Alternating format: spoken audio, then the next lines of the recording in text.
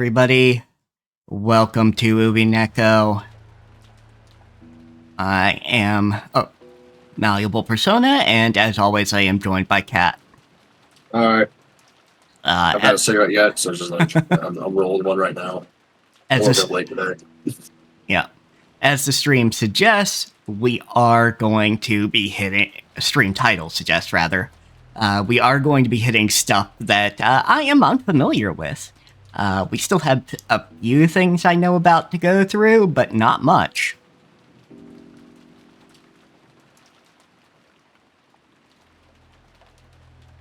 Sorry, I'm just doing the stream alerts. So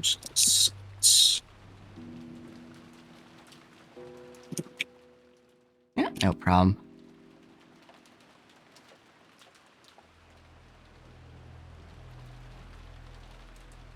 Oh, and since that opening song was so good, sorry, YouTube side, you'll just have to look it up.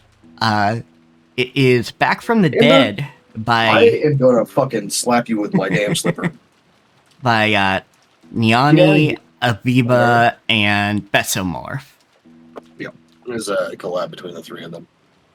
It's real good. I like it a lot. Yeah, absolutely.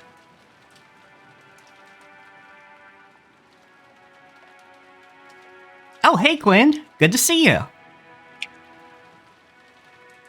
I don't have any of my chats up right now because I am currently struggling to get these alerts out. I am moving slow today. Yeah, moving a little slow today. But yeah, Quinn is a friend of mine. Well, hello then. Hi. And is the one who made the Let's Play that I've been referencing as far as how far along in the story we've gotten. Oh, fuck yeah. Alright. Alright, I gotta pull this fucking screen down. There we go. Alright. Wait. Full screen down. There we go. Cool. Yep. And content warnings as always. Yes, please. Copy this. There we go. Cool. Alright, so what have you been up to since last Thursday? I've been playing the puzzler I mentioned before, Epigraph. Quinn's also been helping me with that. Because that is the one that is translating a fictional language. Yeah. Other than that, been checking out Ranger Reject or Go-Go Loser Ranger, depending on how you translate it. I don't know why it would be like Loser Reject or Ranger Reject, because like he doesn't get rejected. He's just kind of shitty. Yeah. Well, reject can also mean you're kind of shitty.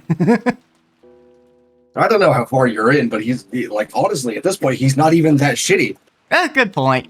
But, I mean, it's basically kind of the same thing, and it's the more literal translation of the Japanese title, because that was when people were translating the manga. He is a total loser, though. And I don't mean like he loses fights and like he loses at doing things. He's just a loser. Yeah, as a person, he is a loser. Yeah. Mostly because he doesn't know what the fuck he's doing in human society. Yeah. I mean, he's getting better, but like it's taking a minute. Yeah.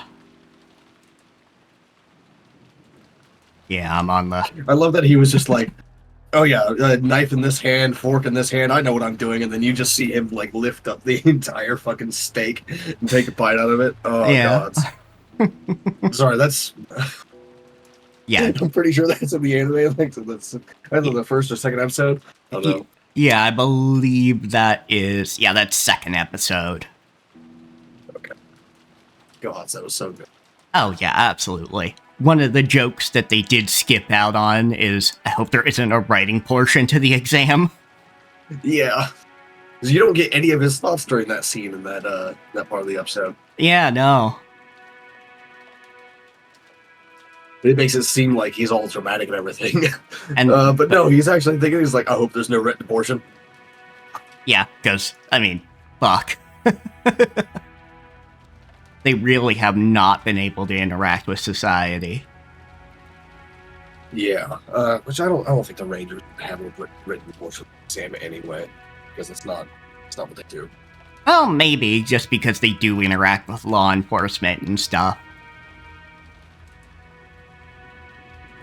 So, like being able to recite some of the laws involved so you don't make the organization look too bad. Yeah, I figured that's probably like after the initial training though. Good point. Because basically any... Because like that would depend on like what Ranger Corps you get put into, right? True, though you do get thrown into like actual assignments just as a colorless. Yeah, I can't even remember his name now. Hibiki. Something. His colorless boy. Yeah, his I don't know why I can't remember his fucking name. Like he's a major character. his first name is Hibiki. Sakumada or something like that, or Sakuramada. Something like that. But he does get thrown onto like some assignments, but that's also weird because like I don't know. I don't want to talk about that on stream because it's spoilers. Yeah, but it is a little odd with how downplayed the colorless are. Yeah, and like there's that. I mean, let me send this to you in private just to get this thought out of my head. Yeah.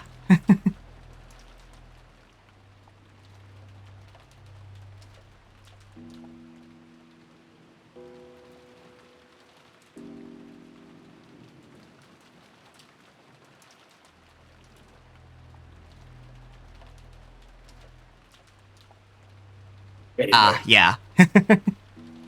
That's why it's weird to me that like the fucking colorless kit assignment is that shit right there. Yep.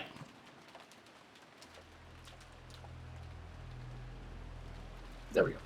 Maybe I'll have a better explanation in the anime, because the anime does benefit from better pacing.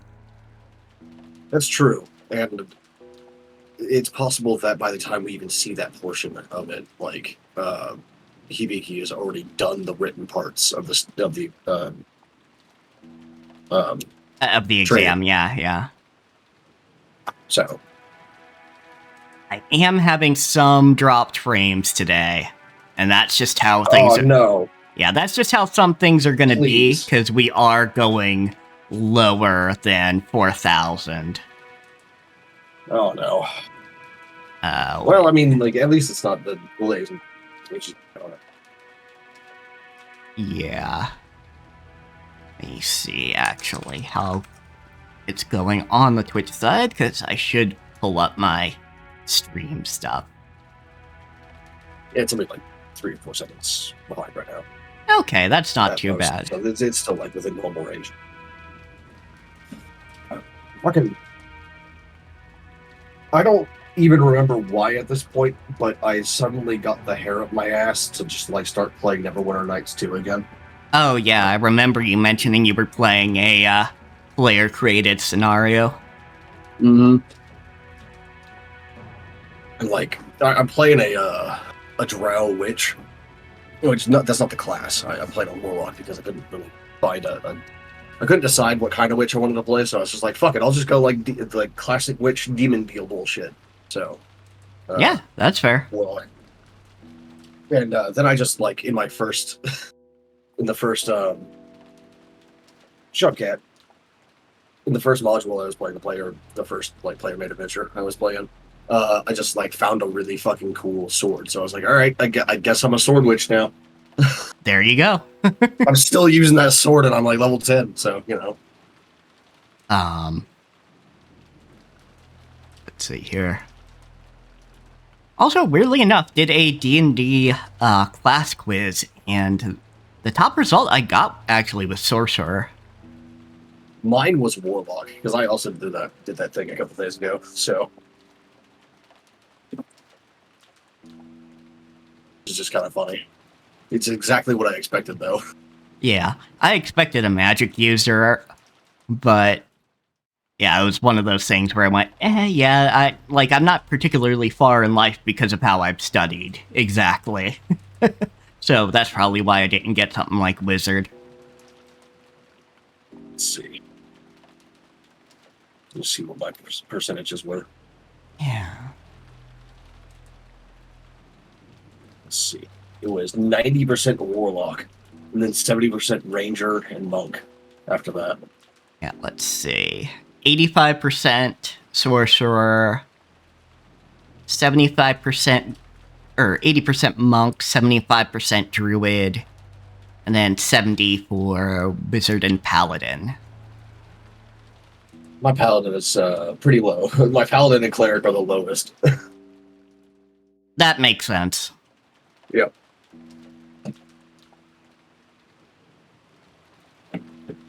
That makes sense. It's kind of funny. You would have answered, yeah. I always choose no deity on D&D games because I fundamentally disagree with how D&D presents polytheism in general. True. It's like we've had this discussion before, but like the henotheism thing, which is what Christianity is. D&D presents polytheism as though it were henotheistic, but that's not what polytheism is at all. Yeah. That's not what Ed Greenwood intended when he made the Forgotten Realms either. So, they can fuck off with that.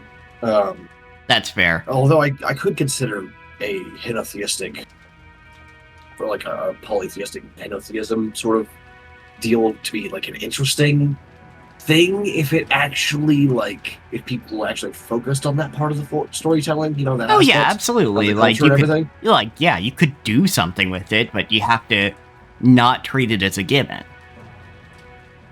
Yeah. Though I will say I did answer pretty atheistically. It's just I also have strong sets of moral values, which they rated high for paladin.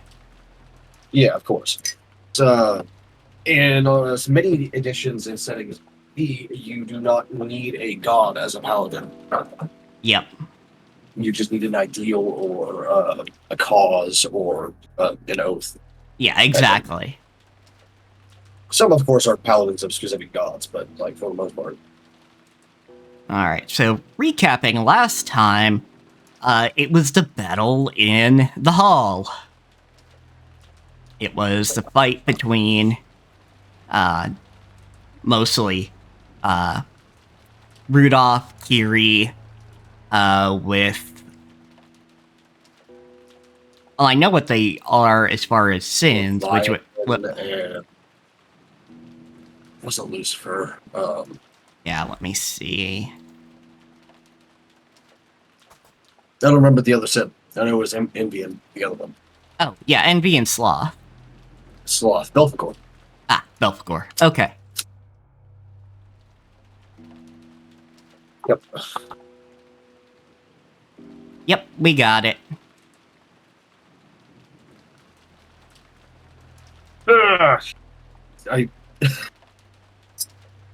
As soon as I know the sins, I'll remember. Yep. And then, of course, I have to remember the less common list, because the one that I know best is the one where man on it. But that's not it, this one. Yeah, and then Ava Beatrice basically said to Beato, hit the bricks, I'm not doing what you're telling me, beyond doing the ceremony.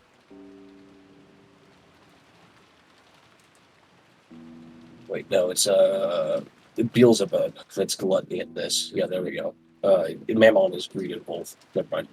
Yep. I got mixed up.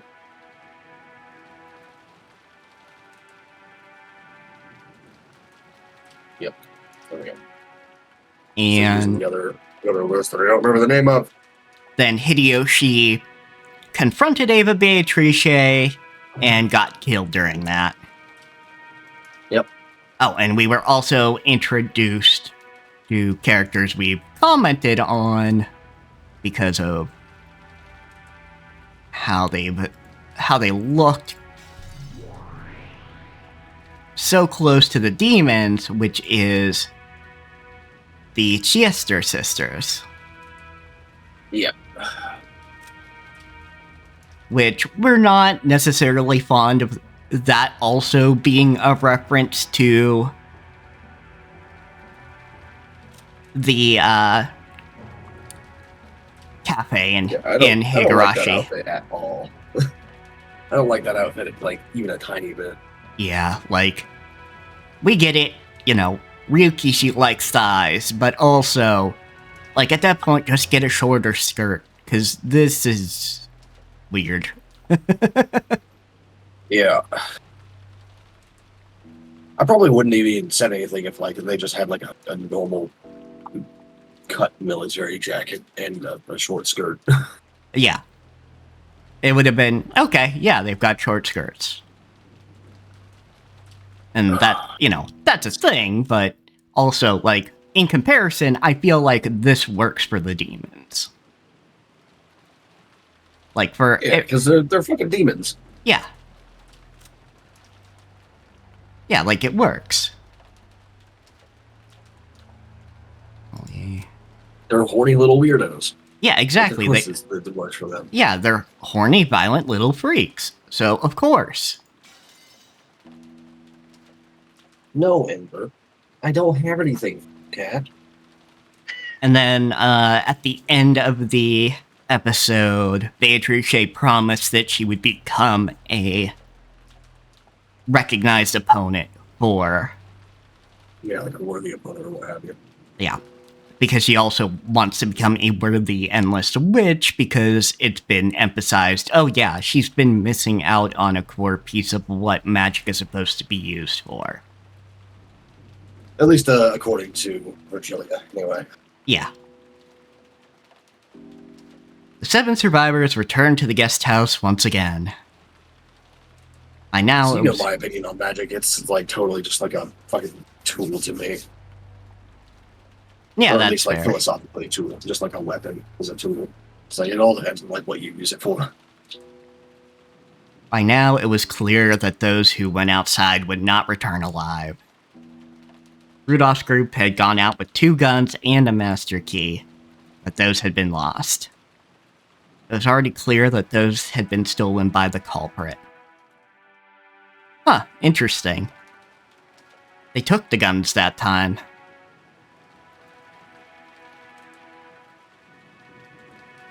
Because the shutters were closed on the windows, they couldn't be opened even if the culprit had a master key.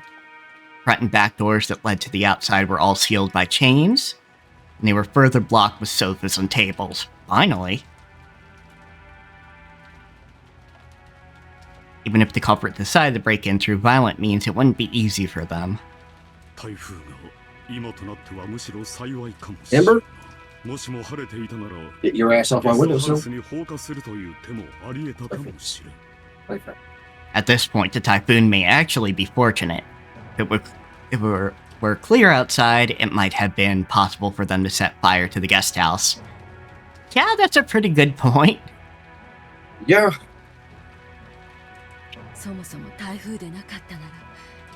Granted, this is a witch we're dealing with, so, like, still very possible. But, hey. If there wasn't a typhoon in the first place, the boat would have arrived before noon. That's not much of a silver lining. Yeah, you've got a good point, Ava. Eva-san, 体の具合はいかがですか? 無理をされないようにしてください. Ava, how do you feel? Please try to take it easy. ありがとう。熱はまだ感じるけど。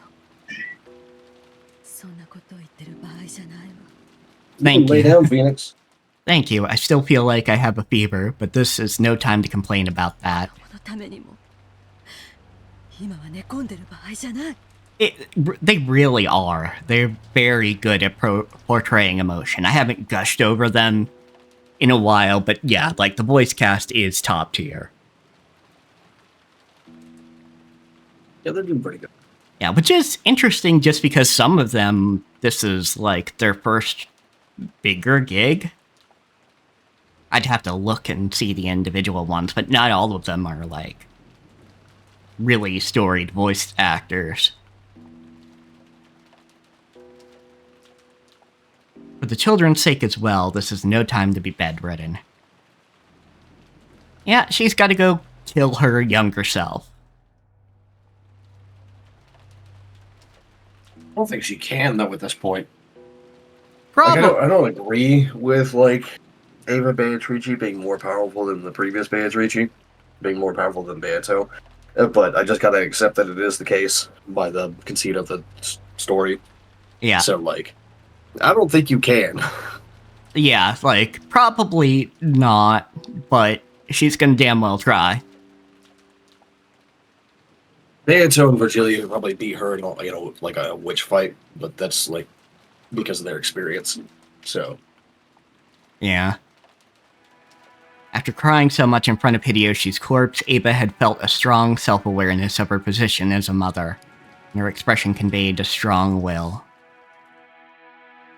In actual fact, her fever still hadn't gone down, and she was aware of that. She didn't keep a strong hold on herself. She felt as though the fever would make her mind hazy again. By this point, the first floor formed a final line of defense set up by Kraus, Natsuhi, and Ava.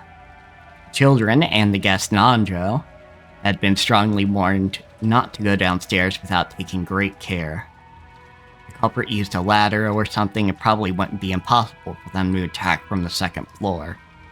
But it wouldn't be easy for them to break those sturdy shutters from such an insecure position.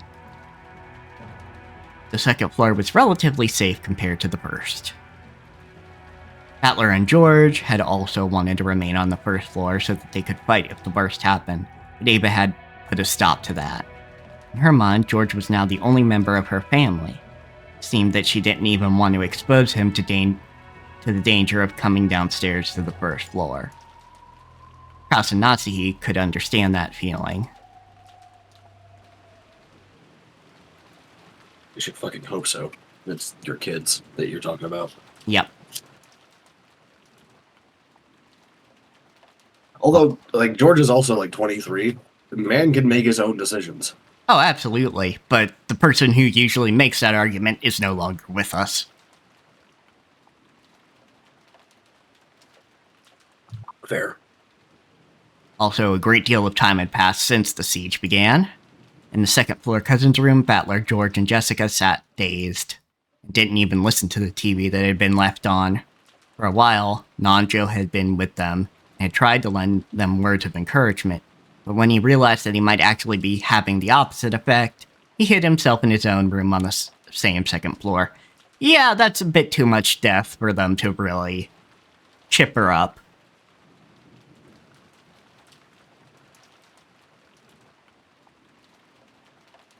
George kept looking dazedly at the photographs inserted in his notebook. It was from the time he'd taken a vacation to Okinawa with Shannon. Shannon's happy smile was contained in those photos.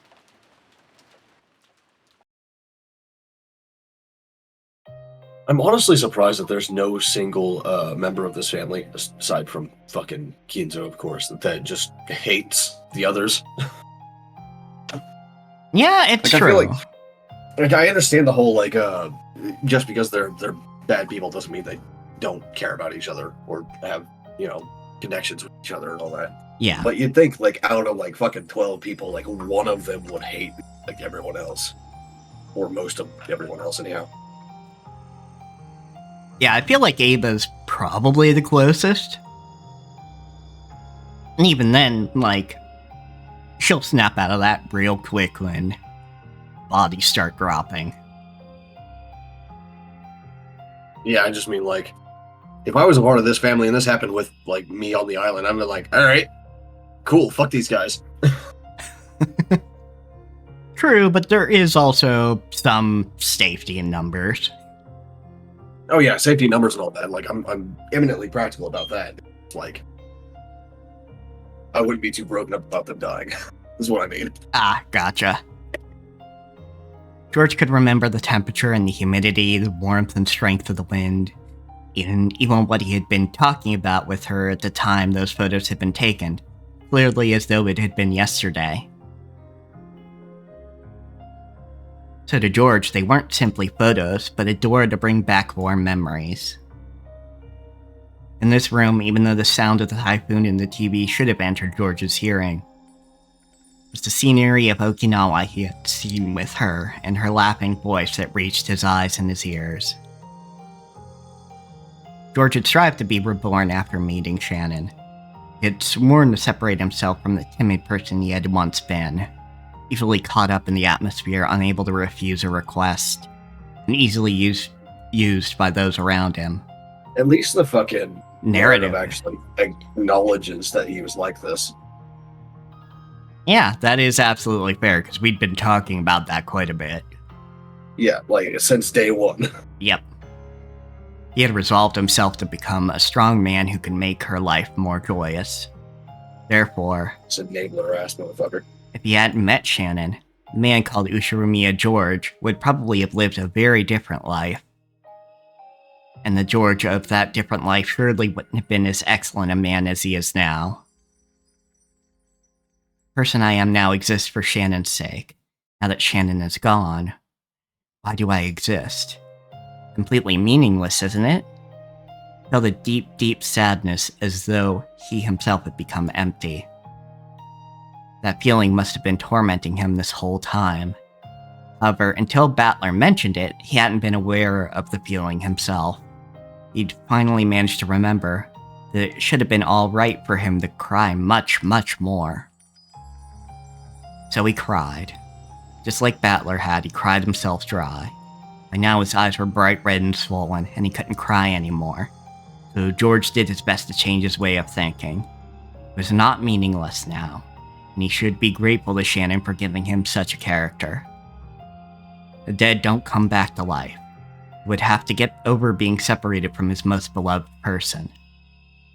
If he were to chase after Shannon and kill himself, she would surely be deeply dejected. It worked the other way around, too. If he had died and Shannon had chased after him, throwing away her own life, he wouldn't have been able to forgive himself.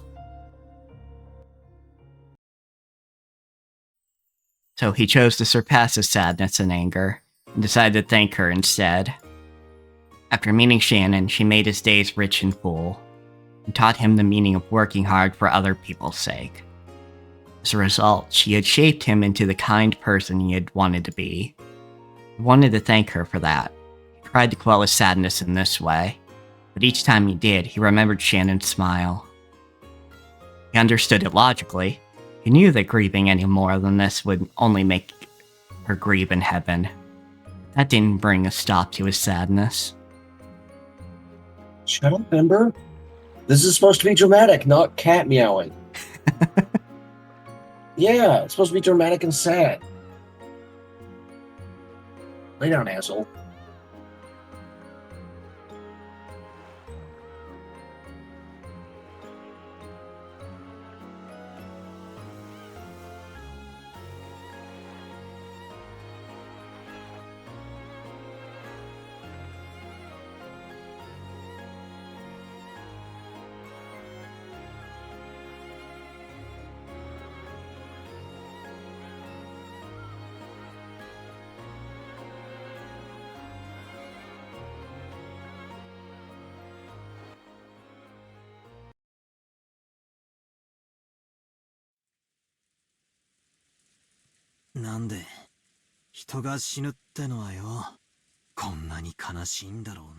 Why is it that when people die, it's so sad like this?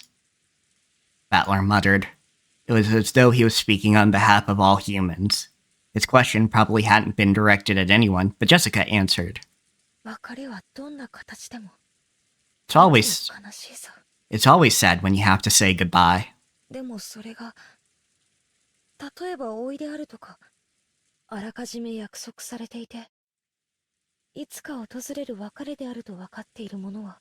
But when the person's old or there's some time, when you know beforehand that it's coming sooner or later,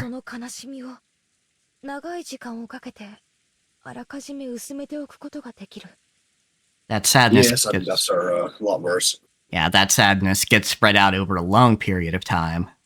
Shut up, Ember! You little fucker. When misfortune comes suddenly, it's sad because you don't even get that time. Yeah, that's very true. なるほどな。そりゃ、 Fancy little 病 fucker. 気にでもかかって、何年も昏睡状態になってりゃ、少しずつ心の整理もついてくだろうけど、ある日突然じゃ、その暇もねえもんな。I see, so if they get sick or something and end up bedridden in a hospital, you might be able to ready yourself for it bit by bit, but when it happens suddenly, someday, you don't get that luxury. 本来なら数年をかけて薄めるべき悲しみが一度に押し寄せる。 Yeah. Yeah. All the deaths of people that I actually cared about have been like very sudden. 時には Like literally like wake up in the middle of the, like at 2 in the morning having a heart attack sort of 悲 thing. しみを与えることがあるかもしれない。 The sadness that's usually spread out over several years closes in on you all at once. That's pretty tough. Sometimes it makes you feel a sadness so deep it can leave scars for life. Dude, did I ever fucking tell you that when my brother died, the rest of my family came to pick me up from school, and then like my mother broke down like while trying to tell me that Justin had died, and the fucking like the staff, I don't remember like what her job was, but like the staff person at the school like tried to tell her to calm down while she was blubbering about her son being dead. Oh, wow. I was so fucking like, I don't even like my family. I didn't like my brother. I don't like my other brothers. I don't like my mother. But like that pissed me off. It's like you don't say that to people. Yeah, no, that's not what you say to people. That's fucked up, man. Yeah, that's just genuinely fucked up, no matter who it happens to.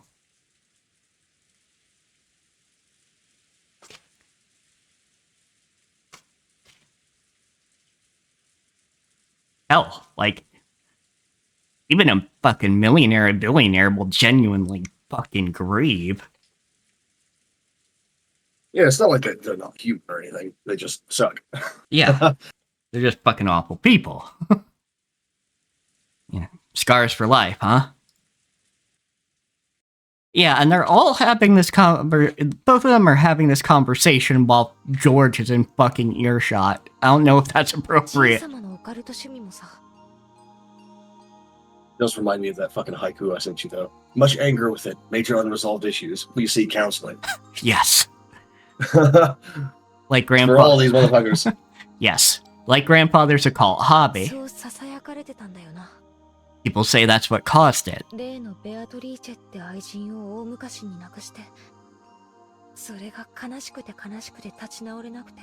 That Beatrice, his mistress, died a long time ago, and he was so sad that he couldn't pull himself together. それで死者を蘇らせるためのオカルトの研究に残りの人生をすべて捧げるようになったのではないかって、そう囁かれてた。 Some people whisper that this is why he started sacrificing the rest of his life to occult research in order to revive the dead. だとしたら、じいさまは最後の土壇場でその奇跡を成し遂げたな。犯人は蘇ったベアトリーチェで、じいさまは殺される瞬間に再会できたってことになるぜ。 If that's true, grandfather succeeded in that miracle in his last moments. The culprit is the revived Beatrice, and grandfather was reunited with her at the moment he was killed. 自分で蘇らせて、それに殺されるとは皮肉な話さ。 Pretty ironic that he revived her and then got killed by her.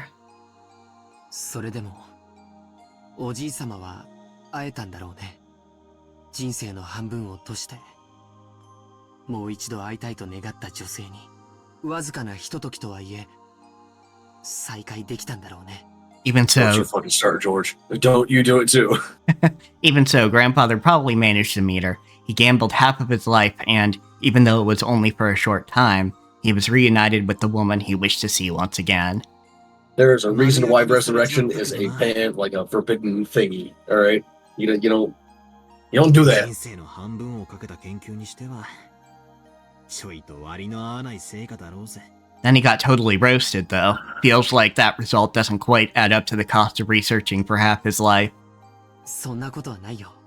たとえほんのひとときであったとしても、愛した女性に再会できたおじい様は幸せだったはずさ。That's not true. Even if it was only for an instant, Grandfather must have been happy to be reunited with the woman he loved. No, I'm with like fucking Battler on this one, which you're not gonna hear me say very often. But like only having like 30 seconds with the person after you resurrect them, it's just like that's not enough. Fuck that. Yeah. But of course, he'd have way more if he didn't treat her like shit. Yep. Didn't do all the things that we know he did, and then all the things Quinn probably knows that he also did. Mm-hmm. It's like all of this like awful shit is caused by him being a fucking weirdo. Yep. And that would be true, even if his crime of going against divine providence was punished by God. And his body was burnt and sent down to hell. You bet it's in fucking hell. It's probably in super hell. It's super hell. Yeah. I mean, there, like in Buddhist mythology, there is like a super hell, more or less. It's not called super hell, but there is like a worse hell. Yeah. Even if that reunion only lasted a very short time, right? Yeah, I've heard you'd something. Expect as much from like fucking just religion focused around like all things are suffering and all that stuff. But damn, some of those Buddhist hells are awful. Sure, cat. No. I wouldn't care if I met with the wrath of God and had my body burned, even if it was just for a short amount of time. I could revive Shannon again.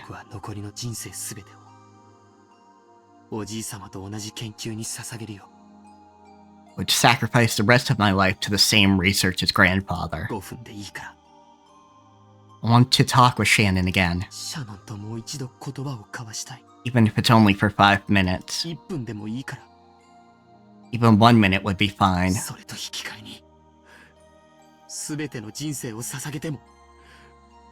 In exchange, I wouldn't mind sacrificing the rest of my life.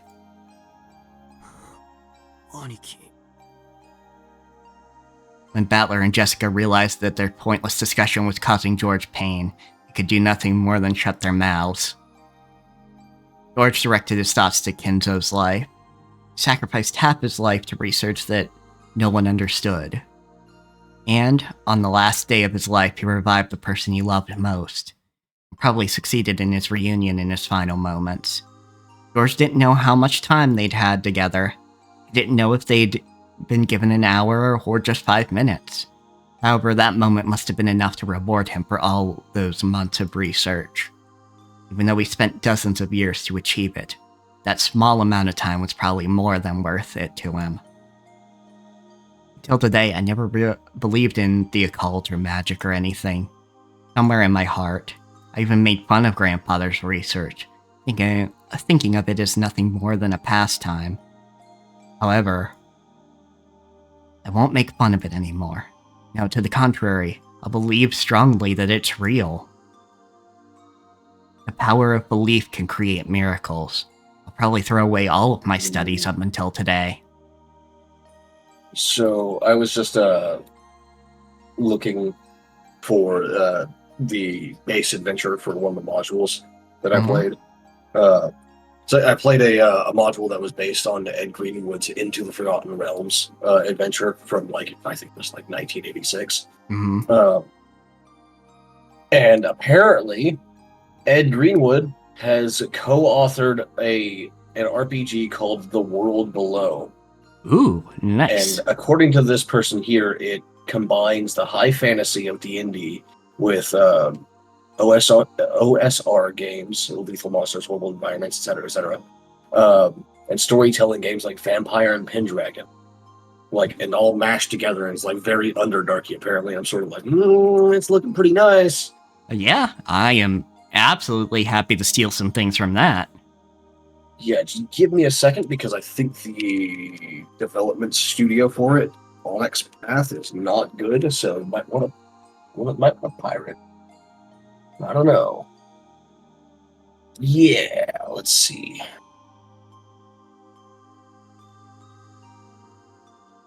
Yeah. So I don't have the details here because I'm not going to open the fucking articles and read them on stream. But apparently they're doing a racism. So pirate the shit out of that instead of like paying them.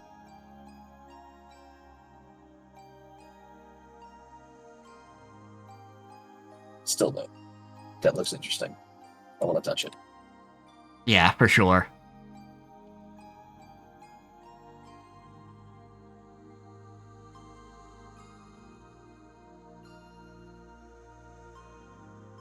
I'll probably throw away all of my studies until today, spending the rest of my life from today onwards studying magic. Give me the power of magic. And give me a miracle that'll let me see Shannon again.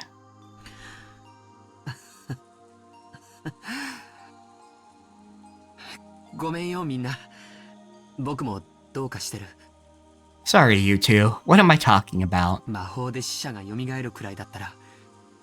If you could revive the dead with magic, people would probably be researching it everywhere around the world.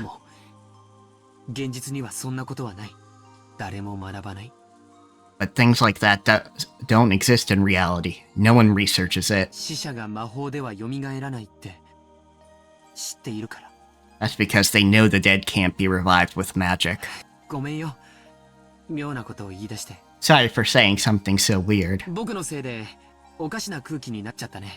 my fault that the atmosphere here has gotten so strange.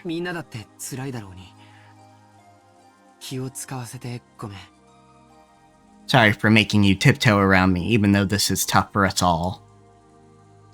Even if I did it to divert myself from my sadness, maybe I did say something strange.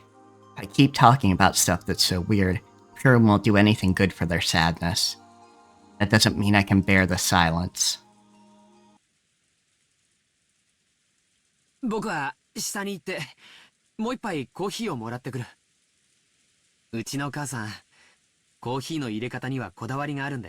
go downstairs and get another cup of coffee. Mom's very particular about how she likes hers. Does anyone else want a refill? Valor and Jessica lightly shook their heads. Without pressing them any further... That's why I couldn't fucking find the adventure. It was published in Dragon Magazine 85 in 1985. So, it doesn't have like a specific book for just it. It's in part of the magazine. Okay. Gotcha. Without pressing them any further, I took my mug and left the room. The shutters were all closed in the hallway, so the corridor was very dim. Tried visiting Dr. Nanjo's room and asking him if he wanted more coffee, but he said he didn't need any either. It seems my mother's orthodox method of making coffee isn't universally appreciated. One time I made some for Shannon. She told me that while it was delicious, it was a little strong. That's no good. Even though I left the room to change my mood, that image of Shannon's face filling my head hasn't faded in the slightest. Keep seeing those fun days with her more and more vividly. And it's saddening that I never even got a chance to see her dead face.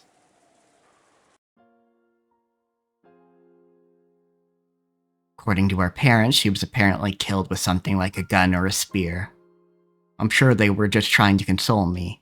They had said her face had been very beautiful and peaceful. Wonder if she had the engagement ring I gave her last night on her finger. She accepted my engagement. She should have had it on the ring finger of her left hand. Last night we were both on the edge of losing it, not calm at all. Shannon accepted my engagement pretty courageously, but she might have regretted that as a rash action and once she cooled her head. She might have taken the ring off. Wonder if she has the ring on now. I want to be sure of that, at least that much. I want to know how she felt at the very end. But even if I do confirm that, it doesn't mean she'll come back. Wonder what will happen to her body. For the autopsy, it will probably be immediately cremated. Which, yeah, is something to note. It is very, very rare for Japan to have mausoleums or burials of whole bodies. It is pretty much default cremation.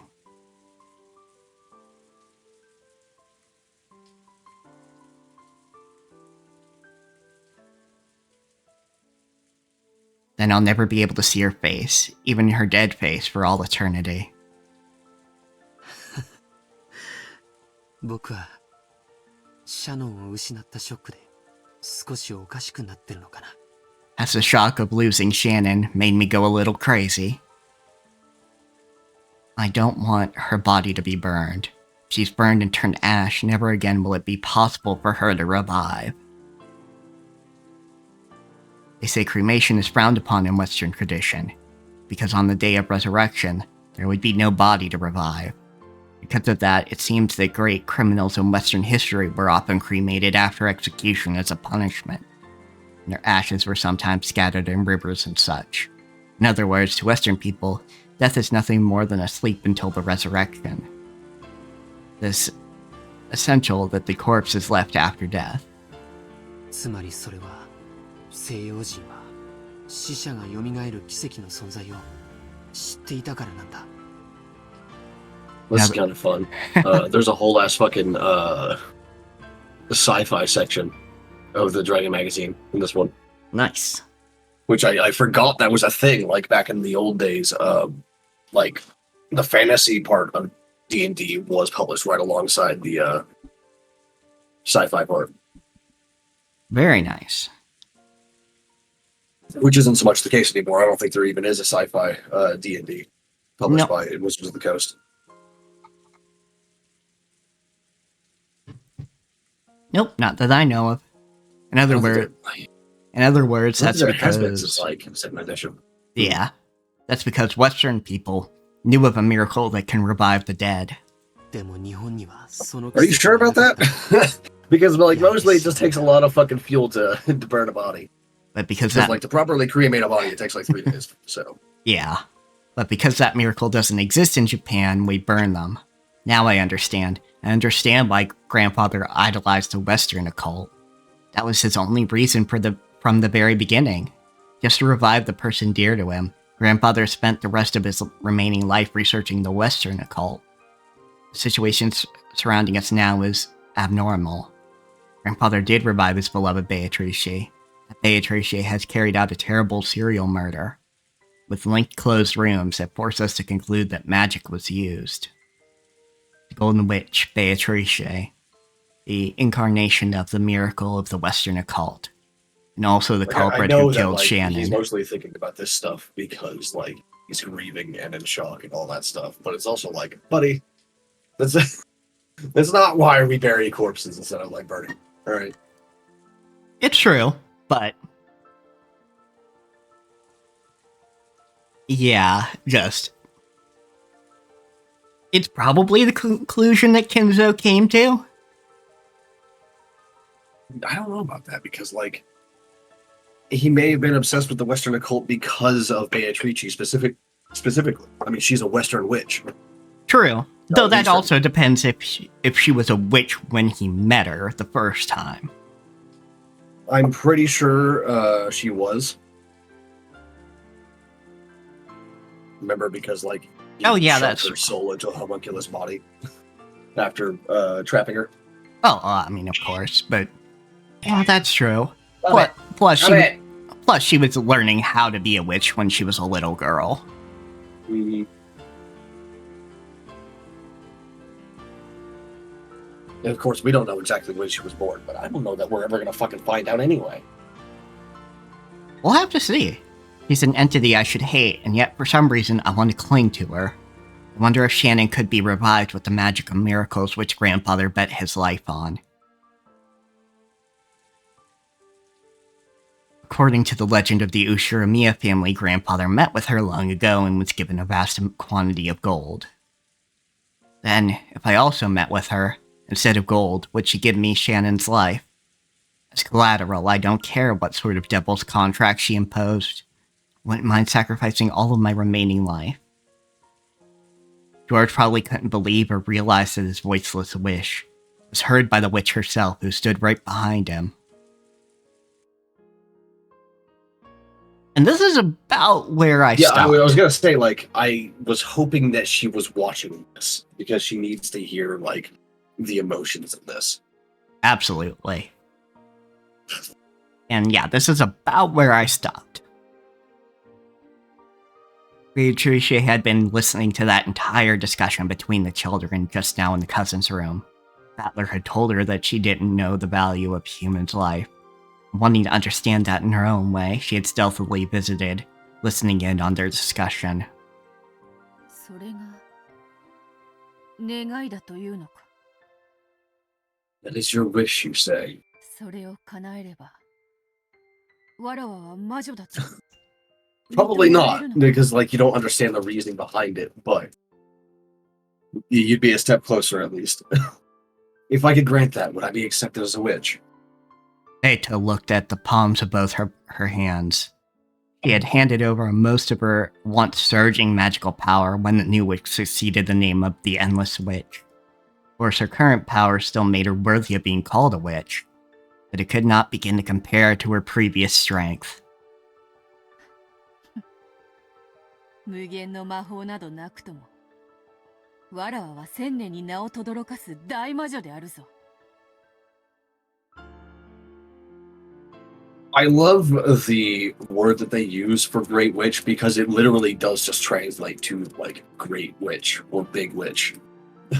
Excellent. Which is what like the word great like meant originally. And Yeah. what it means in this context is like very large, very powerful, etc. Yeah, like the Grand Canyon kind of deal.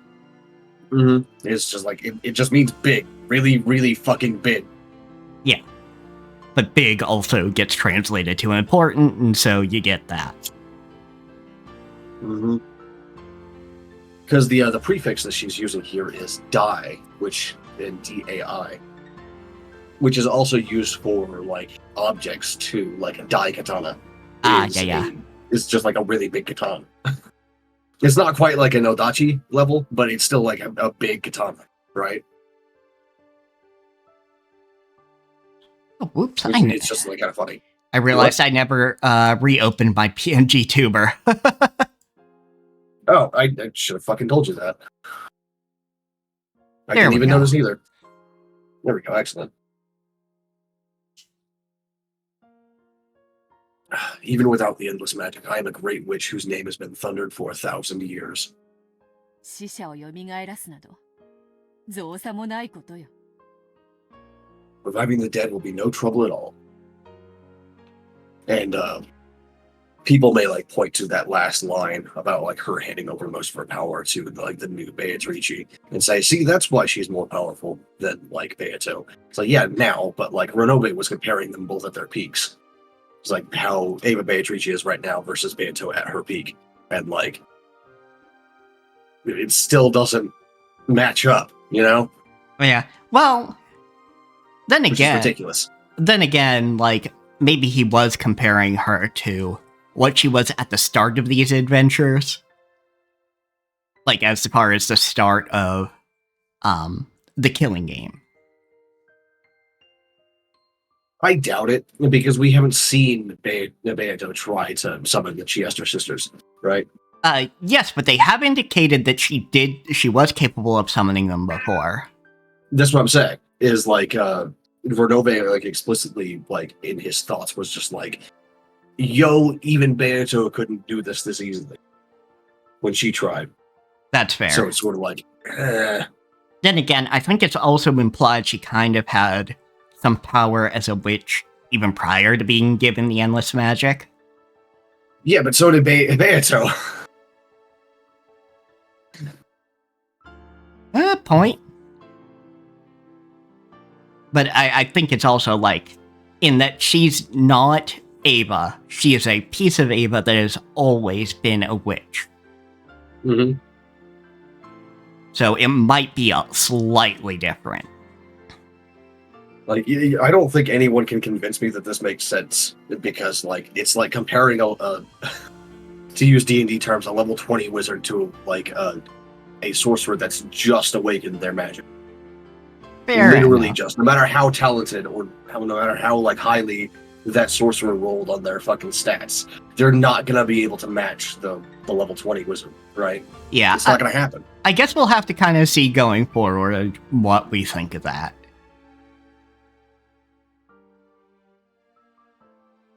Like, I'm comparing the two because, like, Beato studied for her shit, and then Ava Beatrice did not. She just had it. Inside That's her why I'm head, saying wizard and sorcerer. yeah. Inside her head, she thought about several magical steps she could take to revive the dead. Even magic that should have been easy in the past would be difficult with her current power. She thought of something, then clicked her tongue, then did so again over and over. In the end, she finally thought of a single spell, but that was a spell that she couldn't use by herself. A spell that witches with weak power used, one that relied on the aid of others. In the past, Beto had looked down upon that type of magic. Therefore, she frantically tried to search for any conceivable alternative. But in the end, she couldn't think of one, and slumped over in self-derision. Then, careful not to surprise... Don't look down on ritual magic.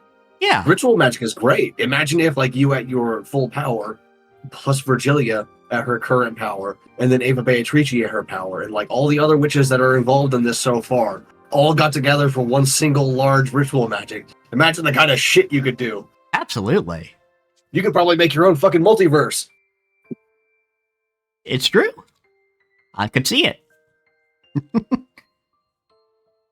Then, careful not to surprise him, she softly called out. Softly to George's heart.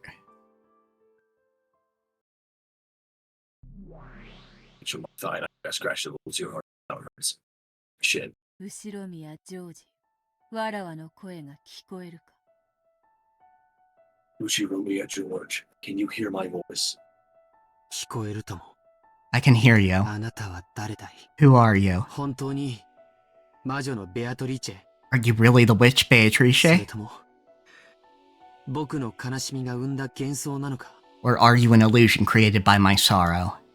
もしも前者だったなら僕の願いを聞いてほしい If it's the former, please hear my wish. そして後者なら僕をそっとしておいてほしい And if it's the latter, please just leave me alone. Their conversation in a mental world was a lot like having one in a dream. When you dream, haven't you ever had the experience of casually accepting something that would have been absurd in the real world? Yeah, lots of times. That's literally how dreams work. You don't need to explain dreams to me. The conversation in this world was like that. So even though a witch appeared and started talking to George, he was not surprised. わらわの黄金の魔女ベア本来わらわとそなたこうして会話を交わすことなどできん Indeed, I am the Golden Witch, Beatrice. Normally, you and I would not be able to talk together in this manner. しかしそなたがわらわのことを強く意識し会話を望むから However, you are strongly conscious and wish to have a discussion. Yeah, it's pretty much, like how, Maria started. こうして互いのチャンネルを合わせることができる So both of our channels are able to match like this. シャノンを殺したのが I don't care if the person who killed Shannon was あ you, なたなのかあなたを名乗る何者かの仕業なのか or someone else using your た name. だあなたが Like, the more I 本 think 当の魔 about 女 it, として存在しているならば the more Beato does not strike me as the old witch that she claims to be. Like, I'm sure within the conceit of the setting, she actually does have all that experience, but I don't know that Ryukishi actually thought about, like, what 1,000 years would do to someone. Fair enough. Like, beyond the boredom, I mean, because obviously, like, Ryukishi thought a lot about, like, what the boredom would do to someone, but, like, beyond that, Yeah, even if, like, you're disinterested in humanity, like I am, like, it does not take long for you to find someone to care about. yeah. Though it could be something along the lines of her not developing as a person, which is something that Virgilia does bring up. It's true. It's just like you think that, like, even if she doesn't emotionally get it, she should intellectually understand, if only through pattern recognition. People recognize patterns even when they're not fucking trying. True. And yeah, you could say that like you can still have like people that are 90 years old and awful people, obviously, but that doesn't mean that they don't recognize the pattern. It's just that they don't give a shit. Yeah, I could see that. As long as you... Like, my idea of an ancient witch is more like Virgilia. Not in terms of morality, but in terms of understanding. Yeah, in terms of temperament more than anything. As long as you exist as a real witch. Oh yeah, for sure. Kat's been great for that throughout this entire thing. There you go, finger guns. You can't see them, but finger guns. That's my whole thing. That's what I do like all the time, every time I stream. Oh yeah, absolutely. Doesn't matter when I'm streaming. I'm always talking about this shit. Yeah, absolutely. So, like, lay down. Kat does, stuff with world building, and also has been doing Elden Ring on Tuesdays. Yep. Like whenever we play fucking Final Fantasy on stream, I'm always talking about like the themes of a given quest and so on and so forth as well.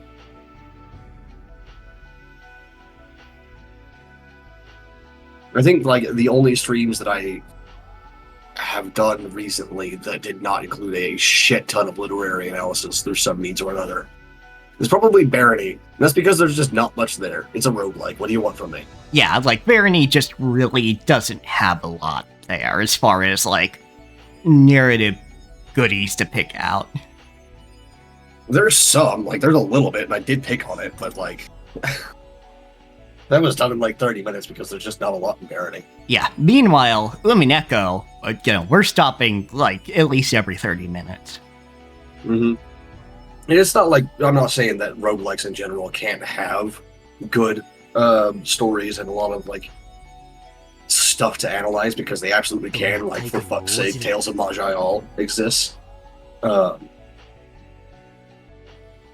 it's just sort of like, it's not very common because like the focus on roguelikes is just to get to the end of the fucking labyrinth.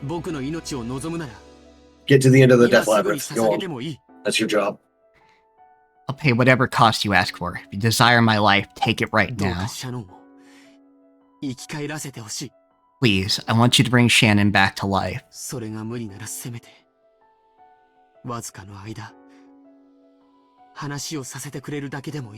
that's impossible, I'd be satisfied if you'd just let me talk to her for a short while. Please. I ask for nothing in return. I shall grant that wish.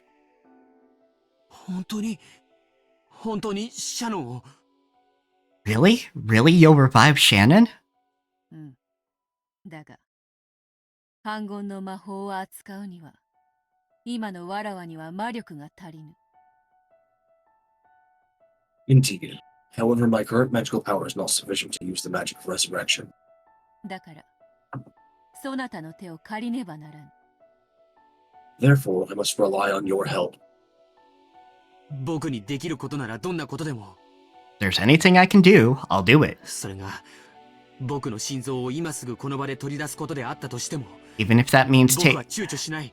Even if that means taking my heart out right here and now, I will not hesitate.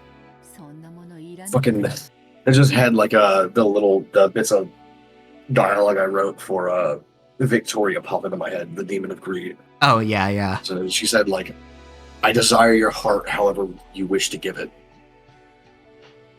わらわは魔法を唱え、さすれば冥府の扉に隙間ができよう。 I told you, I don't need anything like that. I will chant the magic, then a gap will open in the door to the land of the dead. だが、今のわらわには、その隙間よりシャノンの魂を連れ出せるほどの力はない。 But as I am now, I do not have the power to bring Shannon's soul through that gap. I guess she's like I don't know, like level 8 or 9 right now in D&D terms. Still like pretty chunky, but not not capable of the real funky shit.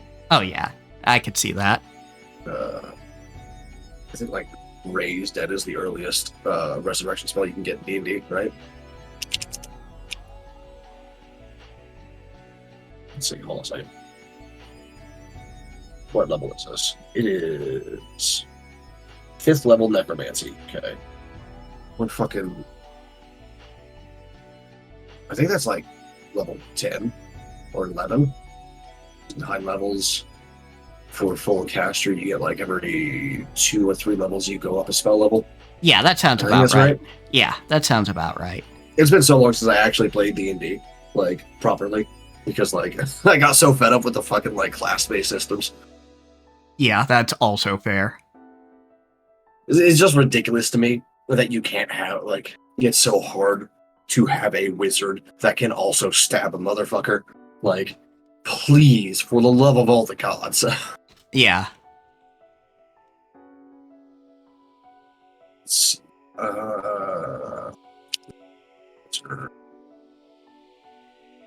Yeah, sure, just D&D wizard.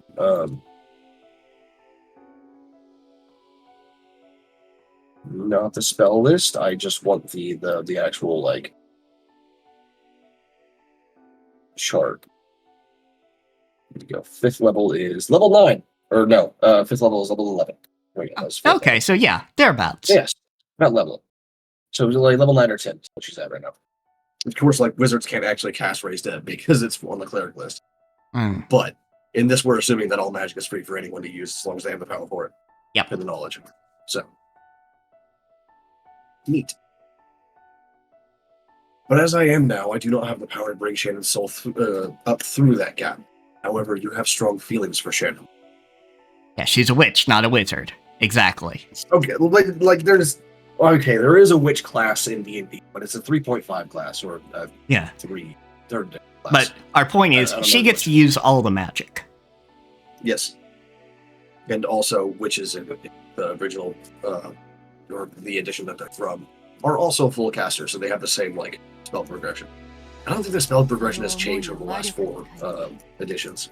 I think it's been the same for, like, all levels. And those feelings will surely become magic that can bring her soul out without fail. I think 2nd edition had a higher than 9th level spells, because I remember there being something in the lore about like Mystra blocking off 10th level and higher spells from mortals because they kept using it to break shit, like fundamentally break shit. So that she was just like, "Nah, you're done. You don't get it anymore." Which is why epic spells don't actually count as spells; they're feats. Ah, makes sense. Yeah, epic spells are 10th and higher level, but like you can't use them under normal circumstances. You need to like do loopholes in the weave.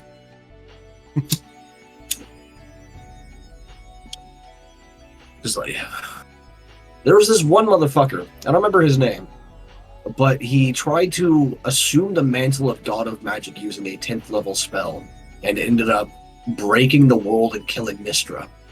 And then Mystra, of course, resurrected because she's Mystra. You can't keep that goddess dead. Wasn't that Dritz?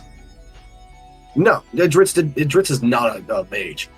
Or, not Dritz. Oh gosh. I think he was Netherese, which is like an ancient empire.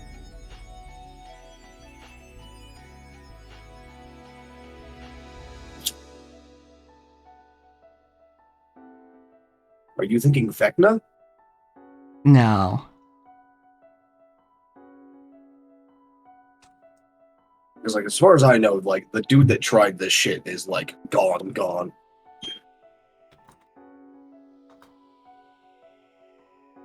Like, Dritz is a spellcaster, but, like, not a wizard. Like, he's a ranger. Oh, Cyric. That's it.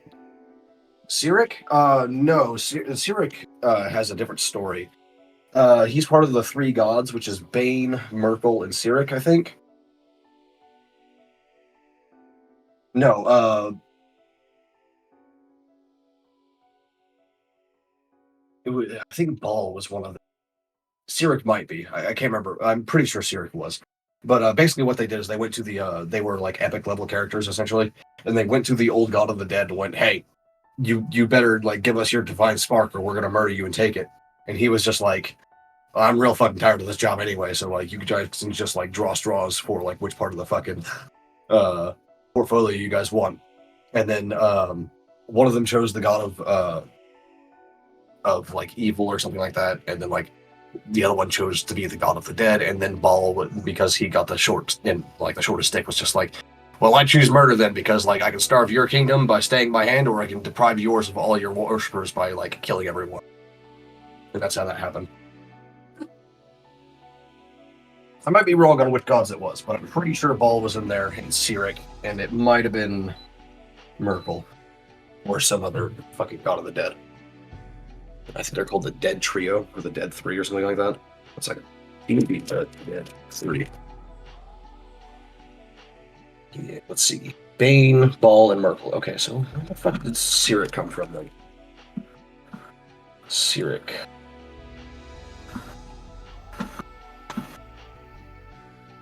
Lies, trickery, and strife. Blah blah blah. When did he? Okay, no, I see what you're thinking of now. Cyric murdered Mystra and caused the spell plague, but that's a different death of Mystra than what I'm thinking of. The one that I'm thinking of happened in like a 2nd edition or something like that. This one happened in 4th edition, which is why we got the spell plague and how magic changed for 4th edition. I don't personally like how magic changed for 4th edition. I do like the spell plague, though. The spell plague is a fucking awesome idea.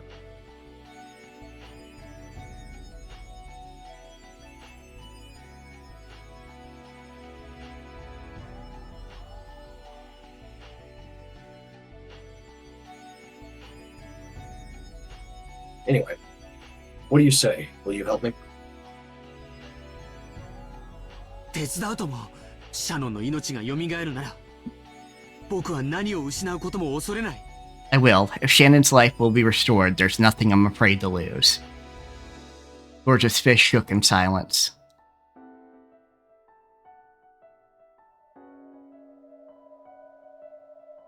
Then he slowly came to his senses. He had been absent-mindedly standing near the window in the hall. That whole time, his mug still in his hand. And the witch from his dream was still there. そんな夢じゃない。 But it isn't a dream. 静かにせよ。今のわらわはとても脆い。 I am very fragile. この上さらに他の人間まで現れたら姿を保ちきれぬ。 If any more humans appear, I will not preserve this form. そなたの願いは叶えるから今は沈黙せよ。 I shall grant your wish, so stay silent for now. よいか。 Understand? George covered his mouth with both hands, nodding enthusiastically several times. In that instant, he almost dropped the mug he was holding. George frantically juggled it around and caught it. He was afraid that Spilling his coffee everywhere. Yeah. Was afraid that if it fell to the floor and made a loud sound, the witch's form might disappear like a bubble popping. It fucking might, actually. Yeah. He softly set the mug on the floor and stared at the witch in front of him again. Her form didn't disappear. It wasn't a dream. さあ、シャノンが眠る客室へ行くぞ。そなたの思い Let us go to the parlor where Shannon sleeps. 彼女の魂を連れ戻すの。 With the power of your feelings, we will bring back her soul. 行くってどうやって？下には母さんたちがいる。 You say go, but how? My mother and the rest are downstairs. 表へ出るのを許してくれるわけがない。 There's no way they'd let us go outside. それにあなたはさっき Shenanigans as hell. 他の人間が現れたら姿を保てないと言わなかったかい？ And didn't you just say that you wouldn't be able to preserve your form if another human appeared? そういえばそうだったな。下にはクラウスたちがおったか。 Come to think of it, that is true. So Kraus and the rest are downstairs. それでは確かに下へ降りられぬ In that case, we definitely cannot go down. な。ならば、1階へ降りずに屋敷へ行けばいいではないか。 Well, then we just need to go to the mansion without going down to the first floor, right? 簡単な話よ。 It's simple. Beto laughed as though she had thought of a pleasant prank. And with her golden pipe, she lightly tapped a window with its shutter closed. When she did, 3 gold butterflies appeared from the pipe and opened the lock on the window as though melting it.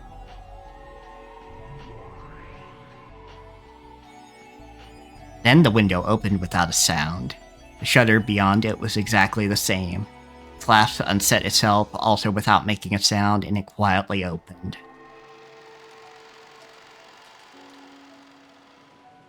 The window opened, exposing the wind and rain outside the mansion. Perhaps because of the direction, or something related to the construction of the building, the wind did not blow inside.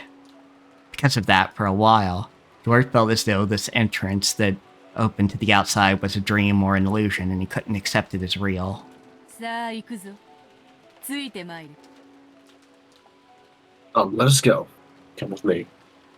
Beto gently floated upwards. It was a natural action like that of a diver enjoying an underwater stroll. It made it easy to believe that if you acted like she did, you too might be able to float in the sky just as though you were swimming through the water. No, George did believe that. So without thinking, just as she had done, he also, gently, as though swimming in the water, lifted his feet.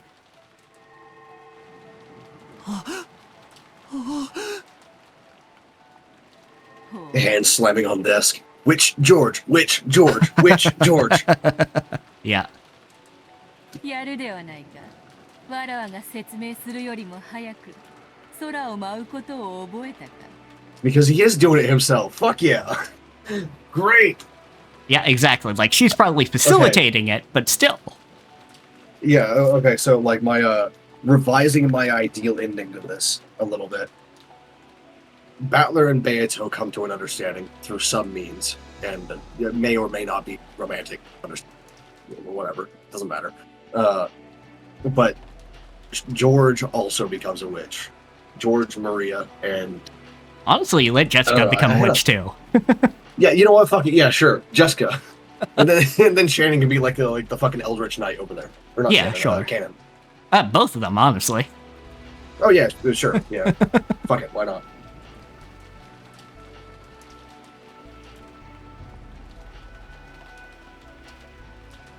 George was shocked to find himself floating in midair like he was swimming. Of course, Beto was also shocked that George, who shouldn't have been able to use magic, had figured out how to do that just by instinct. Oh. Beato's sitting here like, wow, this fucking like family has got talent. Good gods. Yeah. Like Battler learned a few tricks on his own, and then like also like learned a trick from Virgilia like immediately, despite his supposed lack of talent. George is right here. Fucking like Ava has always been a witch. She's Yeah. not a very good one.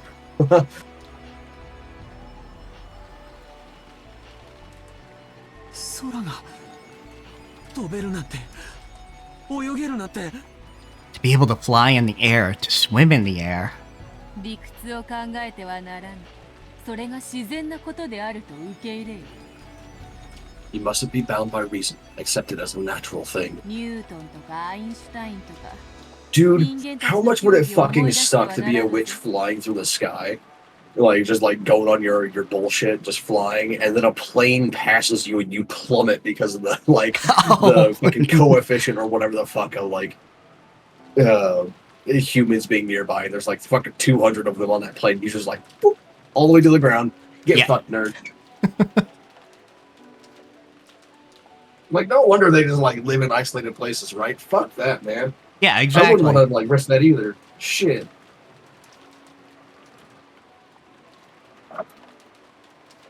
You mustn't fall back to your human doctrines, such as those of Newton and Einstein. 特に高き空を飛んでいるときはな、墜落する Especially when you're flying high in the sky. 時におり Inexperienced witches sometimes plummet to the earth. Which George real? Which George? Which George? Which George? あるがままを受け入れる I accept things for what they appear to be. あるがままを受け入れる I accept things for what they appear to be. I believe I can fly. I believe I can fly. I don't know why you'd even have to, like, fucking do something like this, because, like, as soon as you start flying, you're just like, oh, well, shit, I guess that's happening. Yeah, though maybe it's an issue of if you start thinking, I shouldn't be able to do this, the doubt will be enough to possibly cause you to plummet for a bit. Maybe. I don't know. Maybe it's just like a difference in my brain versus like, oh yeah, this is happening. Cool, awesome. Yeah, I guess magic is real. Sick. I wonder what else I can do with this shit. Yeah. George repeated those words over and over. He must not deny magic, no matter what. Denying that would be like throwing away what might be his first and last chance to revive Shannon. However, Also, it might end up, killing yourself. Yeah, absolutely. If you don't catch it in time, like, damn, dude. Yeah, however, compared to Beto, who was elegantly drifting like smoke, George's movements clearly resembled someone underwater. Therefore, if he didn't act like he was kicking his feet in water every once in a while, he'd be caught by the force of gravity bit by bit. Not too bad, though.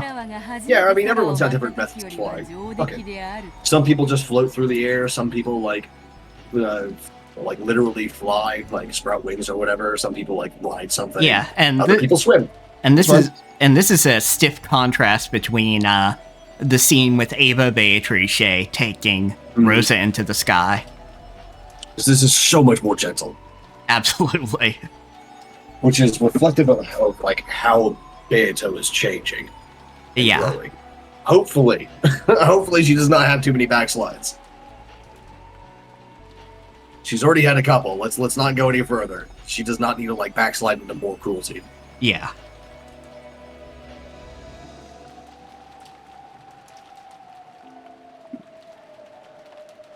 I must say, you're doing better than when I first danced in the sky.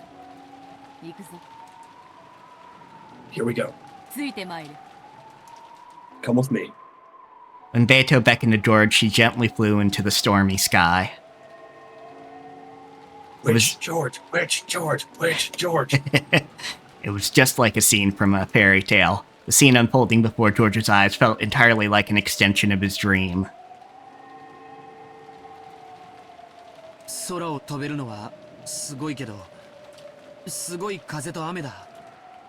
Being able to fly is incredible, but so is the wind and the rain.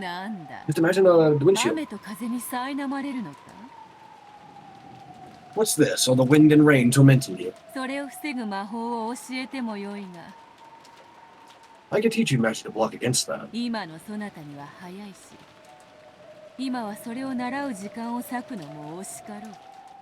It may be too early for you. It may be a bit of a misuse of time right now. Yeah, not right this second. But afterwards, sure. Let's go. Absolutely. Fucking environmental protection. Gets a second disciple. Yeah, exactly.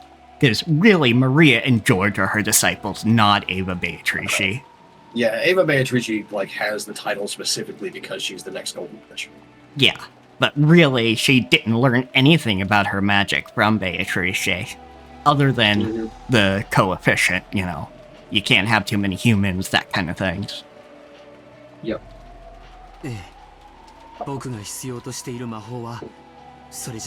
Yes, the magic I need isn't that. George wore a strong-willed gaze, refusing to let the wind and rain get to him.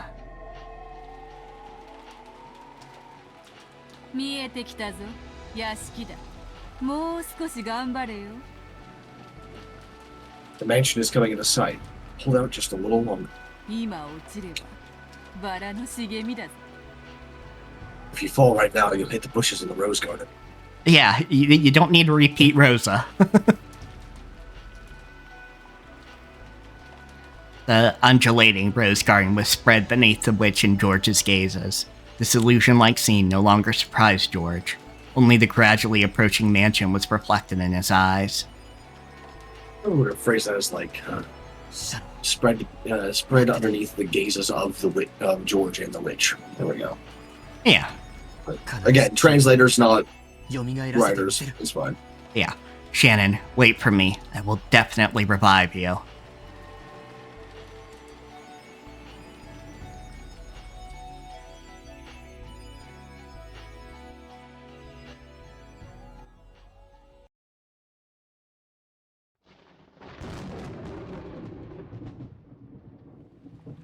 At that time, the cruel new witch could be seen staring at the guest house from a different location. あと残すは第7第8の番だけね。あと2人で先代のババアの義理はおしまいだわ。 Now, all that's left is the 7th and 8th Twilights. Just 2 more, and my obligation to that old hag predecessor is finished. クラウスと夏日を殺す。 I'll kill Kraus and Nazi. 夫婦仲良くね。 Let them die together like the good couple they are. にひ標的はどうかに Where's the target? ゲストハウス1階ロビーにて標的2名と後ろ宮エヴァを捕捉 In the lobby on the first floor of the guest house, 2 targets in Ushinomiya Ava ガン identified. マ砲力測定 Measuring anti-magic power levels. 410データリンク Data linked to 410. 410データ受領反魔法力は極めて小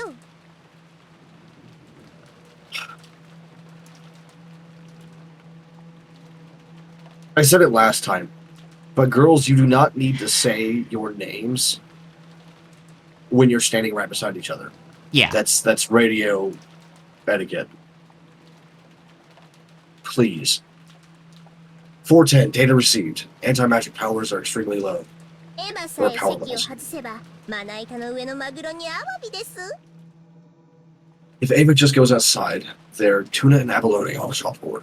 Or chopping board. いかがしますか大ベアトリーチェ卿 What do you think, Great Lady Beatrice? ご命令をいただければすぐにも狙撃いたします When you give the order, we shall snipe right away. どうかご命令を Please, your orders. Marry yourself, 本 fucker. 当にあんたたちは便利な家具ね死体をほじるしか能のない中古家具どもとは大違いだわ。 You guys really are convenient furniture. Not all like that old secondhand furniture that's only useful for gouging corpses. ねえ。 Right? Ember, you little bastard. シエスタ姉妹またあなたたちの手際を見せてちょうだい。攻撃準備よ。 Justice Sisters, please show me your skill once more. Prepare to fire. 死体はまた運び出してね。 And carry out the corpses again, got it? たっぷり遊んであげるんだから。 Because I'll play with them a lot. 文句はなしよ、ロノウェイ。 No complaints from you, right, Renove? She has the faces of all time. Hi, Ember. Hi, buddy. はい。かしこまりました。 Correct, as you command. Renove, like, fuck, she's worse than Beato. Sitting there like, man, how did I get stuck with this little idiot? At that moment, the witch noticed something. It was as though some presence had disappeared. Was it her imagination? 今、何か気配を感じなかった？誰か感じた人いる？ Was that someone's presence just now? Did anyone feel it? 申し訳ありません私は何も気づきませんでしたお許しを My apologies, I haven't noticed anything, so please forgive me. 私たちゲストハウスを観測中でしたから周辺監視はオフにしてますにひ We were in the middle of observing the guest house, so our peripheral surveillance was set to off. ルシファーちゃんは What about you, Lucifer? 何か気配感じた Did you feel any presence? For just an instant, Lucifer glanced at Renove, asking whether she should answer honestly or not. Renove gave a small nod in response. いいえ、申し訳ございません、ベアトリーチェ様。 No, my apologies, Lady Beatrice. 私たちは何も。 We noticed nothing. 中古家具ゆえ、愚鈍なことをお許しください。This is what I expect, like, old entities to be like. Very conniving and cunning and perfectly, like, manipulative. Yes, absolutely. Because they absolutely did fucking notice. You know they did. Oh, absolutely. Like, even with Forgive that, us the stupidity. Mhm. even without that comment from Lucifer's perspective. Yeah, it's like, because these two served They had true shape for a Beato while. for a long time. Like, they are very well accustomed to this kind of thing. Forgive us the stupidity of us secondhand furniture. And of course, using her own downplaying of their abilities against her. Mm-hmm.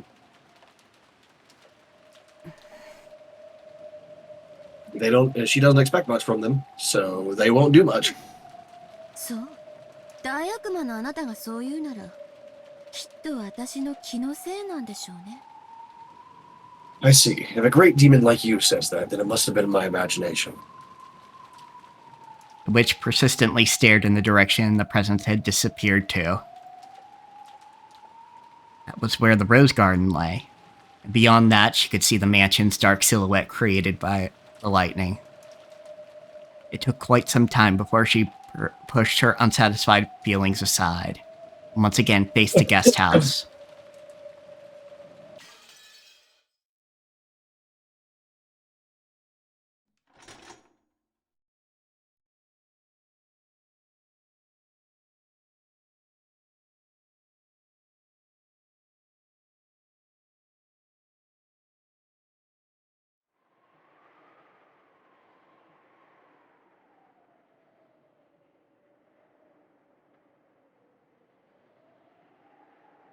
Stop it. The guest house lobby was wrapped in silence, the strings of tension binding Kraus, Natsuhi, and Ava had already loosened, and they were completely worn out, with their minds beginning to waver. Every once in a while, they would stand up and walk around pointlessly as though fighting their drowsiness. 大丈夫ですか、エヴァさん。やはり無理をせず、休んでいてください。Are you okay, Ava? Please, do take it easy and rest. Lay 大 down. 丈夫だって言ってるわ。もう大人は私たち3人しかいないのよ。I told you, I'm fine. The three of us are now the only adults. 休んでる暇なんかないわ。 There's no time to rest. 石にかじりついてでも、ここを死守するわよ。No matter what the cost, we must guard this place until the end. She spoke bravely, but she couldn't hide her rough breathing. It seemed that the fever, which had been calmed with medicine for a short time, had returned. It's very obvious that Ava's health was not good. 無理はするな。せめて目を閉じていたまえ。もし起こさねばならぬときは、必ず起こしてやるから。Take it easy. At least close your eyes. If something happens that you need to be awake for, we will definitely wake you. だから平気だって言ってるわ。放っておいて。 I'm telling you I'm fine. Leave me alone. It seemed she was already unwilling to budge. Kraus and Natsuhi realized that even if they talked to her anymore, when she was like this, it wouldn't reach her ears. So without saying anything more, they decided to let her be. To Ava right now, even having an argument like that would be burdensome. Probably be better for her body if she just sat there with her mouth closed. In truth, Ava was just a step away from being beaten down by drowsiness.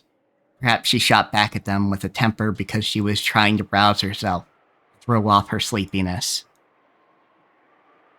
The clock would be pointing to 6 in the afternoon very soon. She'd had several snacks to distract herself from her drowsiness, so she didn't feel hungry. And now her lack of sleep made it feel like it was 6 in the morning, not the afternoon.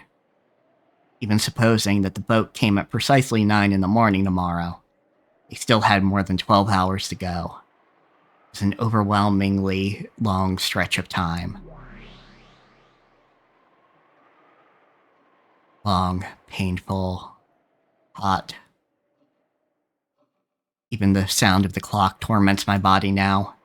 In times like this, when that person puts his hand on my forehead, the fever fades at once. That person no longer exists. As Ava's mind grew foggy, she was once again gripped by a deep sadness. She had already cried herself dry. Even so, the sadness of losing her beloved husband had not been exhausted. 私は間違っていたんだわ。Was wrong. どうして？ What do you mean? The new witch and Ava were fundamentally the same being. If Ava talked to her, she would always respond. 私は後ろ宮家の当主の座さえ得られれば、それで満足のはずだった。I thought that if I could gain the position of the Ushiramiya family head, that alone would be enough. それが、あの黄金の山を見た途端に欲が増えたの。But then, as soon as I saw that mountain of gold, my greed grew. あの黄金の山を独り占めしたい気持ちに駆られた。I was struck by a desire to have that mountain all to myself. それは恥じることでもなんでもないわ。That's nothing to be ashamed of. Yes, it is. だって、後ろ宮家の当主として当然の権利じゃない。After all, it's your natural right as the Ushiramiya family head. That means she can also choose to divvy it up if she wanted to, and that's what she chose to do, and you stopped her. You fucking weirdo. How could you give up even a little bit of it to anyone else? 私がその誘惑にとらわれたから、あなたが生まれてしまったんだわ。I was gripped by that temptation, which is why you were あ born. なたは私の少女時代の心であると同時に、自分勝手でしかない。私のよこしまな心でもあった。While you were a young girl version of me, at the same time you were also my self-centered evil heart. そのあなたが、あの黄金の山によって芽生えた私の愚かな欲望のせいで、私の胸という卵の殻を破り、この世に生まれ出てしまった。Because of my foolish greed sprouted by that mountain of gold, the shell of the egg that is my heart cracked, and you were born into this world. あなたを産んだのは私の責任。I am responsible for your birth. なら、私が殺したローザとマリアも、そしてルドルフとキリエと秀吉もあなたの責任ってことになるわ。Yeah, that's kind of what she's getting at right now, Beatrice. Anyway, in that case, when I killed Rosa and Maria, then Rudolph, Kiri, and Hideyoshi, you were responsible for that too. どうしてうちの人まで殺したのよ。Why did you kill my husband too? どうして？ Why?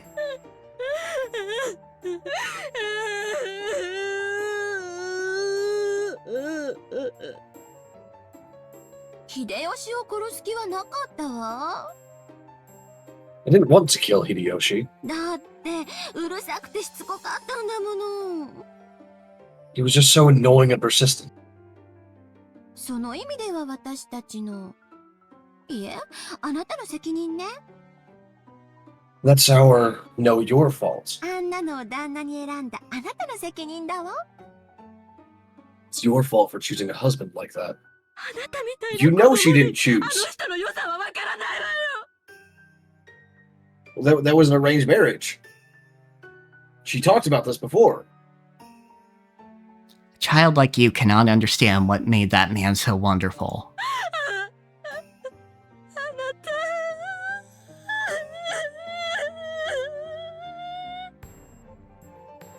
何よ。私たちは魔法で夢を叶えたのよ。The heck, our dreams were made real with magic, right? 碑文の謎を解いたわ。We solved the riddle of the epitaph. そして黄金を見つけ、当主の指輪を手にしたわ。Then we found the gold and got the head's ring. すべての夢を叶えきったわ。All of our dreams came fully true, right? それがなんで不満なの？ What more could you want? それだ I け don't が know, 全 to て have の what she 夢 had を before 叶え too?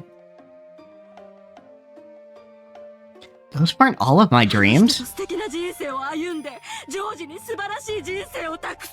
What about living a wonderful life with that person and giving George an excellent life? 妻として、母として。私にはまだ叶えなければならない夢がたくさんあるのよ。 Still have many dreams that haven't come true as a wife, as a それ mother, なのに、and yet. それはあなたが大人になってから勝手に増やした夢だわ。私たちの夢じゃない。 Those are just extra dreams you added after becoming adults. Those aren't my dreams. だからあなたは子供なのよ。自分さえ良ければいいの？ That's because you're a child. Do you only care about what's best for yourself? Yes, that's kind of an issue with children. Is they need to grow out of selfishness most of the time. Or at It least... usually happens before they get to the age that this Beatrice is at, though. Yeah, but also, she's Kinzo's child. That's fair. Yeah. That is a crucial variable. If Kinzo's child, then... 全て私が悪いのよ。 Poor raising. Yeah, slower development. Yeah. That's right, everything is my あの fault. 時 And 父 slow さんの言うこと development にどう equals して true. 私は反抗したの？ Trauma equals true. Yeah. Back then, why did I resist doing what Rosa told ど me うして兄 to? 弟みんなに黄金を見つけたと発表できなかったの？ Why couldn't I announce to all of the siblings that I'd found the gold? 全て私が醜いから。 It's all because I'm so hideous. 黄金を独り占めしたくて芽生えさせた横島な心があなたを孵化させてしまった。 My evil heart, which sprouted from my desire to have all that gold for myself, caused you to hatch. ひどい嫌われようだわ。私たちは二人で後ろ宮エヴァなのに。 Looks like you really hate me, even though we're both Ushiromiya Eva. いいえ、もう違うわ。そしてそれはあなたが言ったのよ。 No, that isn't true anymore, and it was you who said it. 私は後ろ宮エヴァ。 I am Ushiromiya Eva, そしてあなたは黄金の魔女ベアトリーチェよ。 and you are the Golden Witch, Beatrice. だからもう消えて。 So just 魔 disappear. 女なんておとぎ話の中にしか存在できない妄想よ、幻想よ。 Witches are imaginary illusions that only exist in fairy tales. Hey! What are we, chopped liver? Yeah, right? Like, come on. The fuck, bitch? 消えてしまえ。 Things like you should just disappear. 私の前に現れないで。 Never appear in front of me again. ああ、そう。 Yeah, you're right. わかったわ。 I understand. あなたの前から消えてあげるわ。 I'll disappear from in front of you. そして私はもう後ろ宮エヴァじゃない。 And I am no longer Ushiromiya Eva. これからは黄金の魔女ベアトリーチェよ。 From now on, I'm the Golden Witch, Beatrice. You've もう already 好き said 勝 that 手に like 8遊んでやるん times. だから。 So now I can play however I want. あんたなんて知らないわ。ヘスでもかんで勝手に死んじゃえば。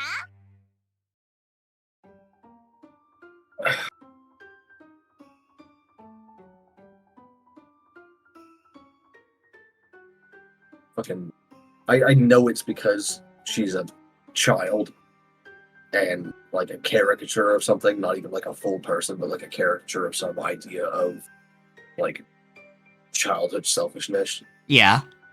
But man, stop saying that last line. It's not that cool. It's not that dramatic. It doesn't bite that hard after the 20th time, alright? I don't even care about you. If only you'd just give up and die. It's like Battler's spin the chessboard thing. Just shut up. Yeah. Stop. And Battler did stop, At least for a for the while. most part. Yeah, for the most part. He's not saying it nearly as often now, which is good. Yeah. Hell, he's not even saying it's useless, it's all useless as much. Although that one he does, Bring out more. yeah. But that one feels more to me like a verbal tick from like frustration and shit. Yeah, like, at least that I can kind of forgive as, like, a verbal tick of frustration.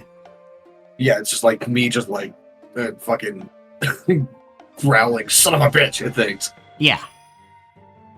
It's just something that happens. Like that one's fine. Like that's not like a full phrase that's supposed to be like a mantra or something. Oh yes, Quinn, please give us some translation notes. We do not know Japanese enough for this. Yeah, like I know a little bit, but not enough to like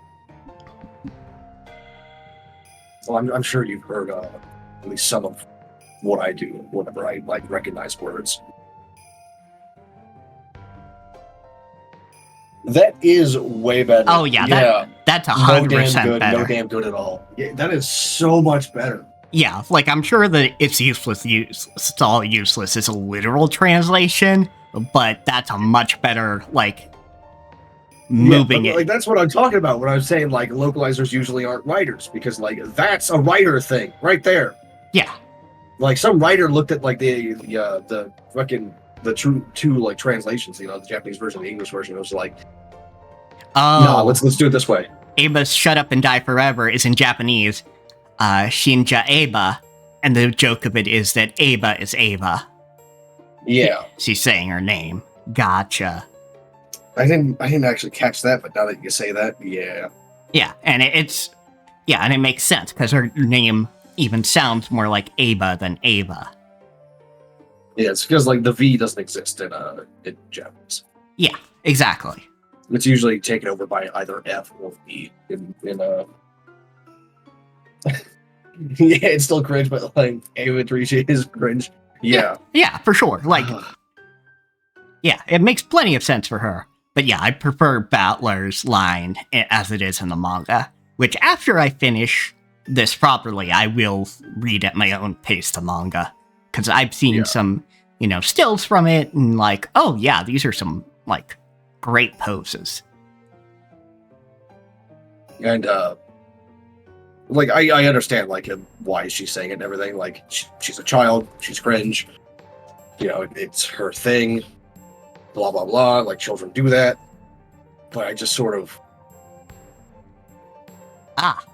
We sort of like half exist. There's a woo, distinct from boo, but it's seldom used and only for foreign words. Yeah. But it's just like even like television in Japanese is terebi. Not Tel Aviv, Yeah. Not Tel Aviv. God damn it. This is what happens when you... God, fuck. Yeah, our Captain gets sassy sometimes. Also, apparently Captain America gets sassy sometimes. Yeah. God damn it. My pronunciation of like everything, including English, is all off today. I don't know why. I sound like my nose is stuffed up, but it's not. I can breathe just fine. Yeah, I don't know. After having a very childish tantrum, the witch who had once been another Ava vanished. Only Ava was left behind in the darkness. She questioned herself. Me? I killed them? Did I kill that person? Well, yes and no, Ava. Like, Did I on kill one him? hand, yes, that is you. On the other hand, it's legally a distinct Ava, so... Yeah, it's off-brand Ava. We have a Ushrumiya Ava at home.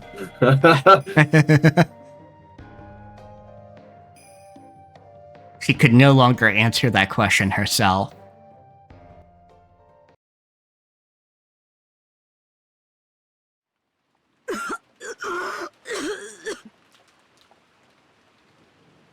Ooh, that was long.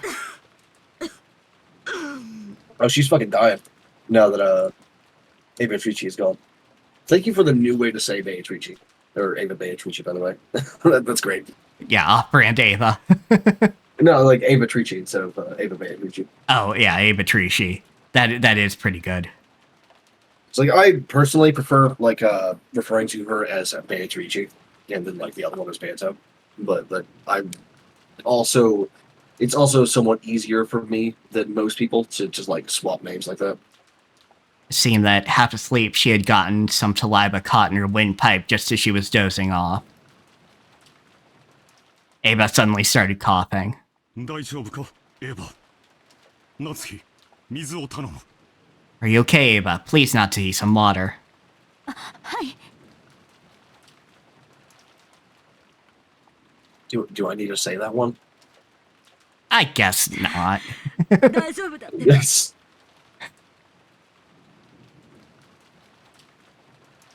Yeah. Yeah, that's fair, Quinn. I can see that. I not really like part of the fandom or anything. This is actually my first visual novel.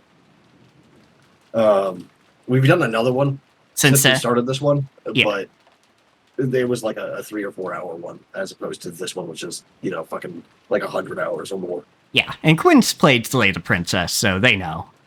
Yeah, so because the other one was Slay the Princess. I think it was like 2 or 3 streams of this, and then we did Slay the Princess one day. Yeah, just because Nate was sick or something like that, and so I didn't have anything to do on Tuesday. So I was like, "Hey, you want to do Slay the Princess?" Yeah, and so we did. And then you did, I think, Barony afterwards, because it's like, I want to keep going, but I don't want to do another run. Yeah, I did like an hour or 2 of Barony to finish off the Barony run that I was on. It was like that whole stream. I had my fucking skeleton ass motherfucker up in the background. That was great. I like that a lot.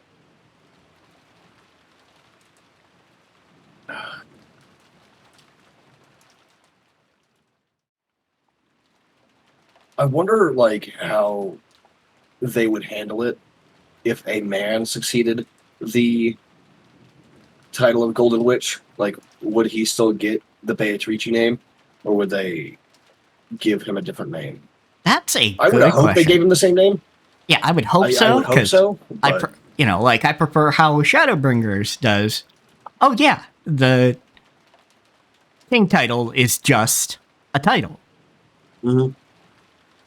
Which is how I have it for like most of my shit as well. Like you can really tell that from stuff like Lord Marshall and I mean that's the only one that's actually in English. Sorry. But like the Lord Marshall was a woman. For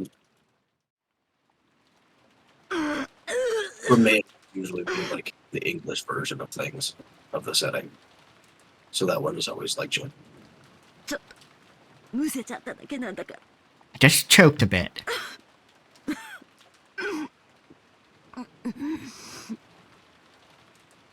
Ava pushed away Natsui's hand as she tried to rub her back, and unsteadily rose to her feet.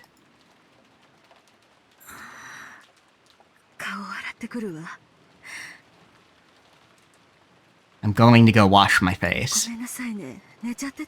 Sorry I fell asleep. When I get back, I'll make some more coffee.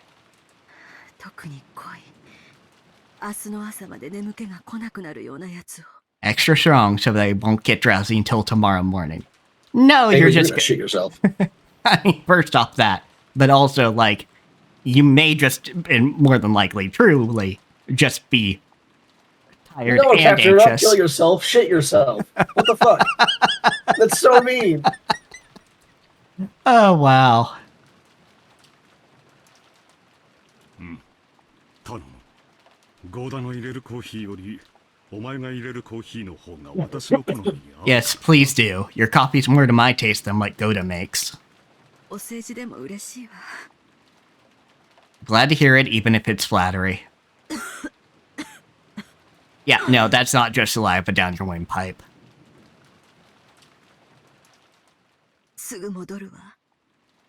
I'll be back soon. Well, I mean, like, you can cough that much with some saliva down your windpipe. True. That's not actually what's happening because, she's not even sick for a real reason. She's just, having her life force sucked out, basically. Ava exited the lobby, heading for the bathroom. Rouse and Natsuki watched over her frail back.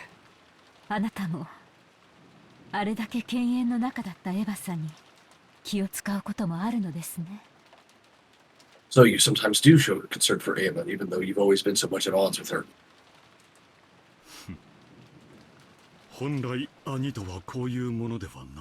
Isn't this how... You took way too long to answer that, Kraus.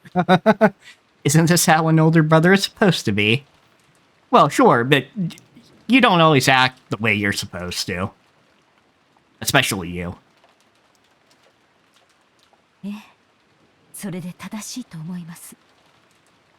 Yes, I believe you're right.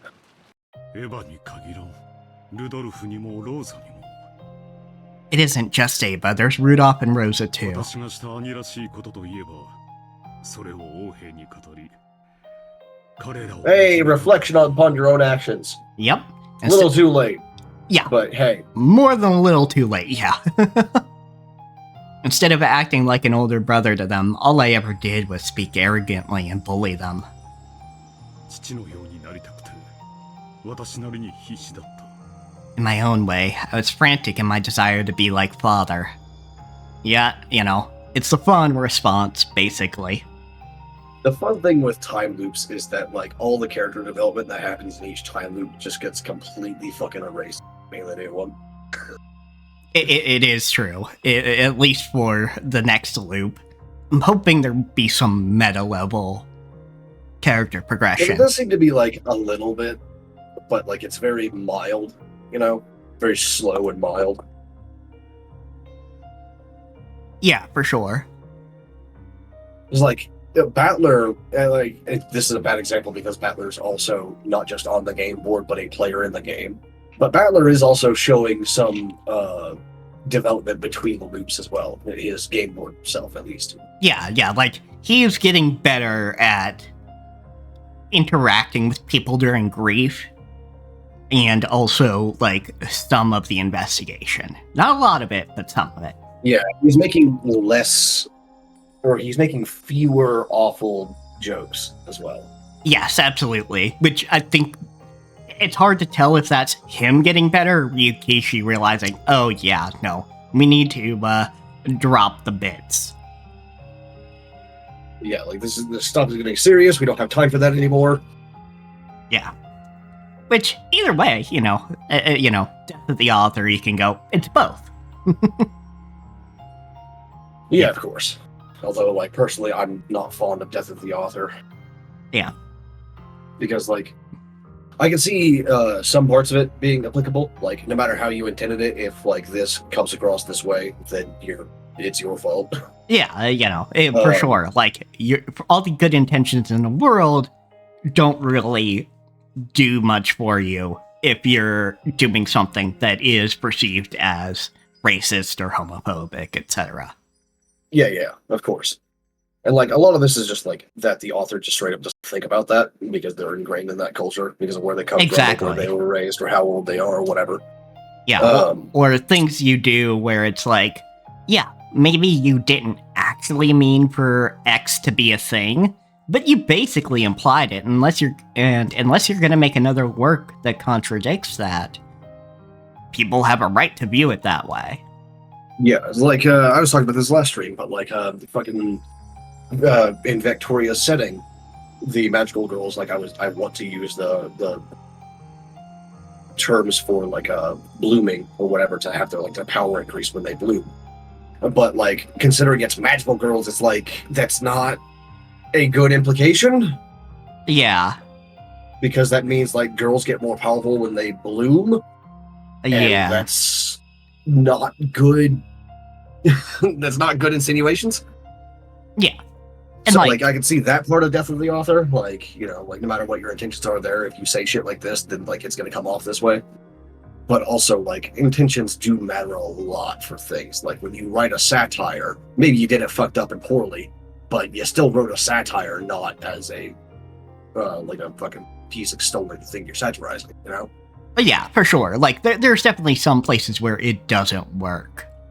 But I just mean, like, basically, like, it doesn't matter if Ryukishi's only reason for doing it is his own writing got better, or it was for pacing. It also speaks to Battler's character if he does it that way. Yeah, of course. Like, and I agree with you on that. I'm just saying, like, most people use it in the more extreme, way, where it's not applicable to most things. Oh, yeah. That definition where it's like, as soon as it leaves the author's hands, like, it's no longer anything to do with them. Sort of deal is sort of like, no. Yeah, like, definitely not totally. The satire is a good example. As if you go, oh, okay, this is satirizing something, that's different than signing off on it. And like the fucked up thing is like satire and the real thing often look very, very similar to one another. One is just like less hidden. Yeah, for sure. You know, it's why we get stuff like Dude Bros being really into Helldivers or Fight Club. Or fucking Warhammer 40k for that matter. Or Warhammer. Like one of the quotes from like the Games Workshop social media thing is like, don't, and also side note, like no matter what I say here in a minute, don't give Games Workshop your money. Like even if their social media managers are good people and good at their jobs and doing what they're supposed to and everything, the rest of them are not. Yeah, absolutely. Don't give Games Workshop any money. Yeah, no. But do BattleTech. Games Workshop. Yeah, BattleTech instead. Games Workshop's fucking like social media managers are on the ball because they said stuff like the Imperium is driven by hate and Warhammer 40k is not. There you go. I mean, that is the appropriate thing to say.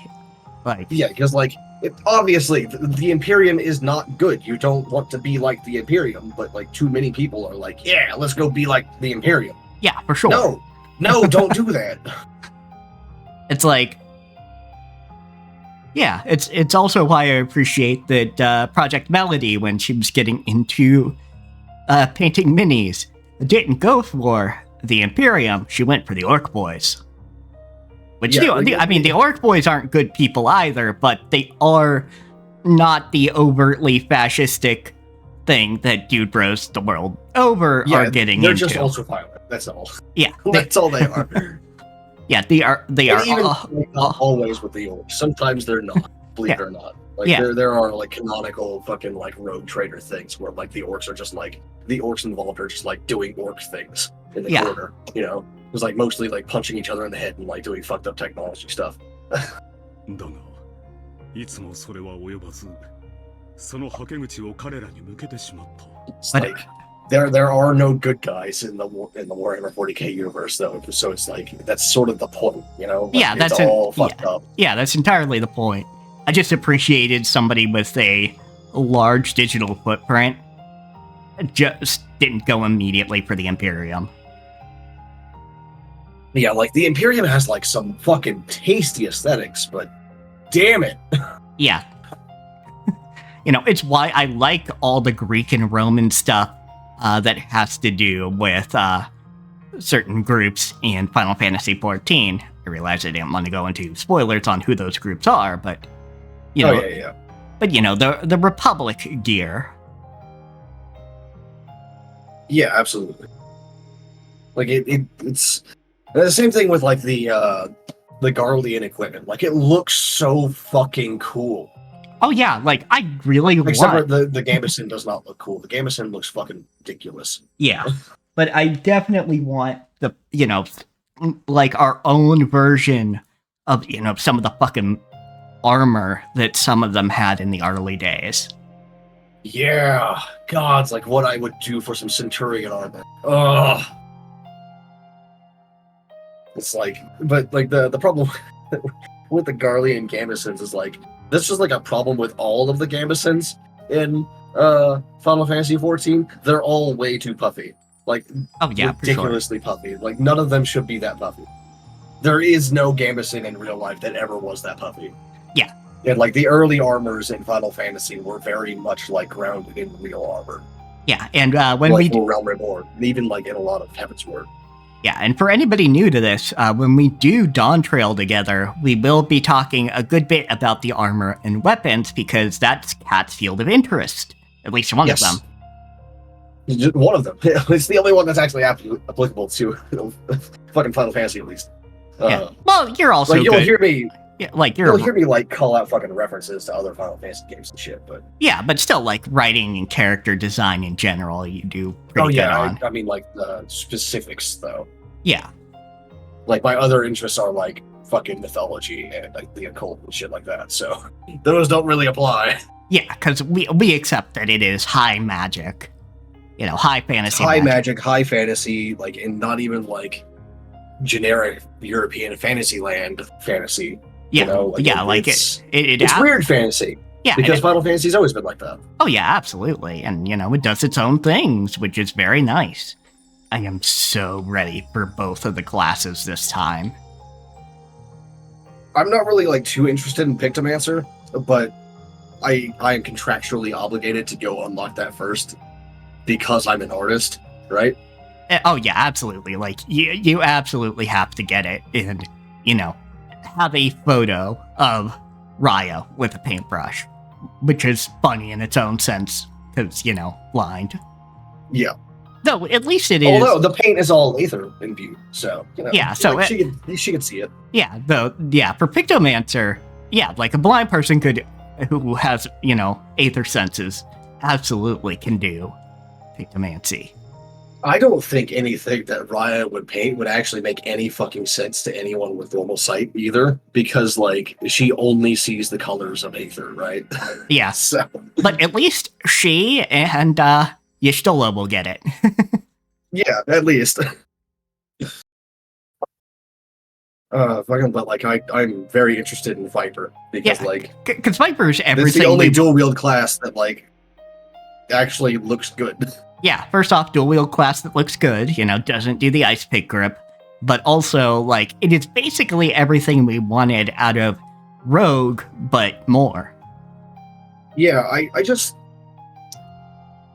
I don't think the story is going to have anything to do with Jack and the sisters of, Edelweiss? Yeah, Edelweiss. Like, I want them to, though. I miss Jack. I miss him. Yeah, absolutely. I miss him so much. Yeah. If it's daft, hop the twig, Come on. Yeah, absolutely. Yeah, hopefully we'll get some of them, because it'd be kind of nice if Jack and, like, them, and really the pirates in general, started to, mobilize a little bit, basically to be a pain in the ass for anybody causing problems. Mm.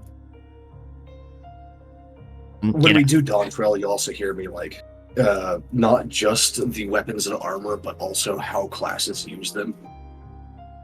Mm-hmm. There's actually only a couple of classes that I think their default stances are good stances for actual combat. Like the Paladin is good, actually, believe it or not. How they use their shield is not. But their default stance is great. Because their default stance is with their shield up front, right, and their sword down at the side, which is called a low guard, right?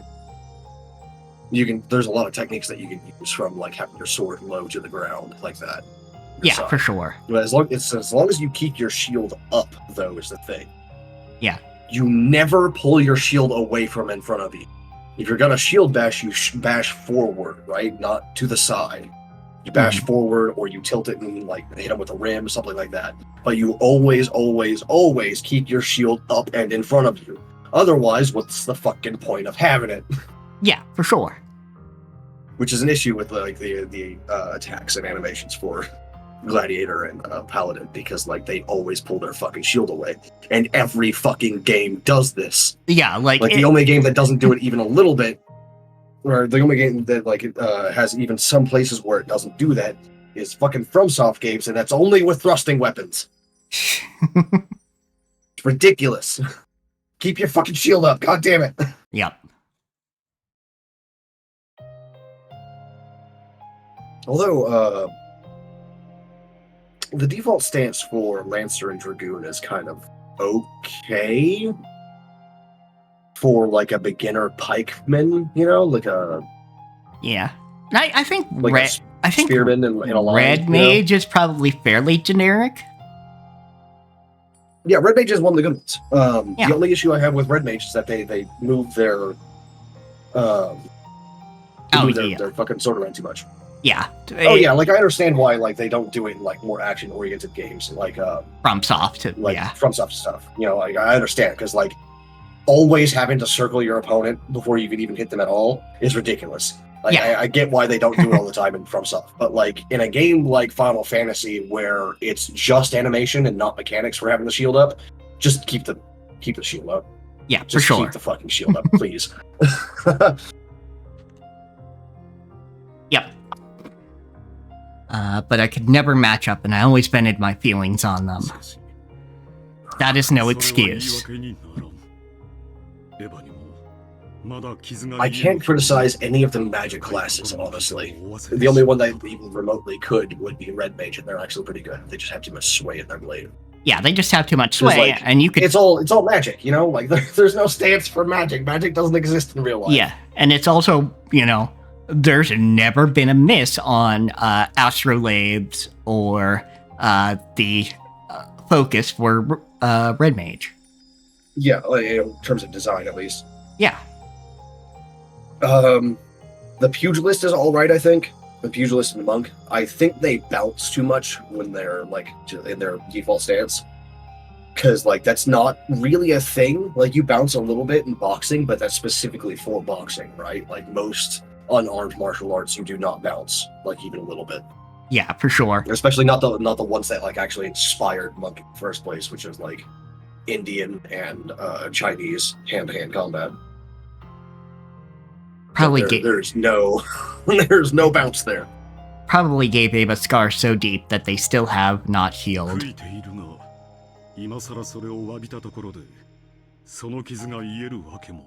I regret it, but even if I apologized after all this time, it would do nothing to heal those wounds. It'd be a fucking start. Don't let the perfect be the enemy of the good. Yeah. Like, yeah, you can't undo things, but you could... If you apologize and, like, seek to mend your ways afterwards, though, like, that's enough. That's all you have to do, always. Yeah. Mend your ways, be a supportive person. Hell, if you're going to be the head, don't hold it over her head, and be a good older brother. Yeah, as much as you can be, like, when you're already, like, halfway through your lives. Yeah, exactly. Like, you know.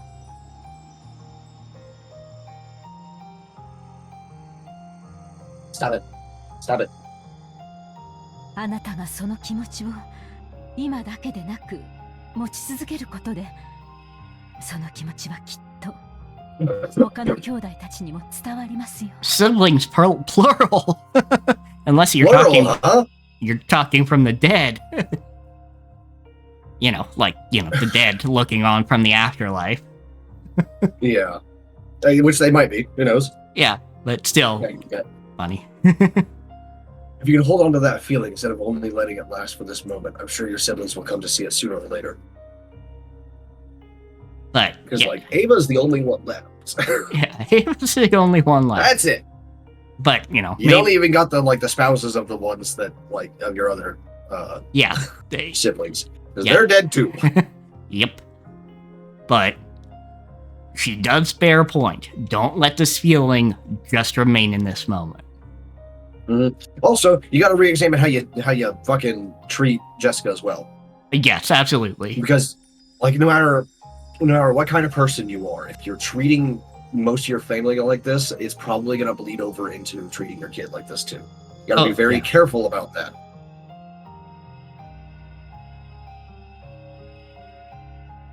Especially, like, when you actually do care about your siblings. You're just, like, showing it like an asshole. Okay, thank you, Kraus. Though Yeah. by now, Ava is the only sibling I have left.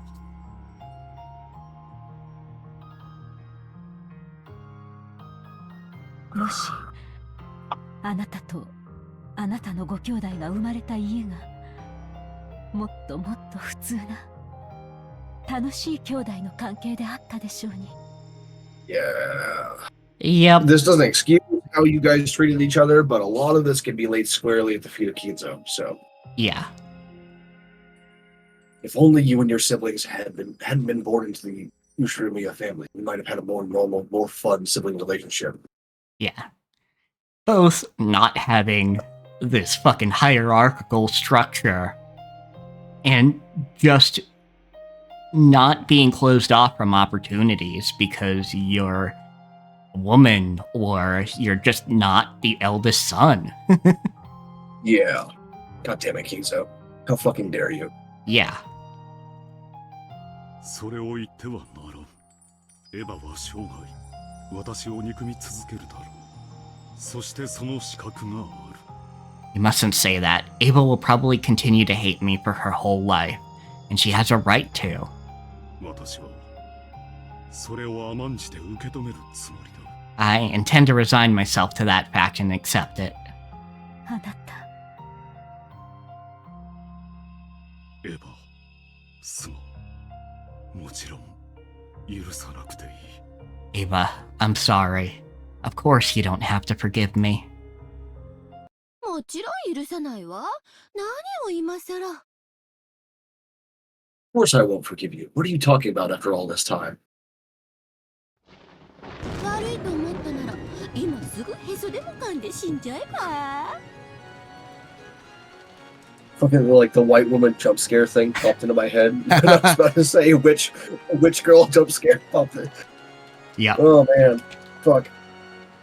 Oh, so now you're feeling guilty. Only you just give up and die right now. やっちゃえ、シエスタ姉妹。 Do it, Chester sisters.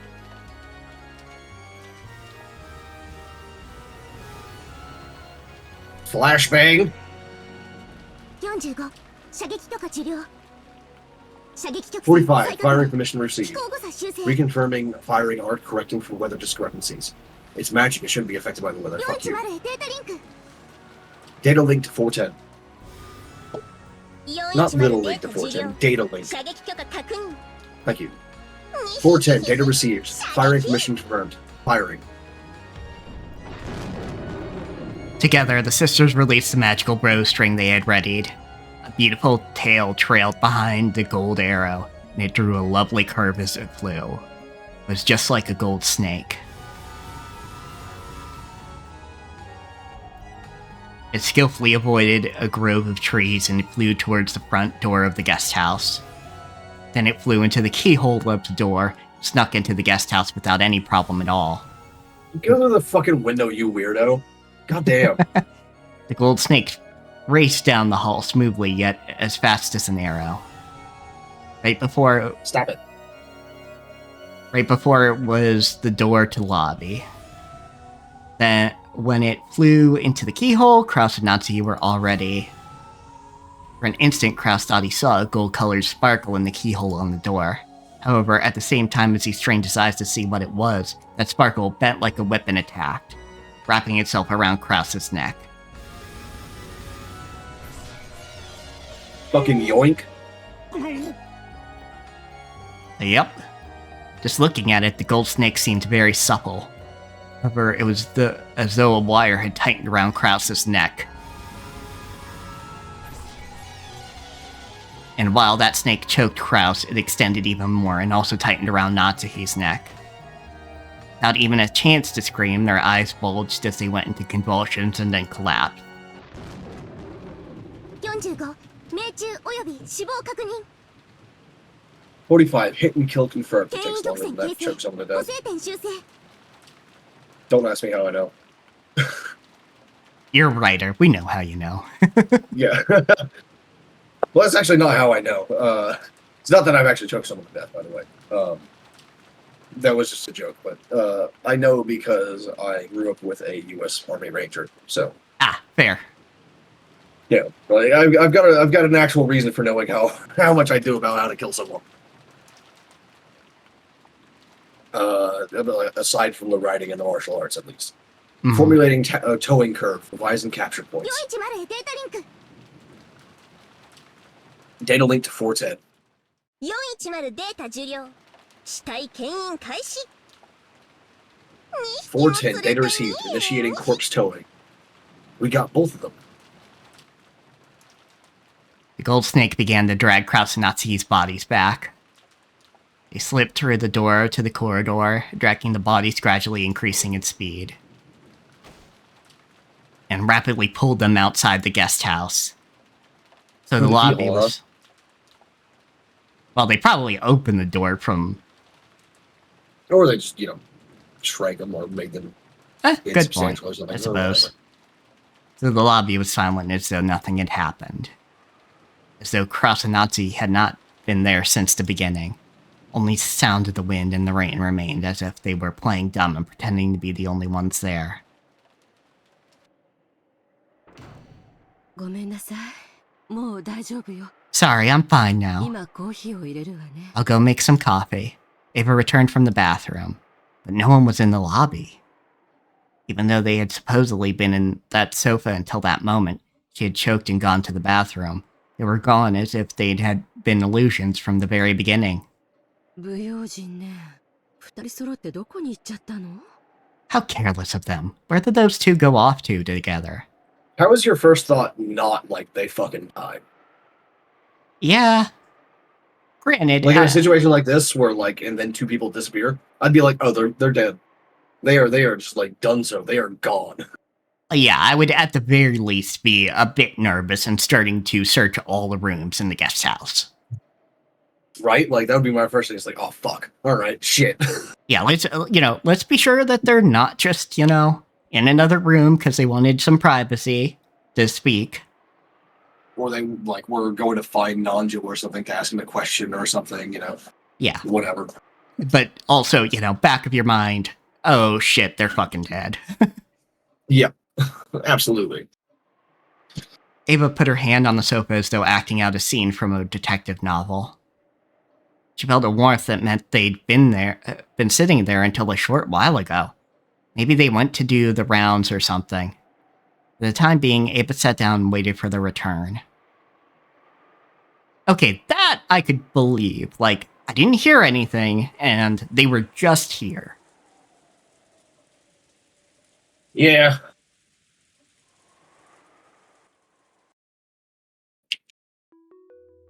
Beto and George could be seen in the parlor of the mansion. George was kneeling near Shannon's body as though praying. His face was serious, and there was even a sweat on his forehead. However, Beto was the same.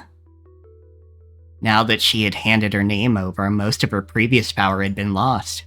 Of course, she still had more than enough power to be called a witch, but compared to the past, it was a very faint thing.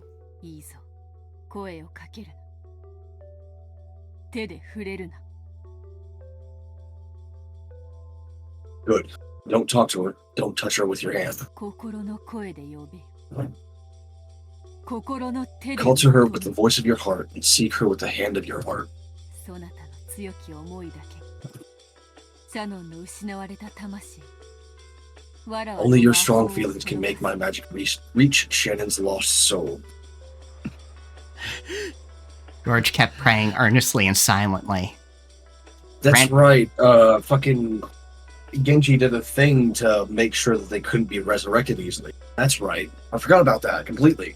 Oh yeah, that's true. So, like, he must have, like, killed them in a way that sent their soul directly to the afterlife.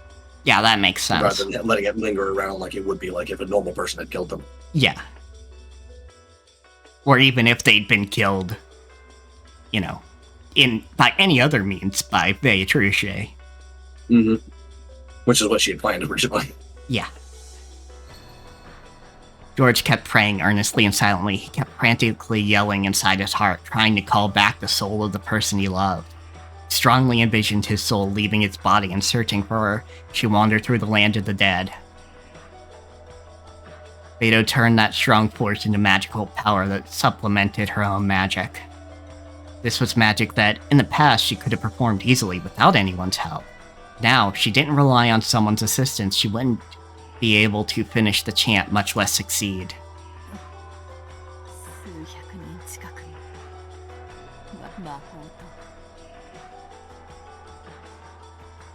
I'd forgotten for several centuries. Was magic. Was resurrection. Always this difficult. Yeah, there's a reason why people, mostly can't do it. Yup. Beto was wearing an even more strained expression than George. It had slipped her mind, but originally the magic to revive a life was the ultimate hidden art. The abnormal thing was her previous magical power, which could be used over and over with a snap of her fingers. So the heavy burden on her body and mind was, fundamentally speaking, extremely natural. However, this man's power, even though he doesn't know magic, it's nothing to be laughed at. Witch, George! Witch, George! Witch, George! I see, so he is truly Kinzo's grandchild. The strong energy pouring from George was large enough to act as magical power. At first, Beto thought it must be the blood of Kinzo, the sorcerer. However, that probably wasn't it. She had a feeling that Battler had already told her what it was. It had been born from the power of George's sadness at the death of the person he loved, from the way he had tried his hardest throughout his life, from the warm time spent together with Shannon to the size of the dream they swore to protect in the future. You know, rather than witches specifically, it might be more helpful to think of this stuff as like a dark magical girl thing. Yeah, I can see It that. consistently brings up like how people perceive things and the emotions of the people using the magic being strength, like a source of strength for the magic. Yeah, absolutely. It is very, like, I think they've at least referenced magical girls a couple times, and the outfits can be, especially some of them, can be very magical girl. Yeah. And like the things that they do in witch fights are more magical girl than like witch. You know? Yeah, like the witch fight between those two is like a souped up version of fights you might see in something like Madoka Magica. Yeah, like this is like summoning constructs and shit like that. Okay, so I know people are gonna be like, but it's magic. It doesn't matter how you portray it. No, it does. It does matter. Yeah, because it speaks to the nature of the world. Yeah, it speaks to the nature of the world and the nature of the magic itself. You know, like it's how you portray your magic alters the feel of the whole world and story, right? Yeah. Like imagine if Lord of the Rings is high fantasy, but it's also low to middling magic. It's high fantasy, low middle magic, somewhere in there. Because only a couple people have magic at all. Yeah, absolutely, and it's. But imagine if Lord of the Rings was more like D&D, where you had wizards running around everywhere throwing fireballs at each other. Yeah, and Gandalf would not be a important, basically angelic figure. No, he's literally an angel of sorts. Yeah. Because like that's what you have to be to use like real full out and out magic in that setting. It's absolutely something like that. Yeah, but he would like even elves and dwarves who make enchanted equipment don't do so with like necklace of fireballs in mind. They do so with +1 sword of like orc slaying or whatever. You know, that's their magic. Or for example, D&D mostly treats undead as evil entities. You are bringing more evil into the world, so by that metric, you are doing an evil thing if you do necromancy in D&D as written. Yeah, or at least raising the dead kind, or animating the dead kind of. Yeah, because like resurrection and raise dead, which like restore people to life, are considered. Right. Like actually making an undead creature. Yeah, and you can see this in the rest of the spell school as well, because aside from like stuff like power word kill, actually I don't think power word kill is necromancy. It might be like evocation or something like that, or enchantment. But like necrotic touch. Yeah, or vampiric touch, or like so on and so forth.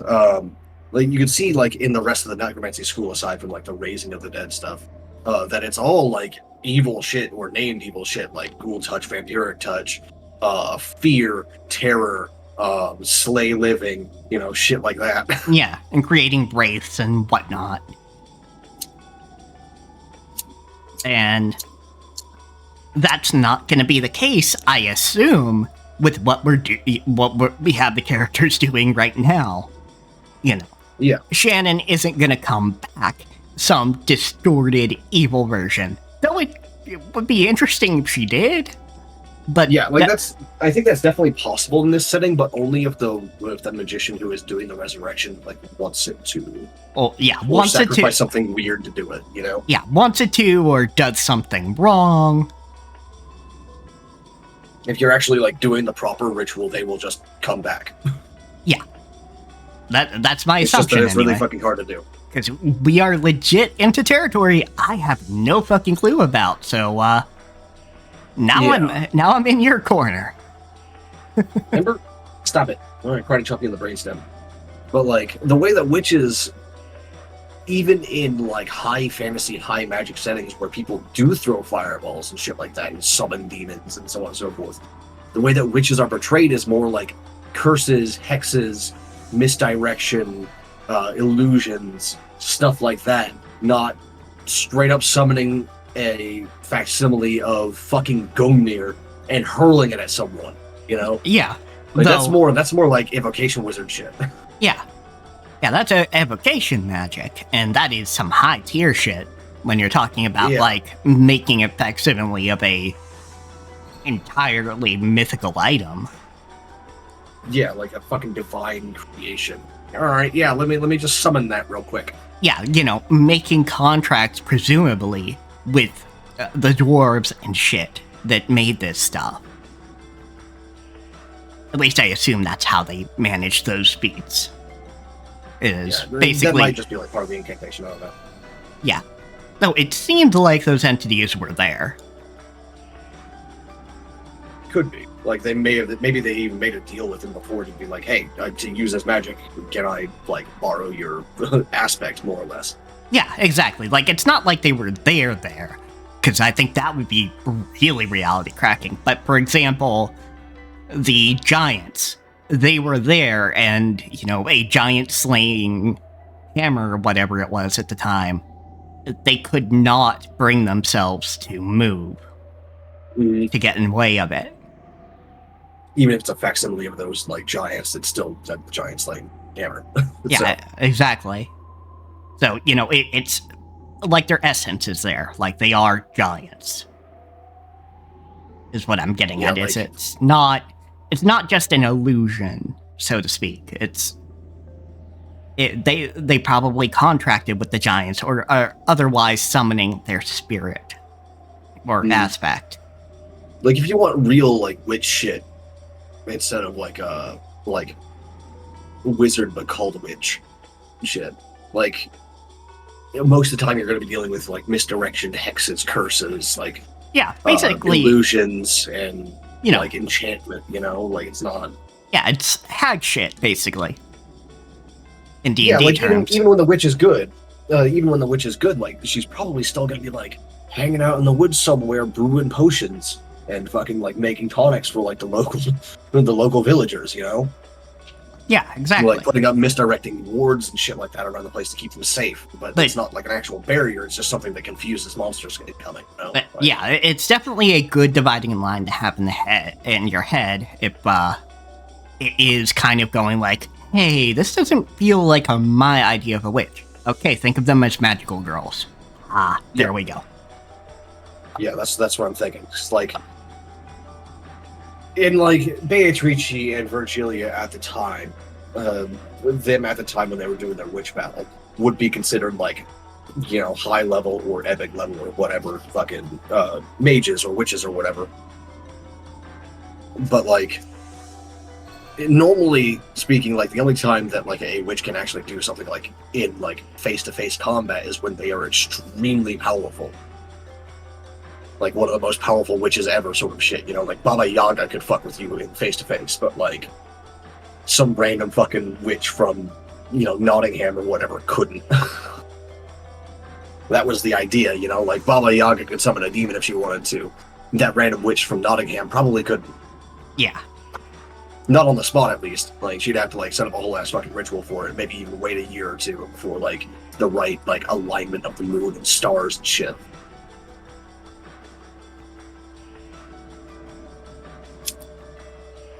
Is it really possible for humans to take life so seriously, even though they only have a single one? It's only natural. To her, a life didn't mean anything more than the difference between the top and bottom of an Othello piece. If the black represented death, then she thought all you had to do was flip it over again and make it white.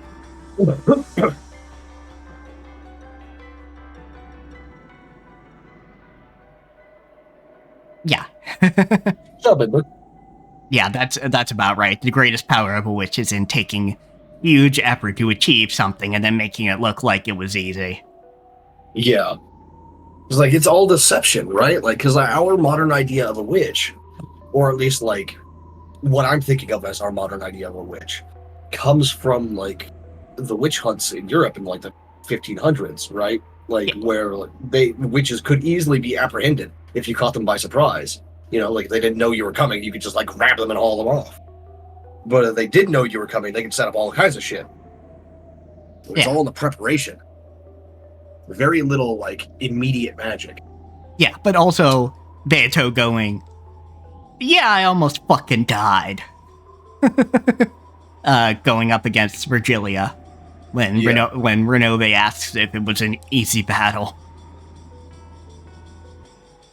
Yeah. It's like, I honestly would not have expected someone like Virgilia to have missed the other two towers. Yeah. And I guess Beato didn't either, which is why she was surprised it worked. Yeah, it was just like, she did just enough misdirection that Virgilia didn't see it.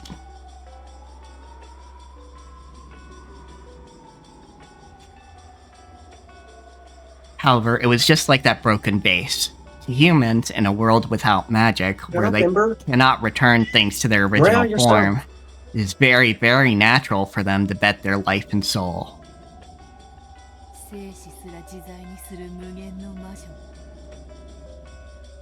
So it's an endless witch who can do as she pleases, even with life and death. Inferior to a limited human who can't even surpass the mountain of death. At least in that perspective, like, understanding that gap is important. Yeah, like, personally speaking, even in this setting, I consider magic, like, just a tool, right? Like, I don't think anyone's ever going to be able to convince me in any setting ever that magic is not just a tool. It's all in how you use it, what you use it for, and who you use it on, etc., right? Yeah. So, like, to me, Beato here is an endless witch and a valid one, just not an endless witch of good moral character. Fair enough. If you want an endless witch of good moral character, look to Virgilia for that. Yeah, but understanding that gap might give her more understanding of how to deal with her wayward powers that she's given to somebody else. Yeah. Because she's got to get that back, fuck. Yeah, she's going to have to do something about that. Right, I think I'm going to have to open my window. It's warmer in here than it is outside, and that's upsetting. Oh dear. So, it's just, desert shit. Yeah, desert. Yeah, desert shit. So, I might have to get up and, close it again later. If, the animal's not saying too loud, birds or whatever. Or if my neighbor starts, working on some shit outside. I don't know.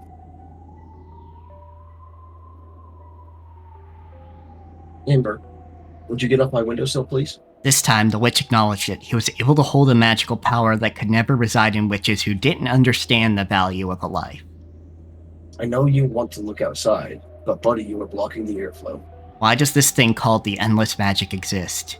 Even though I called myself the Endless Witch, did I forget what the Endless Magic means for 1,000 years?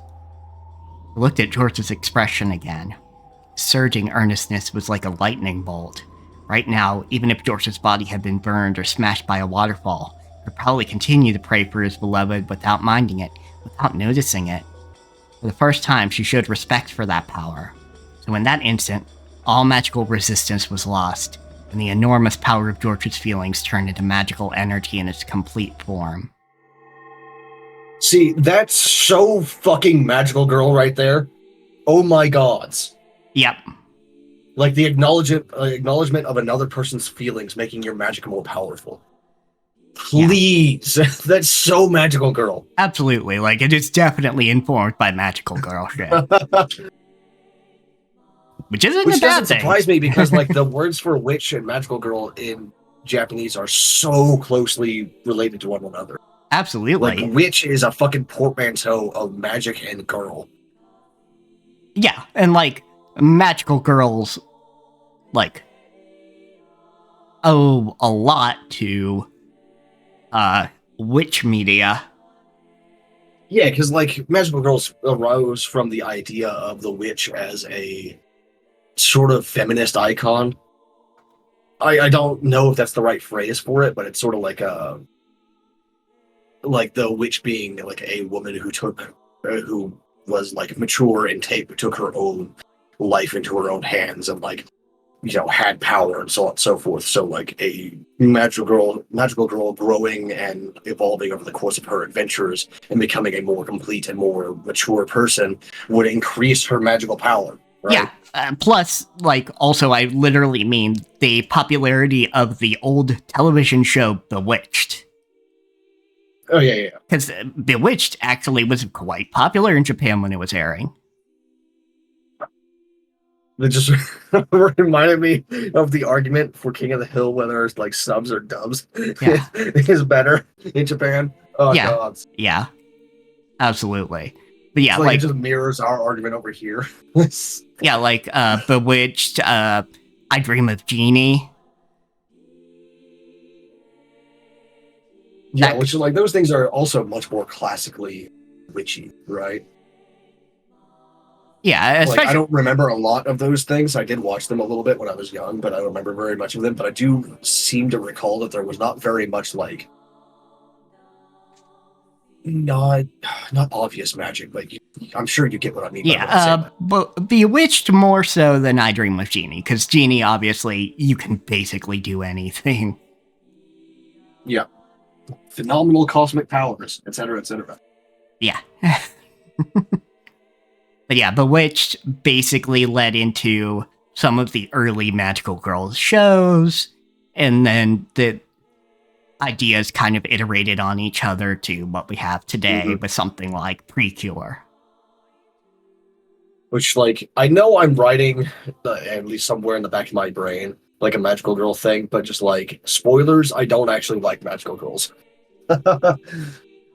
And I'm not writing it as in, like, this is the proper way to do it. I just wanted it was just a thought experiment of, like, it started with, like, what would have happened if you took a Magical Girl and isekai her?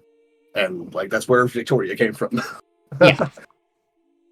Like, I was watching Demon Girl Next Door, which I was watching specifically because it's gay and about a demon, and not, like, a normal magical girl, so. Which, of course, like, calling a magical girl thing gay is like calling water wet. But specifically, like, way more explicit about it. Yeah, it's like, it's explicitly gay. I think her name is Yuko, right? Pretty sure her name is Yuko. She's called Shamiko, but, like, that's just her nickname. Yeah. I don't think, like, calling her Shamiko is very respectful to her either, because she did not, like, choose that nickname, and she, like, got mad at her mother for, like, giving her that nickname in the first place. So, anyway. But, like, Yuko, like, definitely, like, 100% thirsts after Momo's abs. Like, 100%. Like, it's very obvious. Yeah. Yeah, absolutely. I don't think she knows what the feeling is yet, but, like, she's definitely very into that. Yeah, absolutely. Yeah, I've got a friend who's into that as well, another friend. It's a really good show and a good manga. It's very funny. It is. It gets serious when it wants to, though. Oh yeah, absolutely.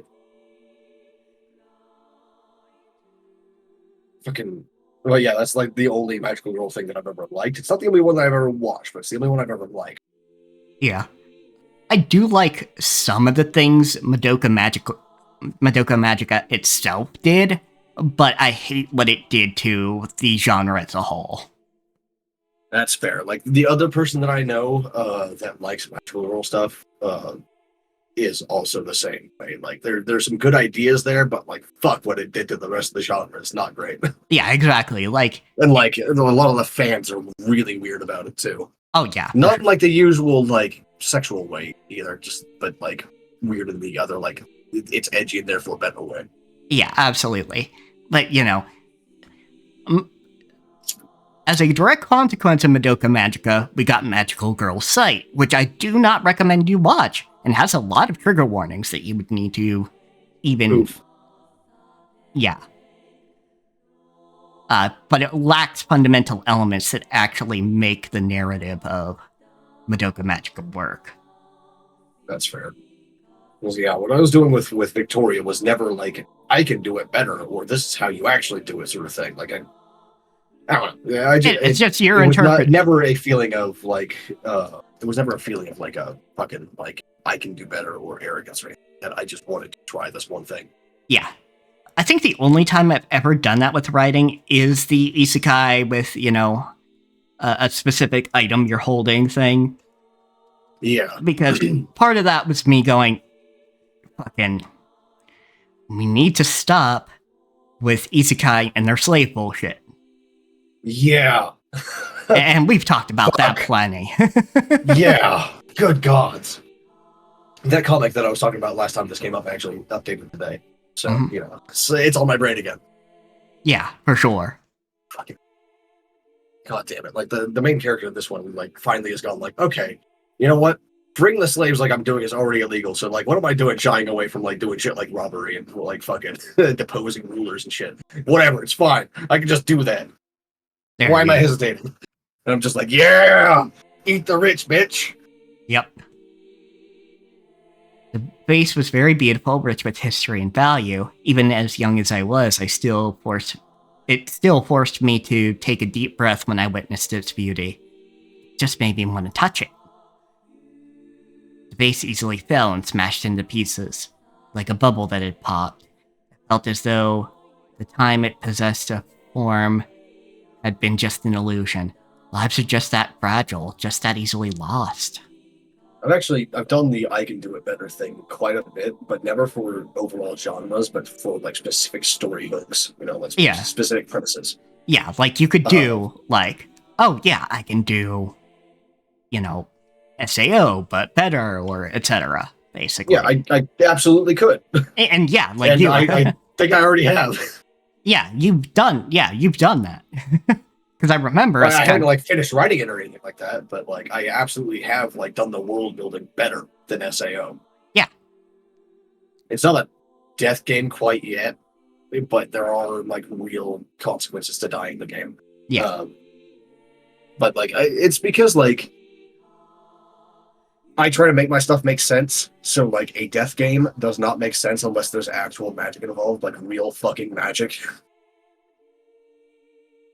So, it's not actually SAO, but it is like a VR MMO isekai thing. Yeah. Yeah, because we've discussed that plenty, because that was at least partially inspired by something I did. Yeah, I don't remember what exactly inspired it, but it wasn't one of those I can do it better deals. It's just like sort of coincidental. But there have been like a fair few, like you remember do you remember when I was first getting into Final Fantasy 14? Like, this was not very long after we met.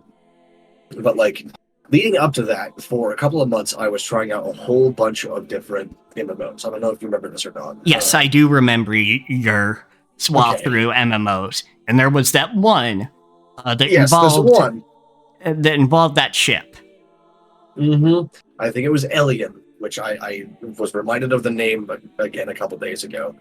But like the whole thing is like the central premise is that you are a part of an advanced Magitech civilization, and your civilization is under attack, and then you get infused with an artifact's power, and then you get yeeted into another world entirely through like a sheer accident.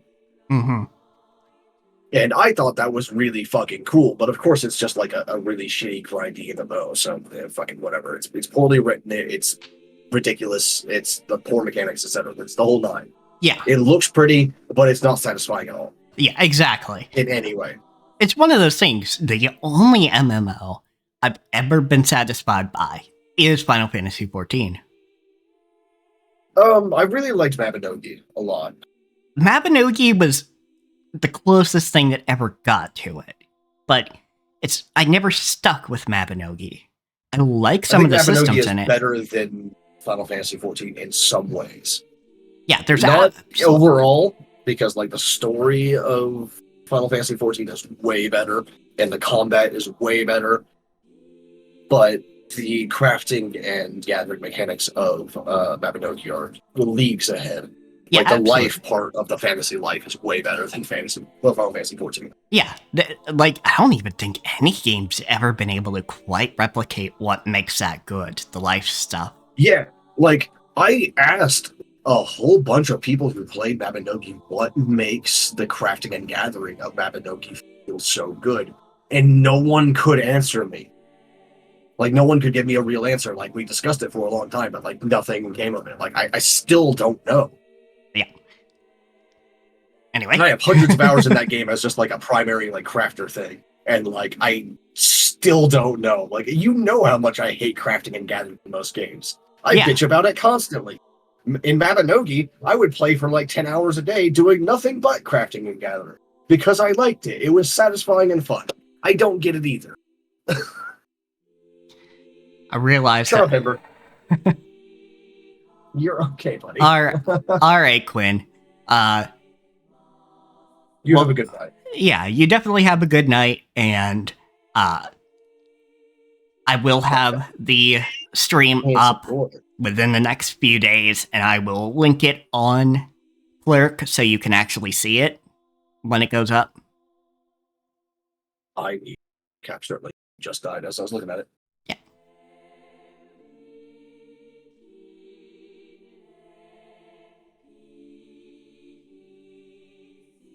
The delay on the stream is slowly getting larger, but it's still only at like 10 seconds. So okay, that's pretty good for like. That's pretty good for 3 hours in. Yeah, let me see if that's delay on my end and not yours. Let's just reverse that. Realize that my foolish okay, yeah, curiosity... that's delay on my end. Oh, okay, perfect. Buffering. Okay, so that's fine. I realized that my foolish curiosity had led to something that couldn't be undone. No matter how much I regretted it, no matter how much I apologized, the smashed vase wouldn't return back to its original form. Lost life will not return to normal no matter what happens. I was frightened that, even though my actions had been thoughtless and careless, they had stolen away a life that could never be revived again.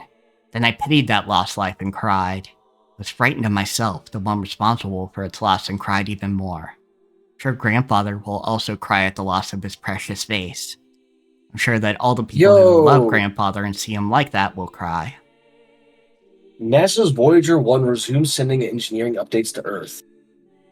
Very nice. Let me see this fucking thing right here. With the loss of a For the first time since November, NASA's Voyager 1 spacecraft is returning usable data about the health and status of its onboard engineering systems. The next step is to enable the spacecraft to begin returning science data once again. The probe and its twin, Voyager 2, are the only spacecraft to ever fly in interstellar space, the space between stars. Voyager 1 stopped sending readable science and engineering data back to Earth on November 14th, 2023, even though mission controllers could tell the spacecraft was still receiving their commands and otherwise operating normally. Okay, let's see. When was Voyager 1 and 2 launched? September 5th, 1977. It has been functional for 50 years. That is incredible. Yeah, NASA. I knew it was old, but like, damn. Yeah, NASA does not fuck around. Man, I didn't even know we were still getting fucking updates from it even like to November last year. I thought it stopped like years ago. The loss was not stopped, but like, you know, like faded enough that we couldn't get it back. Right.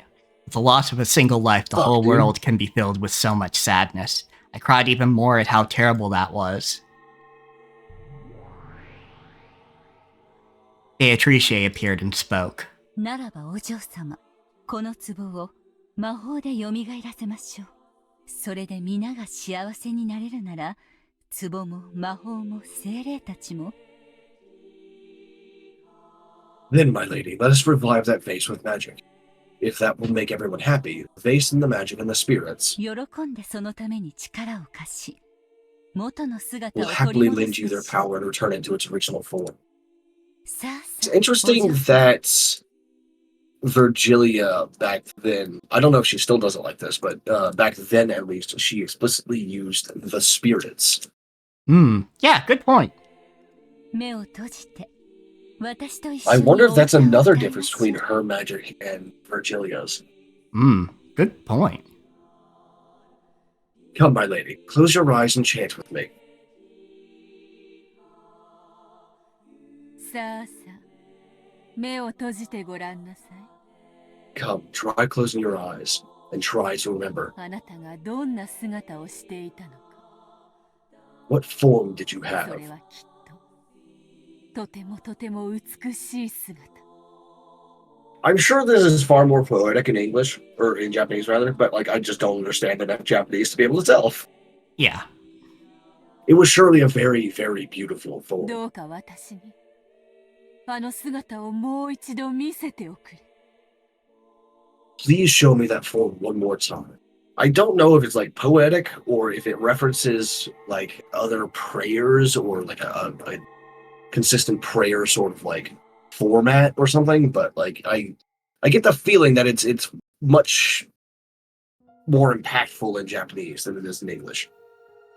Those But I can't words. tell if that's like a problem with translation or just that like it's an incompatible format with English, because that can happen sometimes. Yeah, absolutely. Like, there are some jokes that just will never scan in Yeah, and English. it's the same for like poetry and fucking flowing words and shit like that just don't transfer between languages.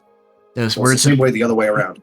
Those words of power knocked forcefully on the door to the land of the dead. The magic of her old self had performed. The magic of her old self had performed that same forceful knock. However, doing it that way was horribly violent and earned the displeasure of the peacefully sleeping dead. This time was different. It was very forceful and yet gentle and loving. The dead near the door opened their eyes and called out to the others that there was a voice calling for someone to come back. The sadness of that voice calling from the outside touched the hearts of the dead. And trying to respond as quickly as possible, they searched for Shannon's lost soul. Yeah, this speaks a lot differently than how usually she uses life and death as a revolving fucking door. Mm-hmm. Oh wow, it got dark real fucking fast. Yeah. Fucking deserts, yo. And then they found it. They found like the casket. literally like 3 minutes from like dusk to just about night. They found the casket in just which like Shannon it's was all peacefully right. sleeping. Really was Shannon's soul Meh. sleeping in the land of the dead. Inside the casket that was covered with rose flowers frozen with frost, she was sleeping in peace. Hi, buddy. The dead silently lifted that casket up. While at a glance it looked like a funeral march, it had the complete opposite meaning. Ooh, that's actually a nice vibe.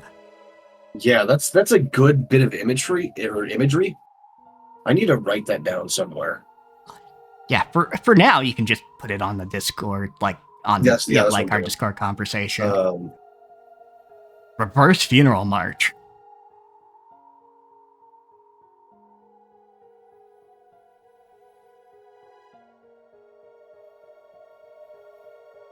It was solemn, filled with joy. The long-forgotten dead were made to remember that they were loved after their deaths, and they were all given a warm sense of peace. And as though guided by a warm light from the heavens, Shannon's body floated up out of the casket. The dead watched her go. They squinted at that warm light, offering their respect to this unknown member of the living, who had not lost his love for a person even after their death. Most people don't. What? It's not normal to stop loving someone after they die. It's not how that works. Shannon's body was enveloped in the light from the heavens and began to disappear. The jet black darkness of the land of the dead, faint flickering of gold butterflies could be seen. Reminded them of the gentle stars in the night sky which they had long forgotten. I don't know that there are many stars. But yeah, sure. George remembered being told that he must not say anything, and he hurriedly covered his mouth. However, it felt like his heart was trying to jump into his throat, because he had seen Shannon's eyelids shake slightly. Then, those eyelids slowly opened. Shannon's eyes were there, but they were still wrapped in the fog of the land of the dead. Over the human world's warmth. That is also a good fucking bit of imagery. Like, a thick Film, fog yeah. pouring from someone's eyes when they open after resurrection. Yeah, that's pretty good. However, the human world's warmth, no, her lover's warmth, which had called back her soul, slowly dissolved that fog. Her eyes gradually regained their sparkle. Then her eyes moved and recognized George. ジョージさん。 As her lips shook weakly, Shannon definitely said that. The words were very faint, so much so they normally wouldn't have reached his ears. However, George clearly heard them. He heard the person he cared for, his fiancée, the one he loved most and who had been dead, call his name once again. シャノン、僕がわかるかい？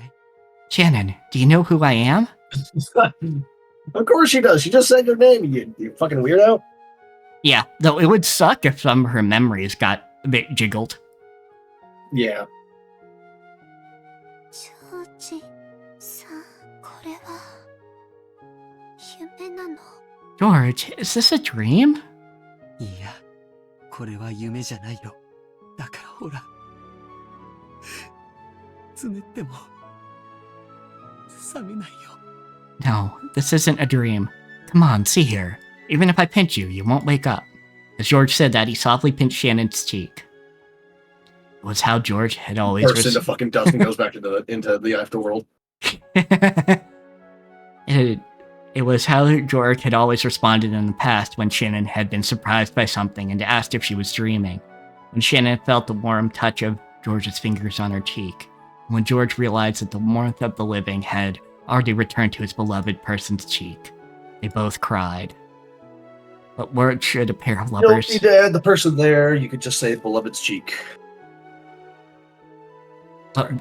What word should a pair of lovers separated by death celebrate with when they are reunited? The words of the human world are not enough.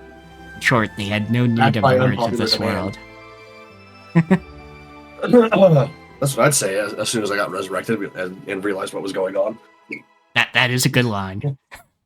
George, hey bitches, I'm back! George simply hugged Shannon, who was sitting up without talking. Shannon's strength was still feeble, and putting her arms around George's back took all she had, so George hugged her tightly to make up for that. To stop each other from going once more to a place the other's hand couldn't reach. They hugged each other so tightly and yet so gently. As Shannon's fingers curled around George's back. Her ring finger, the engagement ring George had given her, definitely shone. That strong glint certainly wasn't just a sparkle of diamond. So, did they resurrect her body or reconstruct her body with this? That is a good question. Which one was she?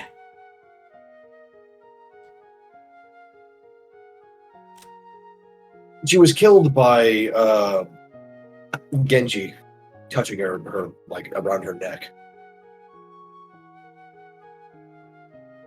Of course, she was gouged afterwards. But yeah, she was gouged in the chest afterwards, which is the thing that really matters. Because if Genji did a thing, then presumably that's healed, because that was like around her neck or something. Mm-hmm. There definitely wasn't. Like this is where they found her body, but I don't think the body was still there, right? Like I think they moved all the bodies. No, they just locked the doors where the bodies were found. Okay, so they may have actually repaired the body then. Yeah, they only moved Rosa and Maria's body because they were out in the typhoon. Okay, yeah. That's right, yeah. There definitely was a magical power that only the two lovers could possibly feel. It's because that strong light existed that they had been able to find her casket in the land of the dead. Beto understood. That ring, no. The feelings of the pair embodied in that ring were a miracle made real. In that moment, George definitely used magic. Again, which George? Yeah, which George? George definitely used magic. Beto had done nothing more than help him along.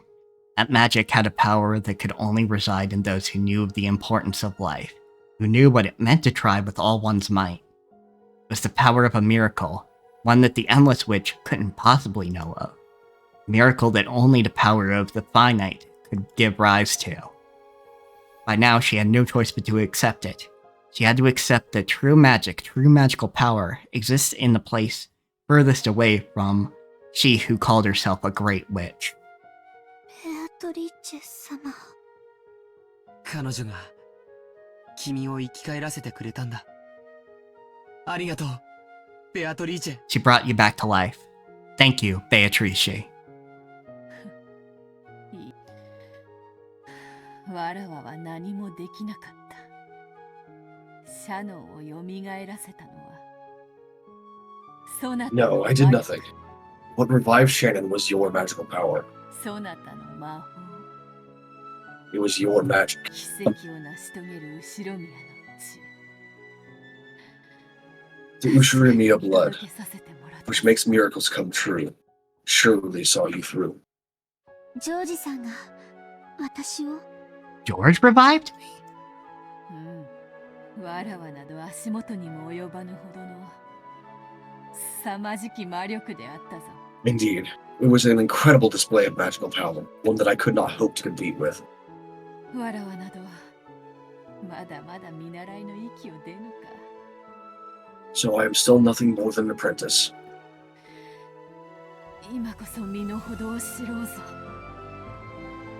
Now I finally know my place.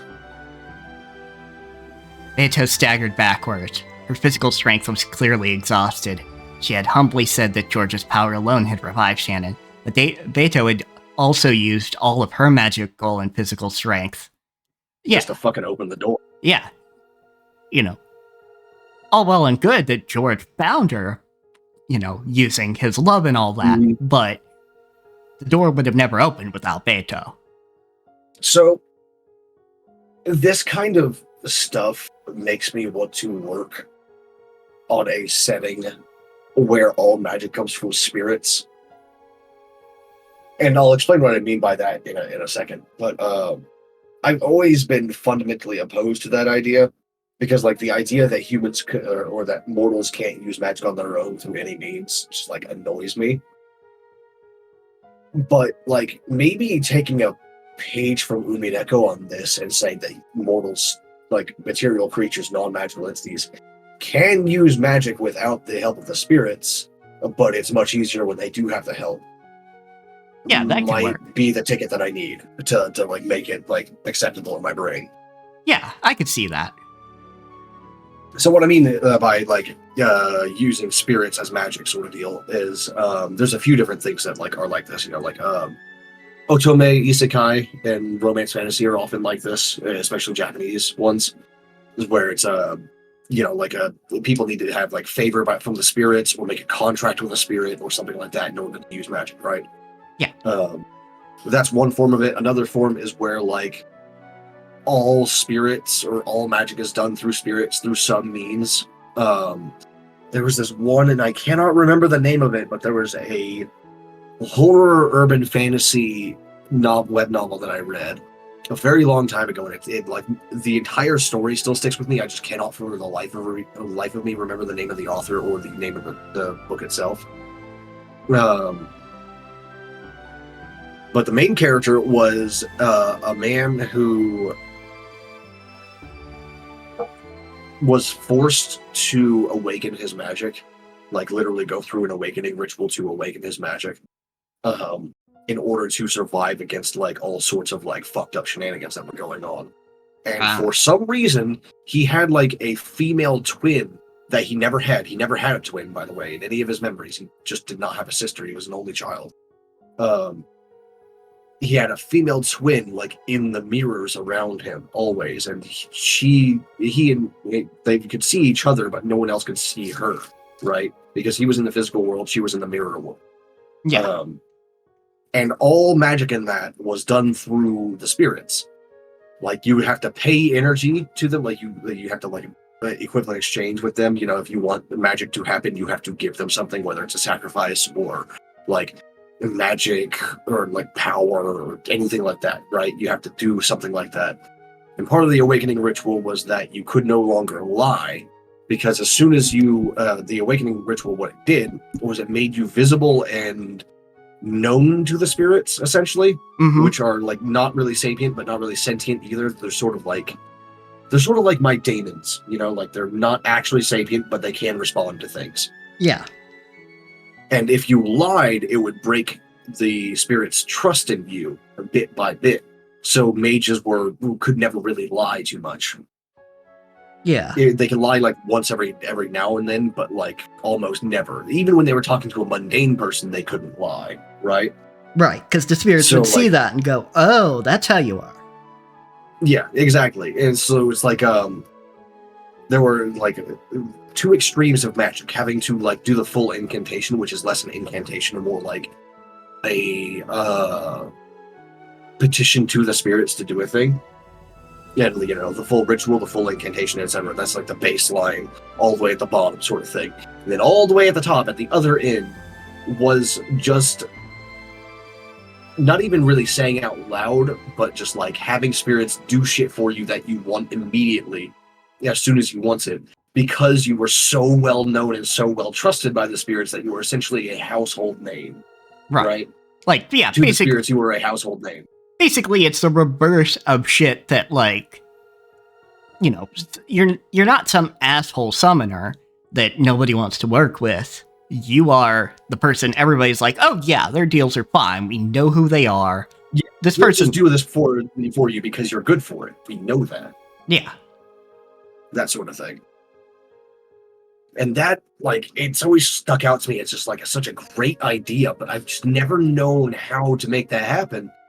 And I think Umineko just gave me the keys to the kingdom. Yeah, I think that is a good way to go about it, is, yes, you can do magic without spirits, and you can even do some pretty cool-ass shit, but it is much easier with spirits, and a lot less, like, constantly needing to be violent. Yeah. It's like having a good relationship with the spirits like Virgilia has. You know, like that's like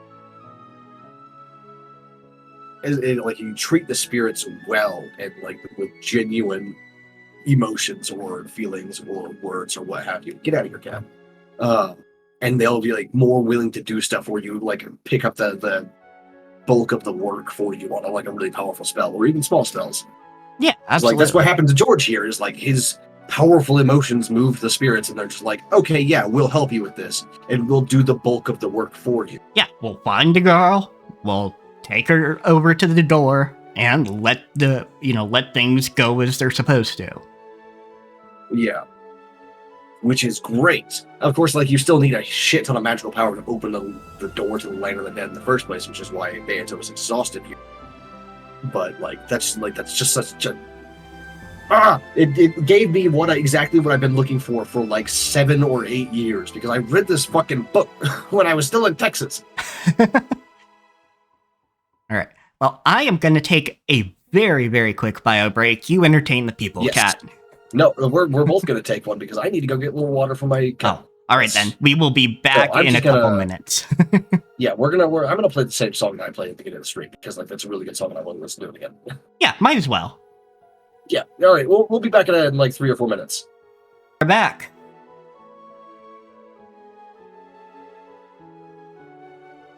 Yep. Right. I had some shit to say as soon as I thought of some shit to say when I was in the bathroom like refilling this fucking jug of water, and it's been blasted from my brain. As soon as I got back and sat down, it just disappeared. Absolutely just fucking dusted. Shit, dude. Whoops. Why Yeah. does this keep happening to me? We both have the bad brain? Oh, I know that. It's just upsetting when it keeps happening. And I can't even be like, it's just a question of like, why did this happen to me? Why do I have the bad brain? Because like that's also my fault. Fuck. So I actually like earned this on my own by accident, not intentionally, of course. And I didn't do this to myself on purpose, but fucking, I did do it to myself. Yeah, for Like- sure.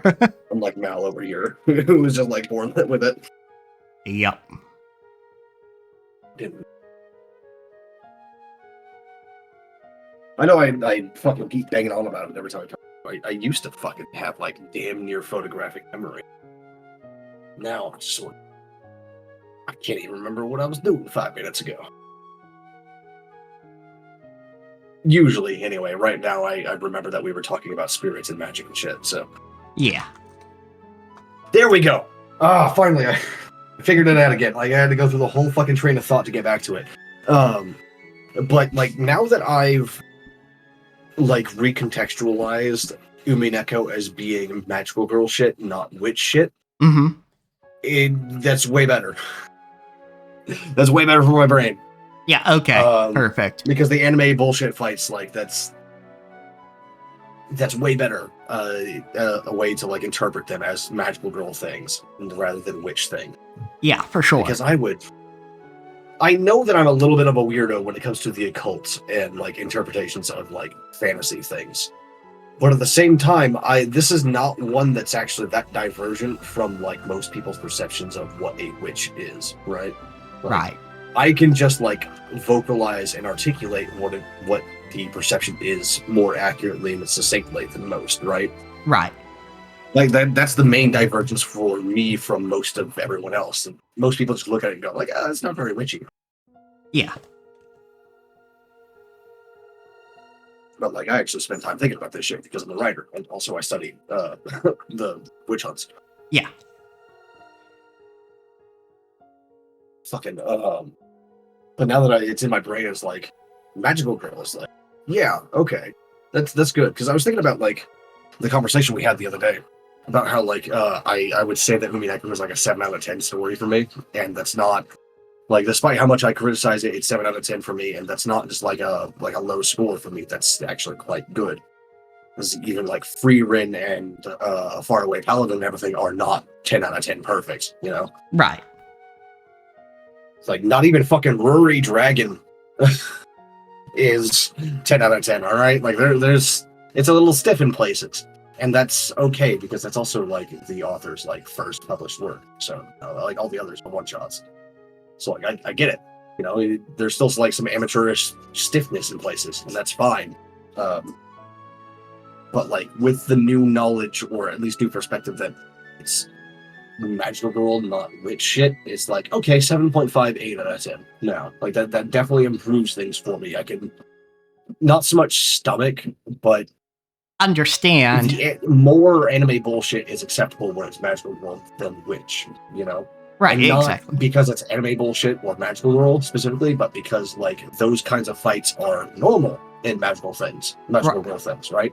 Right. Like, it's expected. Yeah, like, basically, for you, it did not meet your expectations of what witch is. Yeah, specifically because they use the word witch. And I know that, like, in Japanese, there are also similar connotations as to what a witch is. Obviously, because, like, every time witch comes up in, like, Korean or Japanese media, they're always like, witches are a thing to be feared. They are inhumanly, like, cruel and evil things. Like, don't get too close to them, blah, blah, blah. Be cautious of them. Like, don't lie to them, don't try to deceive them, just, like, stay away from them if you can, and go through with your deals with them if you can't, etc., etc. You know, like, it's always this very obviously be careful with these people, because the Japanese and Korean and so on and so forth idea of a witch is actually very similar to the European idea of a witch. So it's like, I'm sure this sort of disconnect also happened to an extent in Japan for some people. Yeah, until they went, you know, oh, yeah, this is magical girl, basically. Yeah. Which I don't know if that would have been. I mean, this was like mid to late 2000s, so like magical girl stuff was more popular than in general. Yeah, absolutely. So, like, maybe more people, like, found that line before I did. In terms of, like, completion of the story, at least. That's way better, I think. Like, adjusted my expectations and perceptions. Yeah. It's like, the first Twilight was very much more like witch shit. Like I expected, right? Like, yeah, the first Twilight, like, magical circles and, like, incantations and weird fucking shenanigans and so on and so forth. Yeah, people dying off screen and yeah, the first Twilight's in the both the first and second loop. Yeah, the first loop was, like, almost entirely witch shit. Like, you didn't even see the witch until the very end, right? Like, right before the epilogue. Like, that was perfect. That was great. So, when the anime battle popped up in this one, I was like, hold on. Yeah. What? Which This is is fair. going so well. Which is fair enough. I think my expectations are a little bit different. Because basically I didn't put it in the witch category. I kind of put it in the reality bending category. That's fair. I can see that. Because I never really thought about it that way. But yeah, like, if I thought this was a regular witch thing, yeah, I'd feel that way. I'd feel the same way as you. Yeah, which is why, like, it's been my thing the whole time. Which I'm still super happy that Umineko doesn't have the supernatural or fantasy tag on Steam. Oh yeah, Because like that's great. It's Yeah. like if it did have that, then it would spoil the entire first and second loops, right? Like, right. Or at least the first one. Depending on, what conclusions you come to after the first one, in the Tea Party and yeah, of whatnot. course. Fucking yeah, like that's great. It's great that it doesn't have the supernatural or fantasy tags on there. Or the horror tag, now that I think about it, right? Like, it doesn't have the horror tag either. Hmm. Hold on a second. Let me see. Question marks. Yeah, no, it's visual novel, mystery, anime, great soundtrack. It says nothing else. So it's very set up for the idea of, oh, it's the pachinko fucking sprites. They're staring at me. They're staring into my fucking soul on this goddamn store page. It's so true, yeah, like... And it's just like... People have labeled it as basically a very, very bad version of trying to imitate the manga, which the manga is excellent. Yeah. Gods.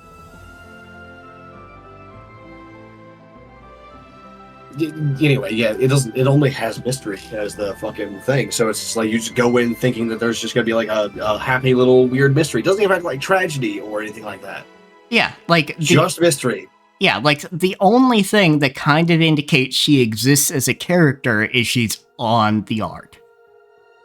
Yeah, which doesn't necessarily mean anything because you see the fucking portrait of the witch as soon as you get into the fucking house, right? Like, you know she at least has a presence in game through that. Yeah.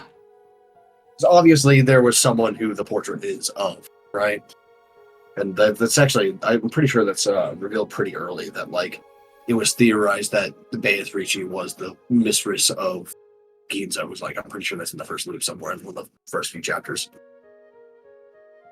Not entirely sure on that, but I'm pretty sure. Like 90%. I might be wrong. Oh, one of the pictures on the Steam version, though, is literally the "you are incompetent" line. Oh, no. Let me see. It's from the original art in that case.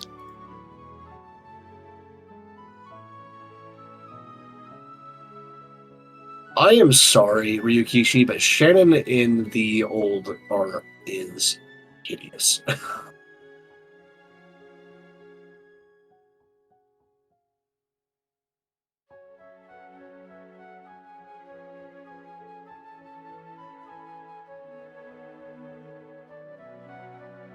Why is there a mix of the two different styles on the fucking images? Because both are available.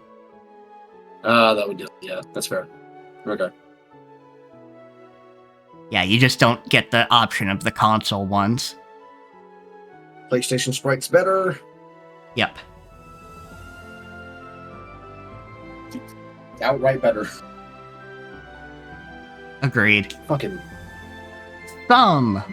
Some of the pachinko sprites aren't horrendous. Yeah, like, I kind of like Maria's hair a little bit in the pachinko sprites. But Yeah. just her hair. Yeah, and I think, like, Lambda Delta looks about the same. Yeah, Lambda Delta is almost, like, identical, right? Like, Yeah, and then the Chester the picture's sisters just aren't. Lambda Delta. Yeah, and then the Chester sisters aren't too bad at the end there.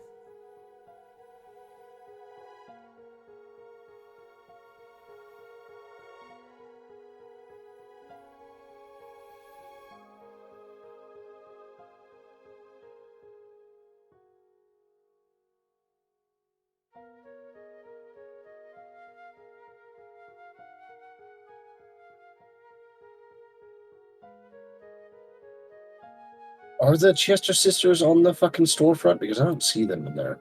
Yeah, it's the very last picture. Okay, hold on a second. 'Cause I didn't see them. So maybe I just missed them. Oh yeah, I did miss them.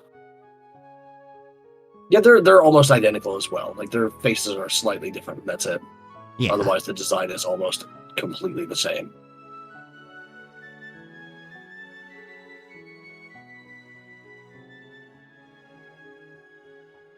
And she reflected upon how difficult So it was to I revive a do single not life. like screenshots of being on the store page for visual novels because it's just all spoilers. It really is. Like, you do not want to look at, like, basically anything past, like, the first couple there.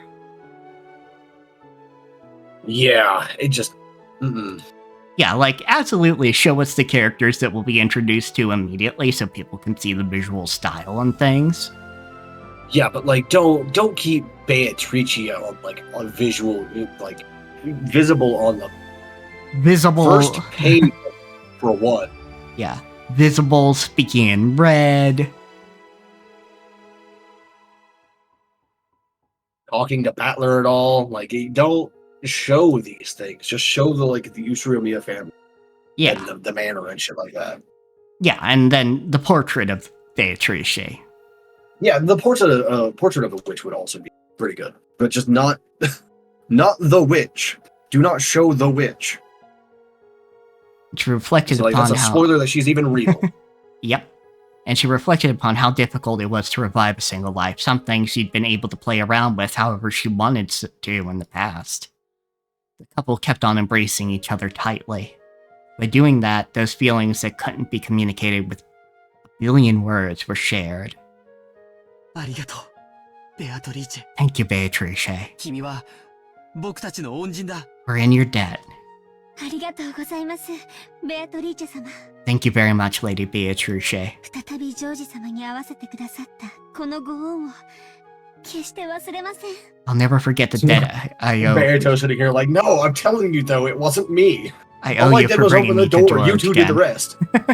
Sure. Fuck. I Honestly, genuinely didn't do it. if I was Shannon, I would go, 6 of one, half dozen of the other. You're kind of the reason I'm here, but, I was dead, but you did bring me back. Actually great visible effort. Yeah. Although it's... Like, Beato really should explain to these people, like, what she's doing that for, or what she killed everyone for in the first place. It's like, look, I have to, because otherwise I die. Yeah, otherwise this doesn't work, and I do the same shit all over again. Mm-hmm. But right now, it's not me killing everyone anymore, so... It's not on me. Stop that, stop that. No, that's me, fucker. Oh. Whoops. Stop that. Being thanked by a pair of lovers is far too embarrassing for one who has been feared as a monster of a person.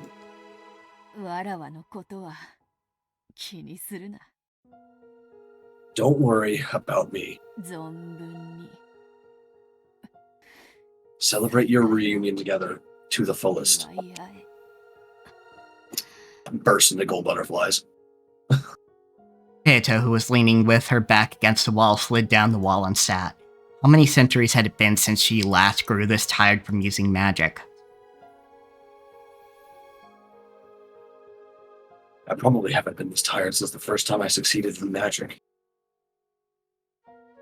Well, I mean, like, the first thing you succeeded in, like, magic is probably, like, basically a cantrip. And, like, resurrection is the one of the most powerful things that you could ever do. So, you still come a very long way. Either way. Didn't teacher praise me at that time? Oh, but didn't I kill that same teacher who praised me? Yeah, a little bit. Don't be so naive, Beatrice. Isn't that what killing means? ようやく魔法の使い方を思い出したようですね。 Finally. It seems you finally remembered how to use magic. 頭ん中酸欠でカラッカラで思い出すもヘチマも My head feels parched and suffocated. I can't even remember. It's an interesting way to like describe being mentally tired is that your brain is parched. Yeah, that's an interesting way to put it. Like that's a good visualization for like mental power, right? Yeah. Well, yeah, especially in like fantasy things where they don't describe mana specifically, but like mental strength. Yeah. You use mental strength instead. Because for the most part, in humans, mental strength doesn't run out, right? It's just a matter of like whether you can keep your focus, which is difficult to do over long periods of time. But that's also just like how our brains are structured, right? That's not because we have mental power that can be expended like that. Right. Like thinking, specifically thinking, does like burn through your reserves of energy in your brain. But that's mostly a function of every thought causing a slow buildup of the chemicals that make you sleepy. And that's specifically because sleep is for flushing those waste chemicals, right? So the more you think, obviously, the faster that sort of thing's going to build up. But otherwise, like, you're not... It'll stress you out, sure, but your focus isn't like a finite thing that you can run out of, you know? Yeah. Especially if you know how to pace yourself. If you know how to pace yourself, you can keep yourself focused for, fucking 20 hours straight. It's really difficult to do, but you can.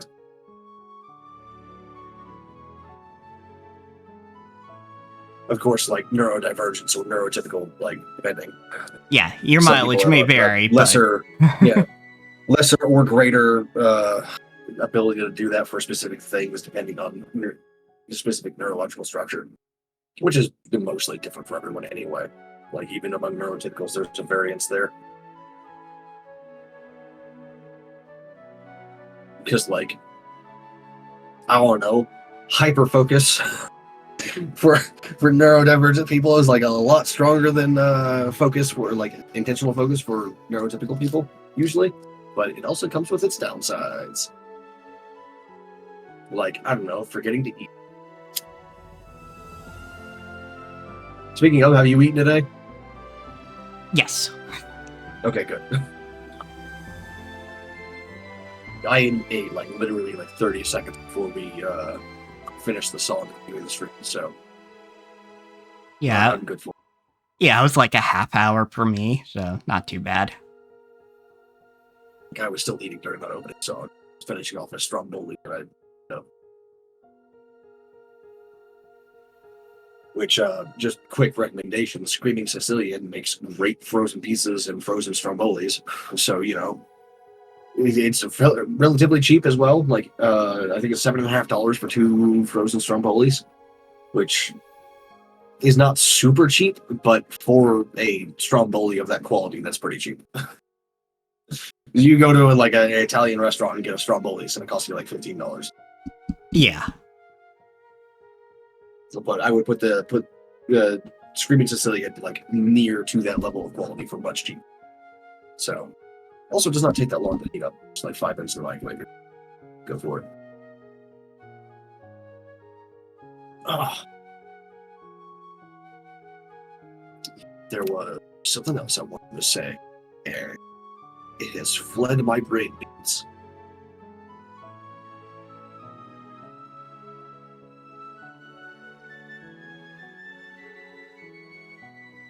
I'll get back to narrating in a second. Just let me try and remember what it was real quick. No problem. I know this is dead air and making people wait on me, but just give me a second.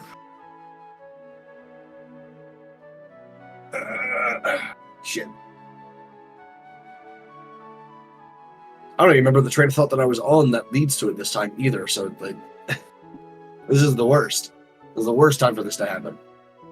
Son of a bitch.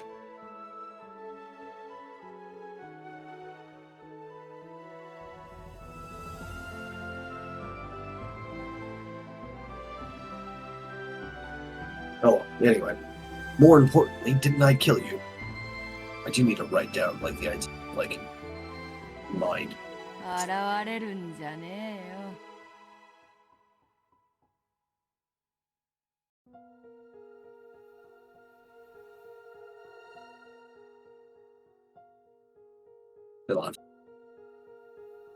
You shouldn't be appearing.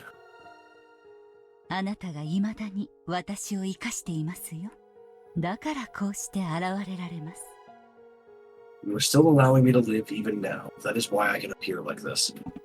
I wonder if the second あなたの half 頭を of 鍋 the にしたわけ story でもありませ is ん。 going to be about them trying to get the title of Golden Witch back from Amish Ricci. Maybe. Like, it could be. Because I don't know if that's going to, like, continue on, right? Like, Yeah, like, I don't know how that's gonna resolve. however, I did not come just to pat your head. You gave her head pats? That's adorable. 無様なわらわをわざわざ嘲笑いに来たかよ。 Man, so your 隠居まで Virgilia doesn't think like that, alright? 今さら頭なんか撫でられちゃ他の魔女の笑い物だぜ。 Did you come to sneer at how pathetic I am? Anyway, if I have my head patted by a retired witch after all that's happened, the other witches will laugh at me. As if they're not already laughing at you. Yeah, fuck them. Right? Like, get you some head pats from your surrogate mother. 一人前どころか現役を退いたと豪語するあなたなのに、今頃になって魔法の使い方を覚えたなど恥ずかしくて誰にも言えませんね。 That's right. According to your bragging, you are not only a full adult, but a retired one, and yet you have only now have you learned to use magic. That certainly does sound too embarrassing to anyone, or to tell anyone. Yeah. I don't know. Let old people, like, go study. 内緒にしてくれ。 That would actually be kind of a cool, like an interesting story. It's like a 50 or 60-year-old person, like after they retire, like going off to like, it's like, okay, my responsibilities are done. I'm gonna go like study at the Wizard's Tower, sort of shit. Oh yeah, for sure. That would be fun, I think. Or an I old, think that would be kind of interesting. or an older lady magical girl who stays an old lady in magical girl form. God damn it. Yeah. What would you do for like accessibility on a broomstick though? Hmm. Maybe she'd replace the broomstick with a different kind of accessibility thing. Probably. But what would be good for that?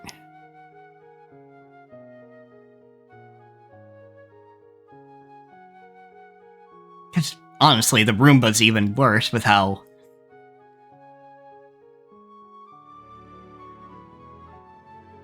maybe you Maybe like, maybe at that point she would actually like summon a creature, you know? Yeah, Because, like if she's old, then like she's probably got a lot of experience. She probably has a lot of like familiars built up, that sort of thing. yeah, I'd say at that point, yeah, just summon a creature and, you know, have yourself a nice saddle like Midgard's Homer has. Yeah, or like fucking like summon a goddamn flying behemoth. Yeah, like, get you... I still fucking love that fucking position, like the pose that your character takes on the throne. Oh, for sure. It's so like relaxed and like authoritative. Yeah, I don't know how to describe it. It's very good, dignified, powerful. yeah, either that or something like a sky bison from Avatar: The Last Airbender. Yeah. Only maybe like something with a palanquin, you know, like to keep the sun off you. Ooh, yeah, for sure. But you could honestly, like, have it on, like, a pulley system, basically. Mm. Like an awning, basically. Yeah. Because like this is also relevant to something I was thinking about the other day. I don't remember if you read it or not, but for the House Wraith thing, the RPG RTS isekai bullshit that I was working on, I was thinking about making some of the heroes, like the hero characters, literally in the game, they would be considered hero units. be like disabled characters, right? Ooh, very nice. Yes, and also the thing with the Sky Bison is how spread out it is, so you can kind of get comfortable. Yeah. Like the examples I used was a mage that's always on a horse because they're too old to run around on foot anymore. You know, like they're, you know, they got like fucking arthritis at the ass. They're like 70 years old. They just can't run around and do like the typical battle mage thing anymore. So they ride their horse. Or a knight that only fights from horseback because they're missing a leg at the knee down. So they just sort of like have a part of their fucking their saddle where they just like set their stump of their leg in and like shift it like that to be able to fucking kind of sort of do their riding stuff. But like I can't really think of any other ways to do like disabled characters that actively go into combat, because like I'm not used to thinking about that sort of thing. Like maybe, oh right, there was another idea I had, was a blind archer who either did this magic themselves or had a spotter who used the magic, but like essentially marks targets for them using magic and then like uses arrows that will be guided to those marks. Ooh. Which I think Maybe would be kind of cool. maybe something even similar to, gosh, I forget what it's called. But the one Western movie we watched. That was Fucking which one? We watched like 8 together. but it was the one where it was a town in the woods that had great walls around them and apparently monsters. Right, yeah. Ghost of the Ozarks. Yes, that's it. And like he had a fucking brace that like he put his arm into and fucking like wound it up to stretch his muscles back out and everything. Mm-hmm. But yeah, the barkeeper in that. Oh, the barkeeper, yeah. Because his wife would like whistle for him, right? To give him directions. Yeah, well, no, she'd actually click her tongue because he was basically. That's right, yeah. Yeah, because she was basically using echolocation. Yeah, for him. So Yeah. Okay. Yeah, that could be good too. Like either a magic sort of deal with that, because like you'd have to use magic for that on a battlefield, right? Because there would be too much noise otherwise. Yeah, basically, again, a magical spotter, but specifically somebody who's giving them a lay of the land. Yeah. So maybe even like an adolescent worm? Dragon worm, I assume. Yeah. Not like an earthworm. Yeah. But somebody who could fly over the battlefield where, they're too busy focusing on large targets to really do anything quite like that, and give a kind of mana vision by either making a screech or even just kind of letting magic flow from their mouth. I've got something in my head about bells for it. Ooh, bells. Bells could work. Maybe this archer uses something like a FromSoft great bow, and they have bells attached to the fucking things. Ooh, I could see that. I'm also thinking of Kenpachi from Bleach. Yeah, who has bells in his hair. Yeah. But that's more of a handicap for him. Yeah, that's a handicap for him, but I remember, like, there is some amount of, like, senses with that. Kind of. At least from what I remember. It's been a while. Yeah, because, like, his thing was that he wore them so people would hear him coming.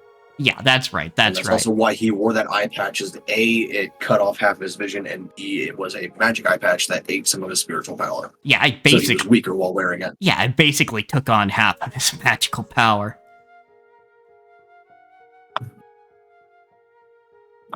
Like, because that's a fun idea as well, but that's not for disability. That's for like a blood knight who wants like more challenging battles. Oh yeah, for sure. But just the bells in the hair, it just reminded me of like, because I think it did respond a little bit to spiritual pressure. At least in a scene or two, but maybe I'm making that up.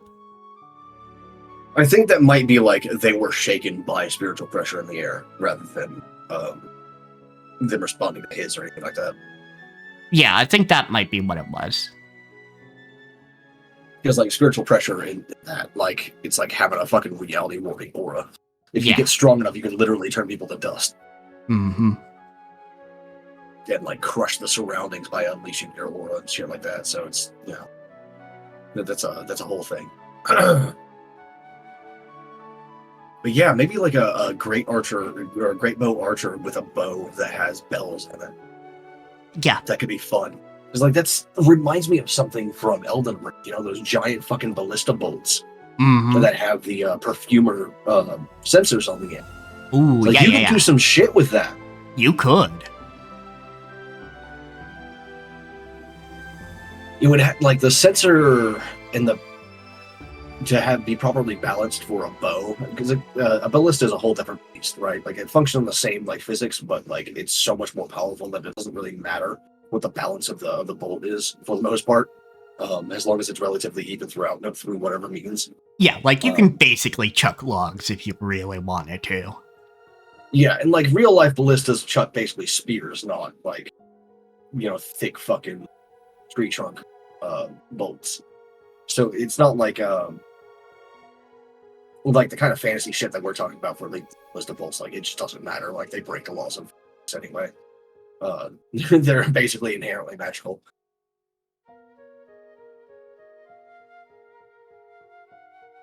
But something like that to round out their ability set for use in the game would be interesting. Absolutely.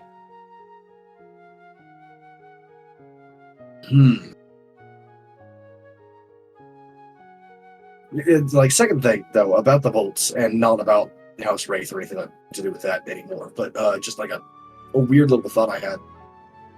I don't remember ever seeing a ballista big enough to fire those bolts in Langdell.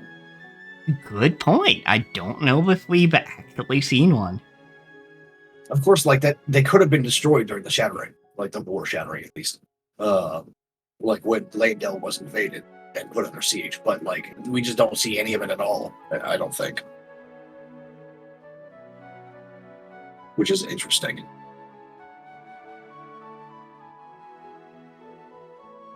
Very good point. Also, Horolu is fucking enormous. Why is he that goddamn big? I don't know. Like, he's supposed to be just like a dude like us, but he's so fucking big. He's big. He's like... He's as big as Radon, just about. Like, Radon is still a bit bigger than him, but like... Fuck, dude. Like, he's the second largest of the divine entity. Yeah, that's... Or the divine people, rather. Not the divine entities, because like some of the divine entities are fucking enormous, like Godwin's corpse. Oh yeah. Godwin's corpse is like probably like the biggest thing in the game, I think. Like the biggest entity in the It's like he's even bigger than like the ancient dragons and the Citisax.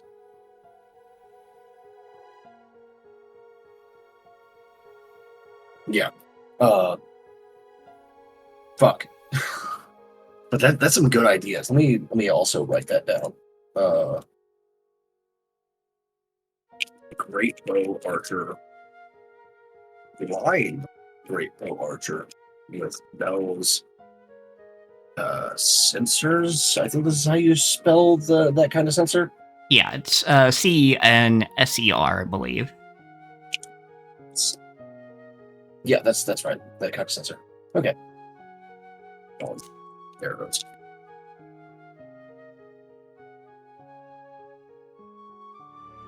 That's a great idea for like a disabled character. Absolutely. I want to have more disabled characters in my stuff. Not out of any like not out of tokenism.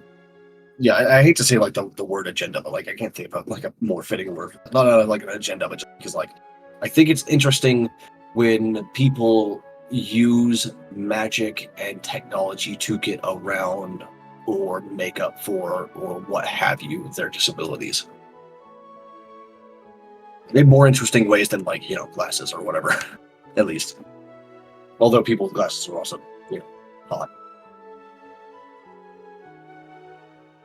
Yeah, but it's also a given, so I get you. Yeah, of course.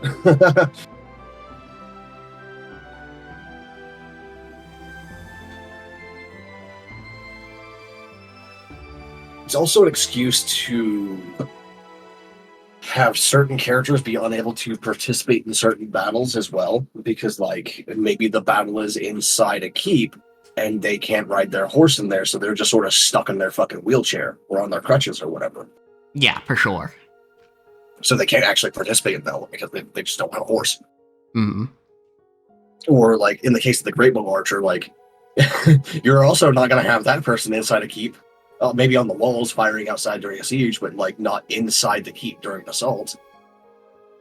Because like that's a motherfucker you plant in one spot and just have them rain down hell on an area. Yeah, for sure. You can't really do that inside a building. Yeah, like even if they were sighted, like their abilities alone are better suited. Yeah. Like, especially with like explosive fucking incense arrows, you know? Like that shit's gonna like explode a wall or something. Yeah, exactly. Which is kind of what you want when you're like on the battlefield, but not so much when you're inside a building. Yeah.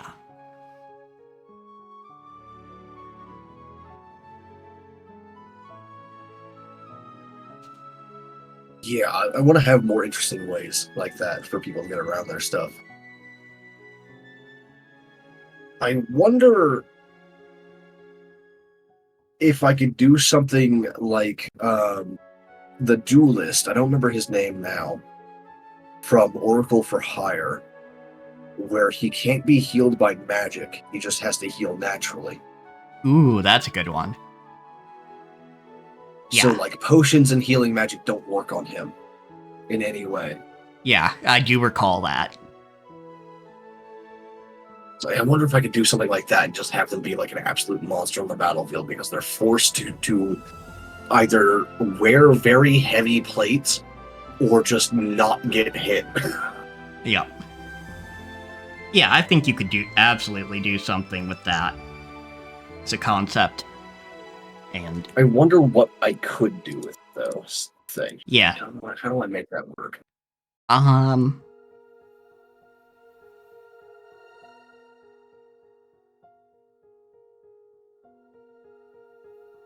Well, let's see.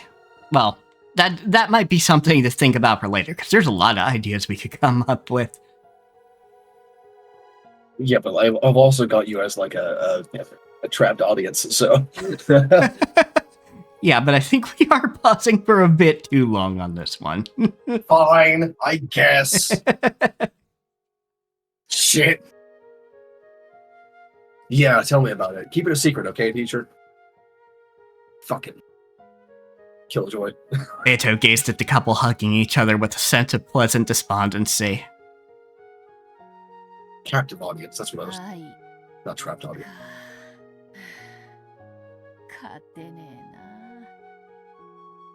Love, is it? I'm no match. 45データ治療射撃 Oh no! 45, data received. Firing preparations concluded. 弾種選定装填 Ammo type selected and loaded. Stop it with the flashbang! 410射撃 410 firing.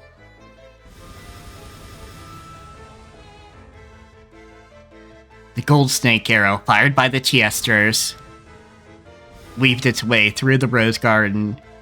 Bushes in the rose garden weaved its way through the hedges and climbed the stone steps towards the mansion's entrance, aiming for the keyhole.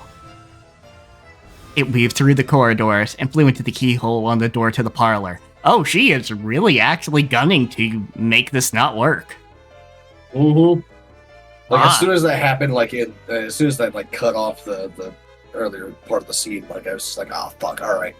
Yeah, I was wondering if it was going to be a fake out and they really were doing something like, you know, I don't know, Ava Triche chucking Rouse and Natsuhi into the air, and they're just going, fire!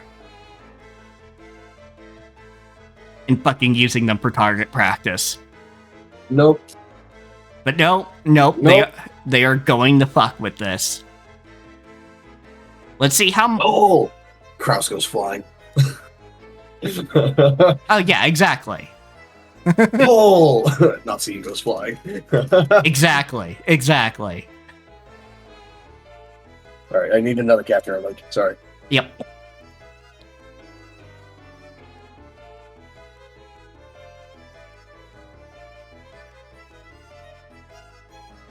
That should not be natural means. That should be magical means. Can't be healed from natural means. I mean, you fucking. Yeah, that's a bit too much. That's a different thing entirely. Yeah, that's like even your cells won't Although heal that's you. also yeah, that's also a good idea. It's like they can't heal through natural means, but they can heal through magical means. Yeah, That could be interesting as well. yeah, exactly. Like they are a proficient healer, but they don't use it to heal others usually. They're just healing like every single fucking micro injury they get because they've been cursed or something. Yeah. You know, the little shit that you do to yourself just on a day-to-day basis. Yeah, which like most people don't understand that. Like there's always constantly damage happening in your body. Yeah. Like even when you just like eat food or drink water, you are damaging your body through some means, right? Yeah, it's just your body can come back from that because it's it's built just so to. minor that you don't notice, right? But if all your cells stop dividing one day, so completely stopped dividing, like you would wear yourself to the bone very quickly, like within a week or two, just like through normal actions, like just like touching stuff, kill you. Yeah, Beatrice, she's just like, the fuck? Like, oh fuck, shit, damn. It happened in an instant. One could hardly blame Beato, who was completely worn out for not noticing it beforehand.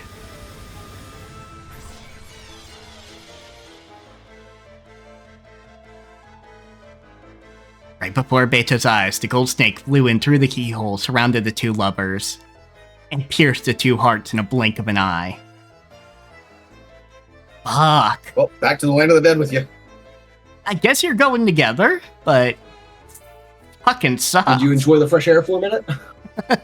Yeah. At least they're together, but fuck me. I mean, they're gonna suffer a lot here in a minute. Point taken. I didn't even think of that until just a second before he said it.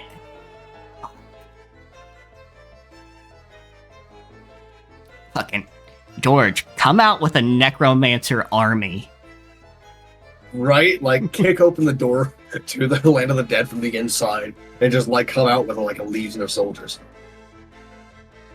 Granted. That is also a great idea for a character, side note. Yes, it is. Pull a Kratos on it, but use fucking necromancy instead of sheer rage. Furthermore, the gold snake faithfully pierced a hole through Shannon's chest once more. Oh, yeah, right. That would kind of fuck with the ritual, wouldn't it? Yep. Although, Amatrici could totally just go kill someone else instead. Oh, yeah, absolutely. But she Shut up, Felix.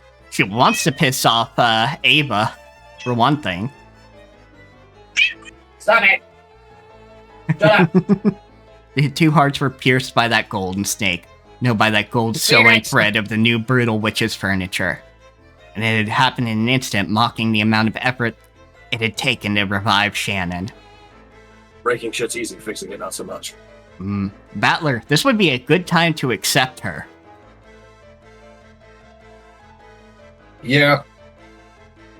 To at least put her back on the fucking board. Yeah, put her on the playing field of, okay, you were a witch accepted by everybody on this island. Fucking tear ass.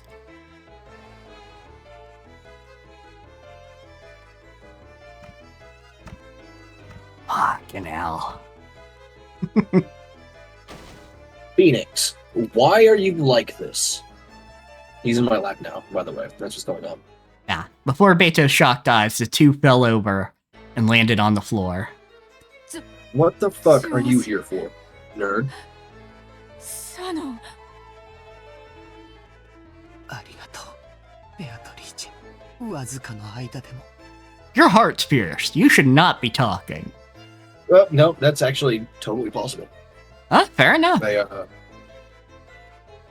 it's like, I always go back to this video specifically for this, but there was a man who was a homeless dude who was struggling with someone. I don't remember why he had a gun or what he was doing, but there was like a police standoff with him. And, like, the homeless man struggled for the gun with the guy, got shot in the heart, continued to struggle for like a solid 30-40 seconds, took the gun away from the guy, pushed him down the stairs, and then sort of just sat down and died. Ah, yeah, I remember that now. Mm-hmm. Thank you, Beatrice. Like, you can partially blame that on like on fucking adrenaline and all that stuff, but not so much. This is why I keep saying that, like, the way to fucking instantly kill someone is to go into the back of the skull from the brainstem and drive the blade up, or the weapon up, whatever you're using, up into the brainstem from slightly below, you know, like 45-degree angle from behind. Yeah. That's the only way you're going to instantly kill someone. Any other way is not going to take immediately. Right. Thank you. Even beheading someone will take like 7 to 8 seconds for them to die. Yeah. Thank you, Beatrice, for letting us meet, even just for a short while. Thank you. George spent his last breath thanking Beato, and died alongside the one he loved. The gold snake, which still soothed the two in place, spun like a large cyclone revolving around the inside of the parlor. It was searching for further prey in that room. Then the tip of the snake met Beato's gaze. In that instant, Beato was prepared to die. At that moment, Virgilia stood in front of her, the finger of both her hands drawing a seal. Instantly, gold-colored gold leaf buried the inside of the parlor. It was like a blizzard of gold. She can't defend herself right now. She just burned out like literally everything she's got. Yep. Beato, run while you can. No one can escape from the Chester's golden bow. So yeah, you gotta fuck off to the middle world.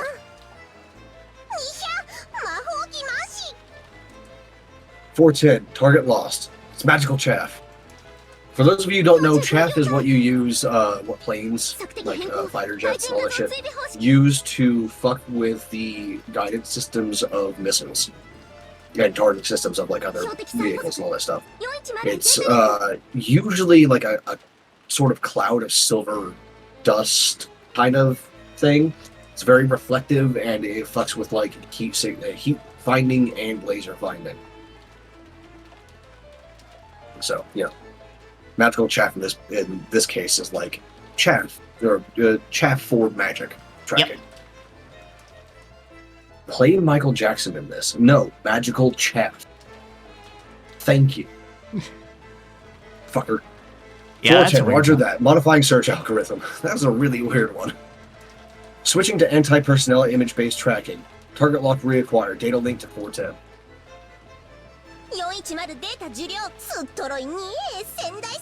Oh yeah, they are actually going for her.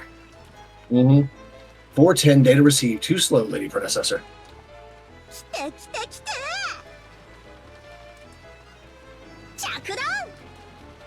Coming, impact. Prey targeted by the Chester sisters' golden bow did not escape. It could not be blocked. No magical barrier could even dream of blocking it without being multi-layered. The gap opened during that instant of confusion caused by Virgilia's deception magic was Beato's only chance to escape. It was the only chance to make the sisters confuse Virgilia for Beato. As Virgilia spread her arms wide, blocking the way to her beloved disciple, the gold snake pierced straight through her heart. After sneaking in through the keyhole, the snake shot through George, Shannon, and then Virgilia in an instant, completely failing to notice Beato as she used that instant to escape. Fucking...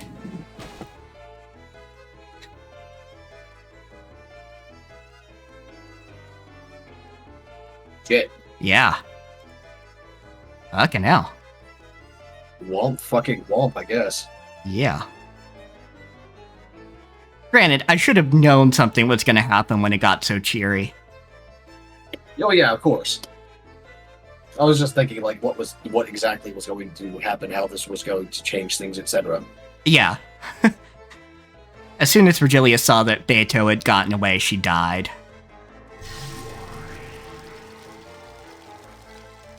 The strength left her body, and like gold dust drifting with the wind, her form was erased. Beto completely erased all traces of her magical power. It became gold butterflies and passed through the walls, escaping to the wind and rain outside. Damn it. That's you. Sorry. Yep. Damn it, times 3. You bitch times 2. Beto felt regret from the bottom of her heart. Why? Or maybe you bitch squared. Because she had been attacked by the new witch? Probably not. Of course, she hated losing her teacher. And even more importantly, Beto was enraged at the barbarism that had boorishly stolen away the reunion between two lovers. Beto had poured out almost all of her magical power fuck, to she reunite actually them. Understands now. Yeah. Like, genuinely understands. Yeah, she's actually reaching that level of understanding, which means she might have a chance by magical girl rules. Yeah, that's true. And honestly, I think this might less be her having new character development and more like reigniting old character development, right? Yeah, like learning Like how to remembering human old again. character. Yeah. Which is honestly faster than having new character development. True. Because you just gotta like be reminded of it again, right?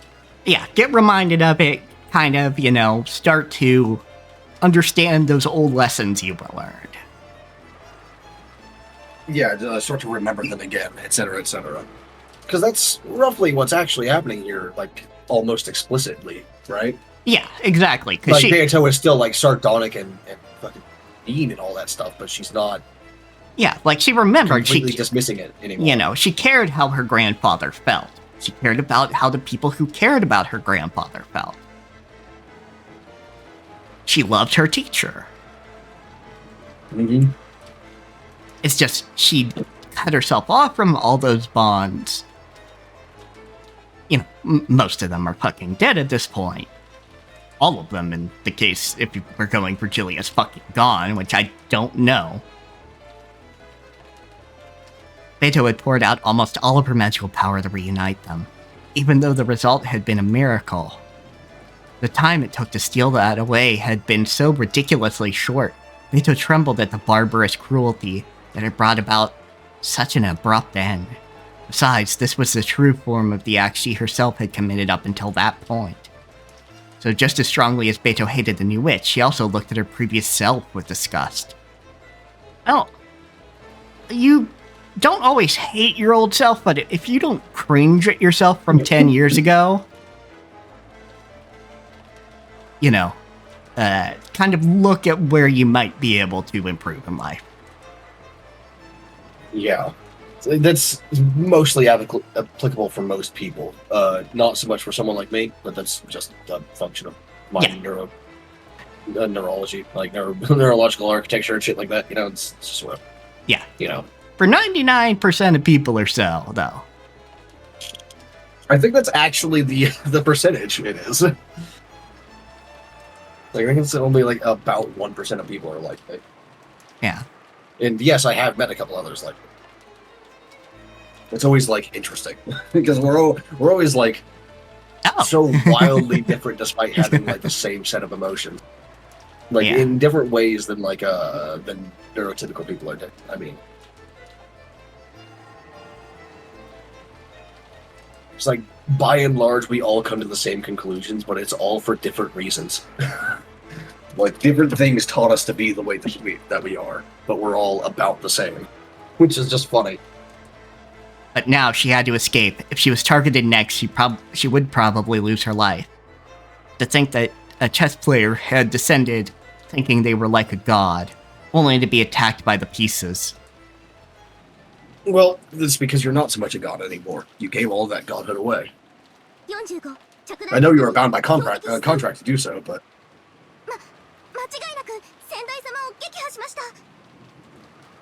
45, impact confirmed. Target scattered. Without a doubt, we crushed the lady predecessor. Just the wrong lady predecessor. Looks like our pile of kill medals is going to get bigger again. 愛し合う二人引き裂いて一度合わせて二度もう一度引き裂いて3度楽しめるだっけ。 What was that about loving couples? You get to enjoy tearing the two apart by death, reuniting them, and then tearing them apart again, right? Hyuk, hyuk, そ hyuk. のついでに Fucking goofy あ laugh のクソう here. るさいババアまでさよならできてさロノウェ文句ないわよね。 And along with that, I get to say goodbye to that damn fussy old hag. Ronobe, you don't have any complaints, right? ございませんと、ベアトリーチェ様。I do not, Lady Beatrice. Oh, you lying, bud. Mm-hmm. You- That's a lie right there. You just waiting. あいつは魔女の碑文の儀式を妨害したのよ。第一のバンド That person interfered with the ceremony of the witch's epitaph, you see. 私の儀式を妨害したわ。 She revived a sacrifice from the first twilight without permission, obstructing my ceremony. 文句言われる筋合いなんかなんにもないわよ。 She got no right at all to complain.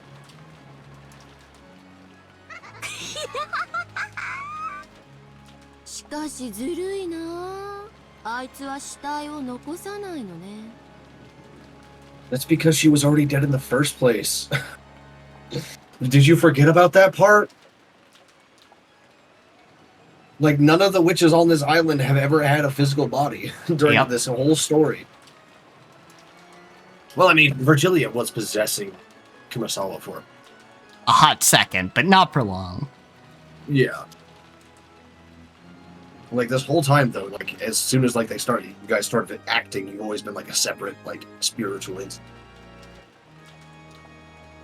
But it sucks that she didn't leave a corpse behind. あの What バ the バア fuck else would she be doing that 思いっ ceremony? きり何度も無限にいじめ殺して遊んでやろうと思ったのに。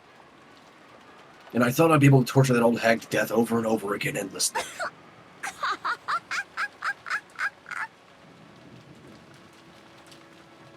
Yeah, he's like, fucking hell, I'm just waiting for a moment to kill you. Yeah, I don't even know if he can, like, because he's bound by contract, right?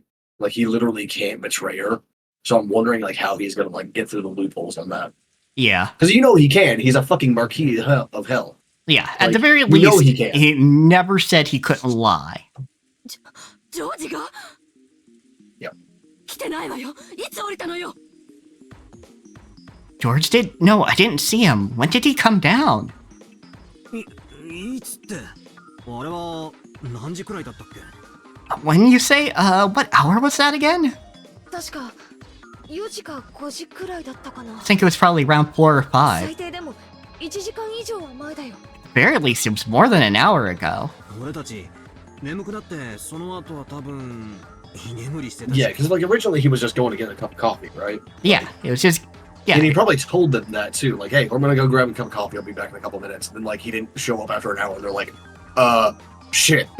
yeah. They thought, oh, well, you know, at the half hour mark, oh, you go, oh, yeah, he was talking to his mom or something. Yeah, it's like his mother's down there and blah, blah, blah, blah. Yeah. It'll be fine.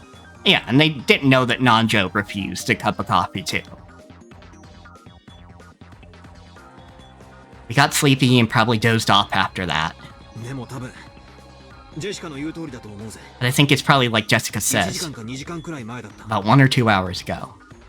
私もそのくらいの頃だと記憶して、コーヒーのおかわりはいるかと聞かれましたからな。 I also remember something from around that time. I was asked if I wanted more coffee. Phoenix, I'm gonna spray you right in the nostril. Something hard to believe had happened. I started reaching for the fucking spray bottle and he was just like, oh fuck, and ducked behind the damn curtain. Apparently, when Aunt Ava had left her a second to wash her face, Uncle Kraus and Aunt Nazi had disappeared. There's no way they went hiding somewhere. Of course, the doors and windows had all been rigorously checked and all were locked from the inside. Not one of them was broken. It wasn't just true for the first floor, the second floor was the same.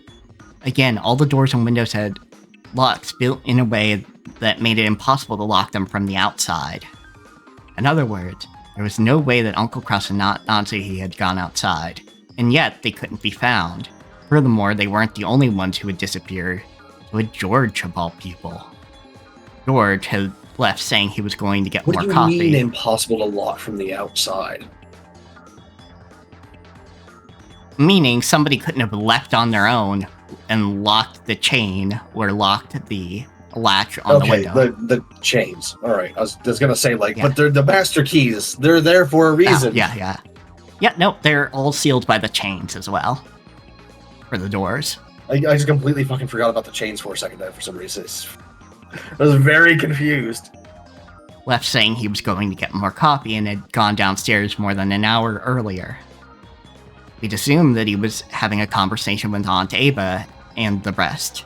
But Aunt Ava, who had been in the lobby the whole time, said that no one had come down, since all the doors and windows were locked from the inside. It was unthinkable that they had gone outside. However, 3 humans had evaporated from this barricaded guest house, which had become a perfect closed room. In a situation like this, we couldn't imagine that this was because they were playing hide and seek and trying to scare us with a prank. That'd be fucked up. It was probably reasonable to assume that they'd been caught up in this crime. When Aunt Ava had learned that her only son was missing, she had gone half insane, running from room to room and yelling his name. And Jessica, who had suddenly lost both of her parents, had chased after her. Cries of George and Mom, Dad had continued to echo through the guest house for some time. I think George said something about wanting to see Shannon's dead face. It's reasonable to assume that he snuck out of the guest house and went to the mansion. But I didn't have a clue about Nazi and Uncle Kraus. Did they see him leave and then go to the mansion to search for him? Without even telling Aunt Ava? At this rate, it's only a matter of time before we start planning to leave the guest house to go search for them. When that time comes, I'll agree. We'd thought staying holed up in the guest house would be safe, which was why our big happy group of 12 people locked themselves up here this morning. And yet, now there's only 4 of us left. That means staying here is no guarantee of safety. However, there's one thing that we can't afford to forget. All the doors and windows were locked from the inside. This is a closed room. How did they manage to vanish from this place?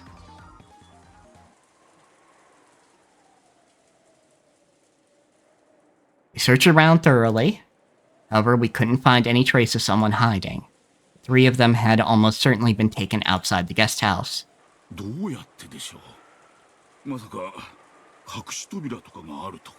Wonder how it was done. You don't think there might be something like a hidden door? Hidden door? The doors and the windows were built in a way that makes them impossible to lock from the outside. Even using a fishing line, it would probably be impossible with the way they're constructed. So it may be reasonable to assume that they left via something other than a door or a window. You're right, that does make logical sense. No one can be sure that no hidden doors exist.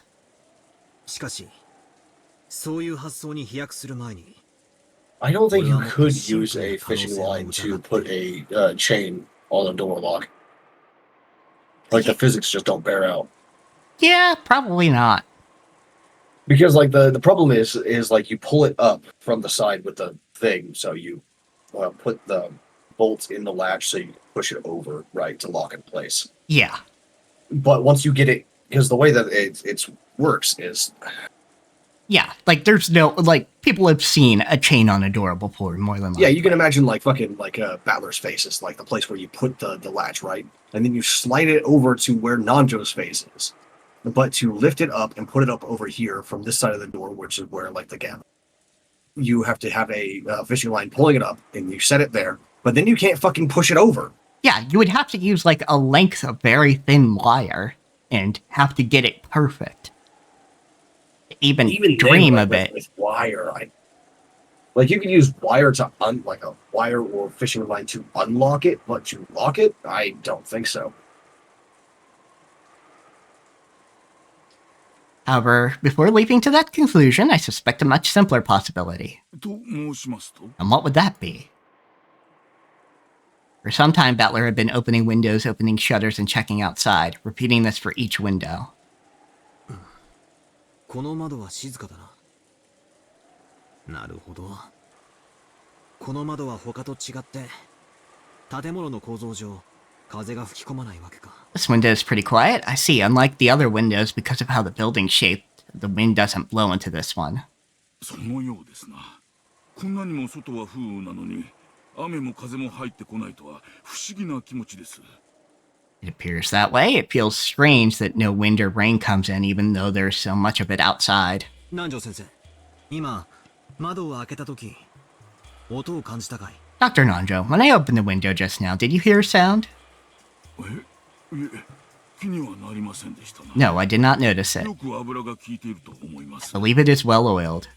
つまり、誰も見ていない廊下の窓から、ひょろっと抜け出すことは可能なわけだ。しかもこの窓なら、風も吹き込まないから。Yeah, but you would notice that if this was the window because it wouldn't be locked. You don't need to, like, go through this whole logic. You just be like, oh, fuck, this one isn't locked. Yeah. In other words, it's possible to slink through a window in the hallway when no one is looking, furthermore the wind doesn't blow in through this window. The air pressure wouldn't cause the curtains or a door to make a sound. It'd be quiet. Battler leaned forward and looked at the ground below. He was searching for some sign that George had jumped down, but at a glance he didn't see any mark like that on the grass in the middle of the pouring rain. Yeah, the grouse. Grouse Ushiramiya. Yeah. There might also be a window like this on the first floor. It'd be possible to go outside without anyone noticing. One standard story is about 3 meters and some change, or 10 feet, so you could very easily hang over the edge of a window on the outside sill and drop to the ground and not hurt yourself. Even I could probably do that with my busted legs. Yeah, don't try it. Like, you still have to, like, land properly and everything. But, like, it is very possible, and I used to do it all the time. Like, even with my legs right now, I can probably make that landing. I would have to, like, sit down for a very long time afterwards, but I could do it. However, not only the doors, but the windows too are locked. And the shutters are even down as well, correct? Maybe possible to go out through them, but you couldn't lock them afterwards. Sure you can, just like this. Battler closed the window and locked it as though this was perfectly obvious. Battler, you aren't saying... Someone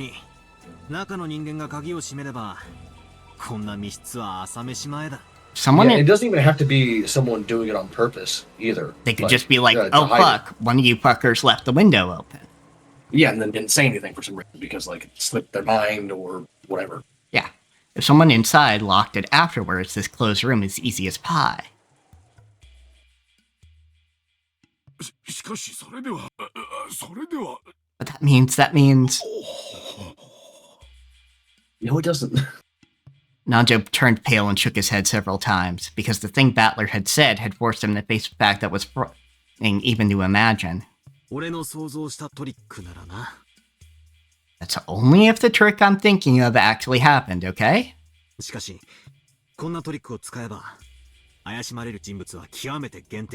However, with this trick, only a very limited number of people can be suspected. He didn't want to say it in front of Nanjo, but after eliminating Jessica, who had been with him the whole time, only Nanjo and Ava could have done it.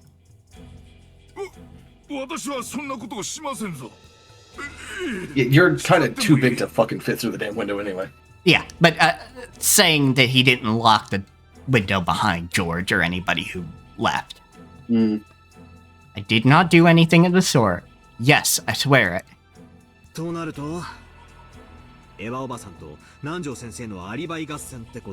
this case, it becomes a battle between Aunt Ava and Dr. Nanjo for an alibi. You just have to suspect both of you, and find the two of you separately.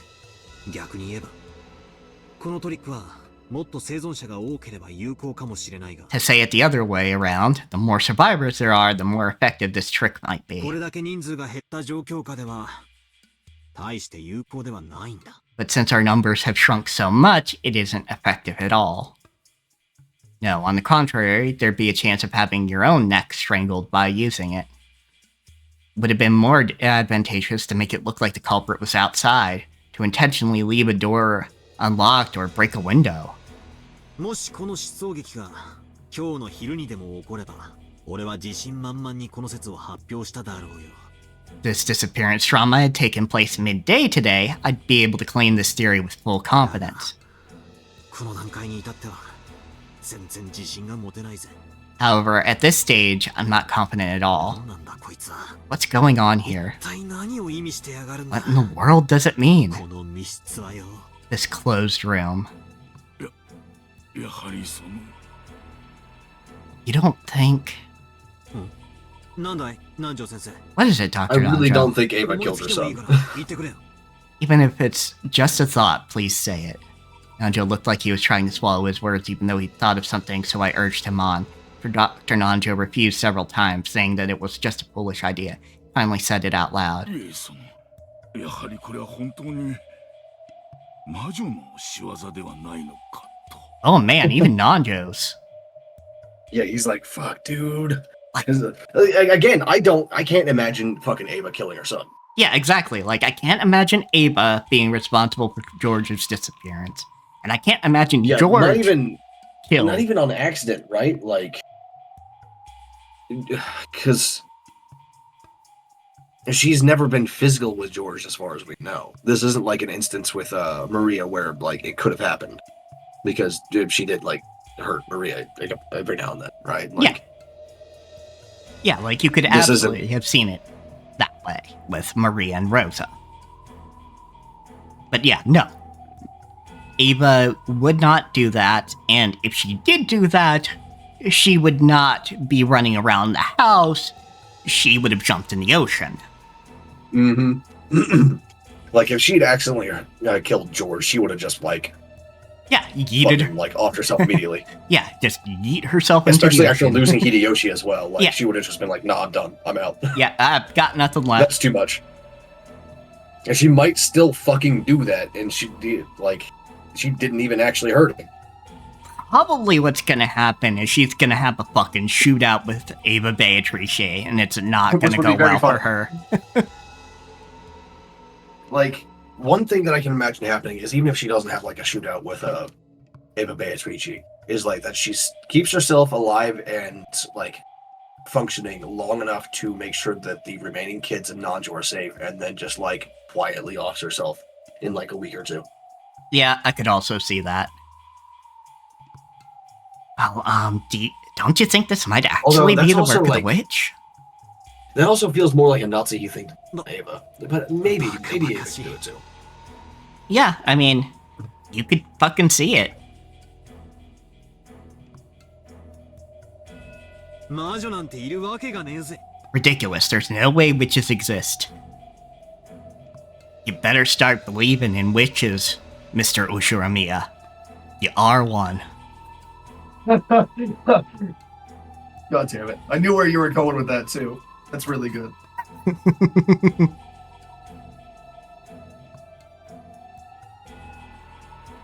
魔女は私たちに訴えたいのです。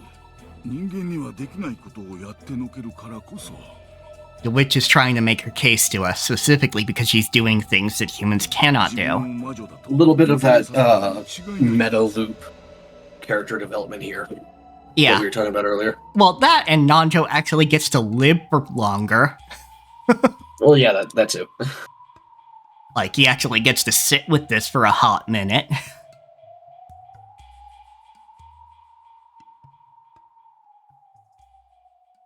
Because usually, like, he's in the 4th through... Well, yeah, in all times, he's been the 4th through 6th Twilight. In the first loop, he was in the last Twilight. Because it was Genji, Nanjo, and Kumasawa that died at the very end. I don't remember which one he was, but I think Kumasawa was the Oh. last one, then Nanjo, and then Genji in reverse order. Yeah, that's right, because they did 4th, 5th, and then they did 6, 7, 8. But this time they did 4th, 5th, 6th, and now they're doing 7, 8 with Rouse and Natsuhi. And now that first off, this means that the ritual itself is completed, which is probably why she's going just entirely, alright, you all die now. Couldn't there be 4 survivors? Or 5 survivors? Because there's only 4 right now. George got, Yeah, I guess George didn't need to George die for the ceremony. Yeah, George wasn't part of the ceremony. He was just a bonus. Double kill. Yep. She must be trying to make us accept her as a witch.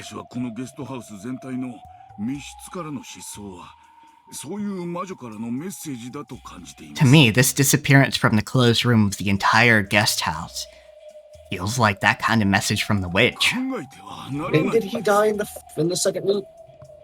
He died... Oh gosh. It wasn't during the first Twilight, because the first Twilight was the adults and their spouses. Yeah, adults and their spouses. The 2 who were close were Cannon and Jessica. Mm-hmm. So... It was before Goda died, right? Yeah, it was in the servant room when he was tending to Cannon. Oh yeah, that's right. It was him and Kumasawa. Yeah, okay.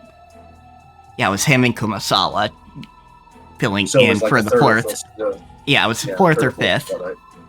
Yeah. 4th or 5th? What do you mean? Or yeah, 3rd or 4th. You're right. Never mind. Or no. Right. Yeah. So the first was the first 6, and then the second was the 2 who were close, right? Yes. That's right. You're correct. Kind of like 3 or 4. Yeah.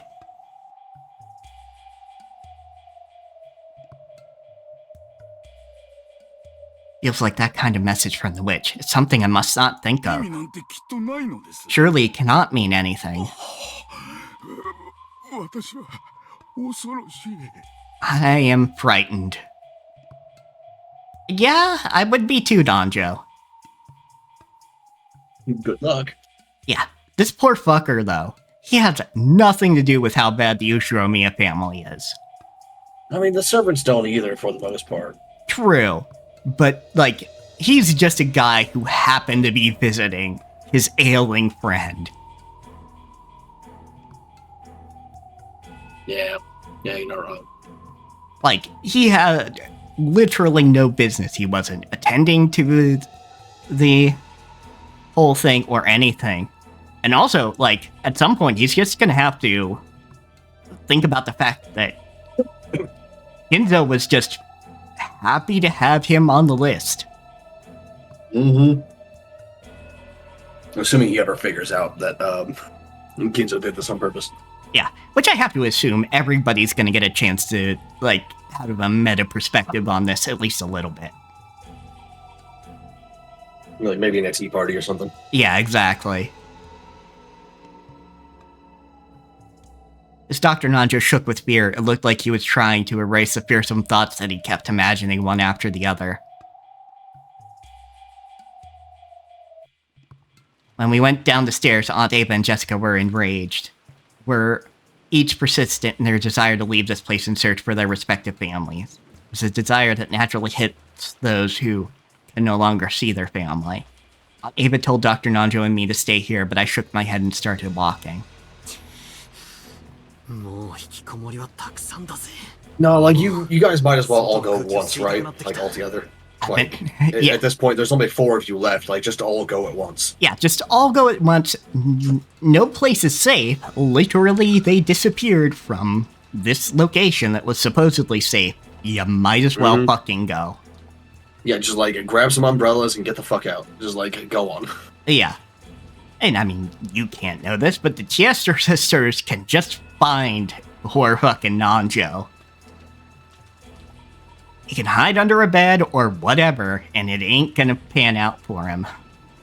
Mm-hmm. I've been shut up inside for a long time already. I've started wanting to breathe some outside air. い行くならさっさと行こうぜ。もうこんなところに閉じこもってるのはまっぴらさ。 Man, Yeah. I can't believe that the fucking pachinko sprites are even worse with Jessica's chest Yeah. than this is. Yeah. Like, this is already, like, vacuum sealed. Go ahead and take the dialogue box down so you can see how we're talking about. Yeah, This is already fucking basically vacuum sealed, but, like, the pachinko ones are just so much worse. Yep. Like, even worse. I don't... It's difficult to, like, figure out how they made it worse, right? Yeah. But they did. But the proportions are just so weird. It's not even, like, the proportion specifically, but, like, how the jacket, like, is even more fucking, vacuum sealed, which is... Saying Look at this. something. Look at this!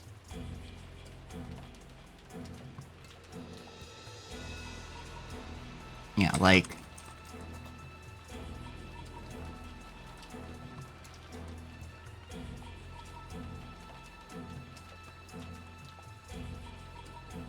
At least Battler, like, kind of looks like himself. Very pointy. Nope, I have to save it. Let's see. Save image as... I can just, like... Oh, no, you'd have to, like, capture your browser. Never mind. Yeah.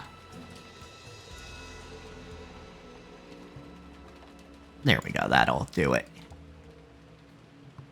Yeah, it's the fucking shading there that really just, like... Yeah, like, the fucking... The buttons for her blazer are between... Like, in between the valley of her chest, right? Like, it's in there, not over top or stretched between or anything. It's in there. Yeah, and like... it's like, what the fuck? Yeah, it's almost like they took it in some. As far as, like... Oh, yeah, this would normally fit her on the normal one, but they actually took it in a bit to make her chest more prominent. Yeah, it's fucking... How do you do that? Like, you guys have an unhealthy obsession with a 16-year-old's tits, alright? Yeah, and also the other thing is, this bit is darker than the rest of the shirt, whereas this is lighter. It, you know, or at least kind of matches, and it's slightly lighter due to the lighting. Mm. Which also kind of, you know, like, this all looks dark in general, which is also just a consequence of how the actual text boxes actually look. Because it shades over everything with filter, right? Yeah.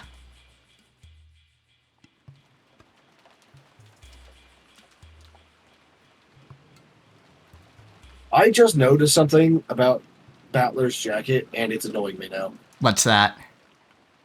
The collar does not come up around the back of his neck. You are It dips correct. down below the collar of his shirt. Yeah, because you can see how it goes. Yep. Like, It's not supposed to do that. It's supposed to be the same shape as, like, what he's got on his shirt, just, like, outside the shirt, you know? yeah. There's Hell, no- it might even be, like, more stiff, because, like, it's a jacket rather than a shirt. Yeah. There's no way I'm gonna keep myself shut up in a place like this anymore. 早く父さんや母さんやジョージ兄さんを探しに行こう。 Let's go find Mom, Dad, and George right now. The blood had all risen to Jessica's head. Hope it doesn't set off her asthma. 残りたい人は勝手に残ってればいいわ。とにかく私たちは表を探してくるわ。 If anyone wants to stay, go ahead and stay. We'll be searching outside. 南條先生はどうする？ What about you, Dr. Nanjo? 留守番してるかい？ Will you watch the place by yourself? 私もご一緒させてください。 Yeah, it's like, at this point, you might as well all go together. Just No, go. allow me to join you. Because at this point, he'd be just kind of the lone person waiting to get fucking killed. Mm-hmm. Rather than holing up in a guest house whose security was by no means guaranteed, it would be better to enter a dangerous zone as a group of 4 people. Aunt Ava had a gun. Moving separately from her was almost like asking to be made into the next victim. In this way, the 4 of us decided to leave the guest house. Even though it should have been safe to barricade ourselves here, we lost 8 people after doing so. It's almost as though this was a holding cell from which the sacrifices could be killed one after another. You're not far off. Yeah. Also, yeah, little typo there. As though yeah. It took me a second. So I was looking for a misspelling rather than like an extra word. We removed the chain, unlocked the front door, and opened it. It was already pitch black. While there were some lights outside that dimly lit the pathway, it didn't have enough power to pierce the darkness that some suspicious person might be hiding in. 行くわよ。遅れても知らないんだからね。I'm going. If you fall behind, you're on your own, okay? Still holding her gun, Aunt Ava dashed out without an umbrella. Seems like a little bit of soon parenting. Mm-hmm. Jessica followed after She says her. that, but she would probably come back. She'd probably wait for them. Yeah. Though she might not wait for Nanjo. He might beat shit out of her. Oh yeah, I mean, but that's because like Nanjo's a grown fucking man. He can do what he do. After glancing at each other, Dr. Nanjo and I chased after them. What in the world is happening in this mansion on this island? I've just been shut up in the guest house with the rest of the cousins since yesterday, so I don't know anything about what's going on outside. Battler, this might be a good time to, like, whisper in your other self's ear. Shit's going down. Fucking run! You know, that's a good question. Is Battler watching any of this? Or is he I should hope so. Or is he only seeing what his other self sees? I should hope he's like watching at least some of this, you know? Like, he doesn't have Virgilio right now to fucking talk to him. Yeah. So.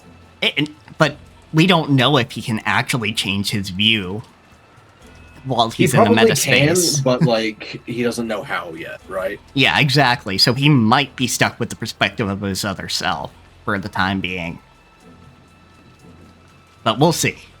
Just what is happening? Like, we've that already I don't seen know him about. like do things on the game board, so like he definitely can go and observe. He just doesn't know how to do it on purpose yet. Yeah, exactly. Outside this room, in the mansion, on this island, everything is happening, everything is proceeding, and everything is ending without my knowing it. Somewhere in my heart, I've already started giving up. Most likely, not one of us will see tomorrow morning. When the seagulls cry, nobody will be left alive. Yeah, that's kind of like in the ceremony.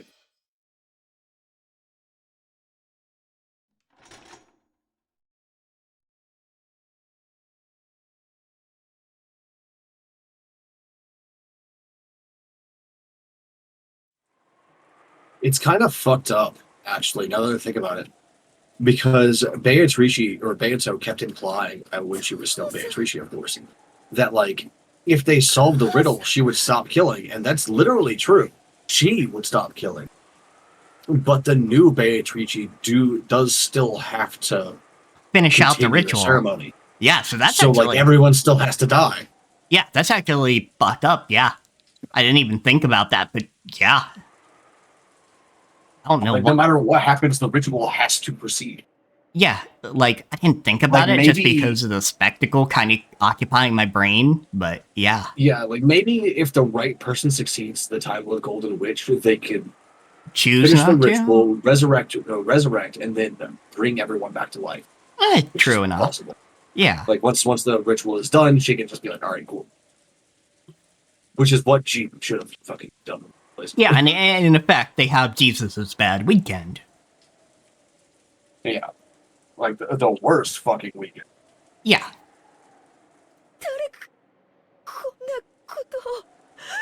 Dad, Mom, who would do something like this? God damn it, now I just thought of a fucking, like, Beatrice or Beato running a fucking, like, magic academy using the Ushigurumia family. Oh god, that would be... at the very end, like, she's just like, alright, let's get to teaching all of you because you all got some weird fucking potential and I'm not gonna let it go to waste. Yeah, that's one way like, to so do it. far, like, all of them, like, everyone that's actually come into contact with magic and had a chance to do magic has done magic.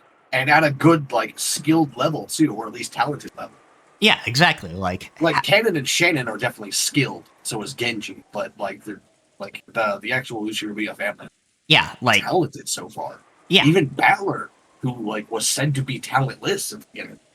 Yeah, like he has the mind to wrap his head around it when he stopped trying to deny it. It's just he's also essentially an anti-magic sphere. Because he keeps denying it so fucking hard. Yeah. Jessica's woeful voice echoed throughout the Rose Garden. Perhaps it was the intuition of a person who lived on this island. It would be kind of fun to compartmentalize the denial of magic and acceptance of magic in your brain, so that you could actively use anti-magic against magicians. Yeah.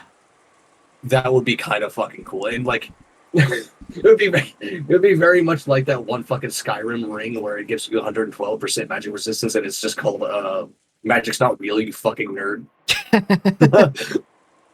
Like if someone's literally throwing fireballs at you and you're just like, nah, I don't believe in it. Fuck you. Eat shit. Perhaps it was the intuition of a person who lived on this island. After checking the part of the Rose Garden where Aunt Rosa and Maria had fallen and seeing nothing, Jessica went to look in the arbor next. Normally, the arbor was probably a wonderful location to enjoy tea peacefully while appreciating roses on a good sunny day. Maybe even Uncle Kraus and Aunt Nazi had days when they relaxed and enjoyed their tea together here. In that arbor lay their corpses. At least they aren't drenched in the rain like Aunt Rosa and Maria had been. There was no way I could say that out loud to Jessica at the moment. Yeah, that's an inside thought, Battler. Yeah, that is definitely an inside thought. What do you think, Dr. Nanjo? They did. My professional opinion is that they fucking did. Strangulation, I believe. Come, take a look at this. On their necks, there are distinct markings that something thin was used to strangle them.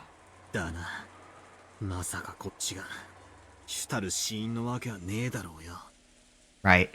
I doubt those things were the primary cause for their deaths. Right there lay two stake-like weapons decorated with occult design, which had been found driven into Uncle Krautz's thigh area and near Aunt Natsuhi's calf. When we found these sticking out of my parents' forehead and chest, we decided to preserve the crime scene and leave them for the police. Jessica didn't care about such matters and immediately pulled the stakes out of her parents' forsaken bodies. By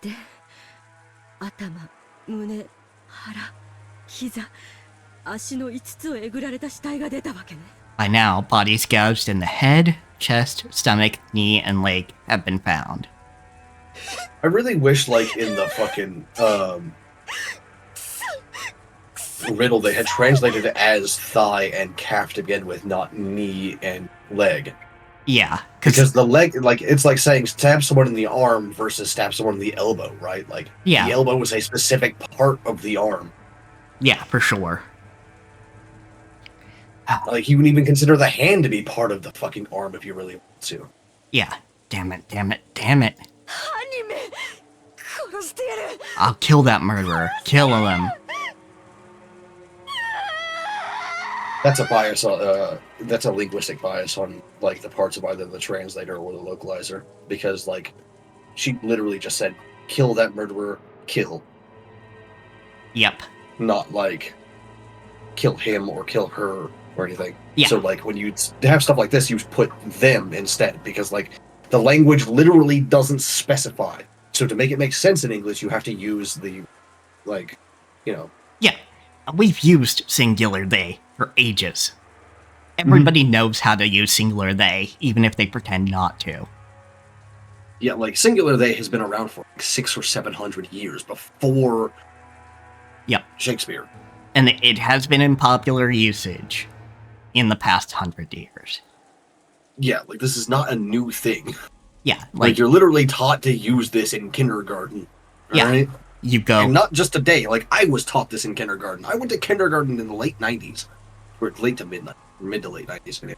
Yeah, like, who was in the kitchen? They left a real mess here. Yeah, exactly. That is I don't know why people are obsessed with the he or she things. Just use they, you fucking weirdo. Yeah, exactly.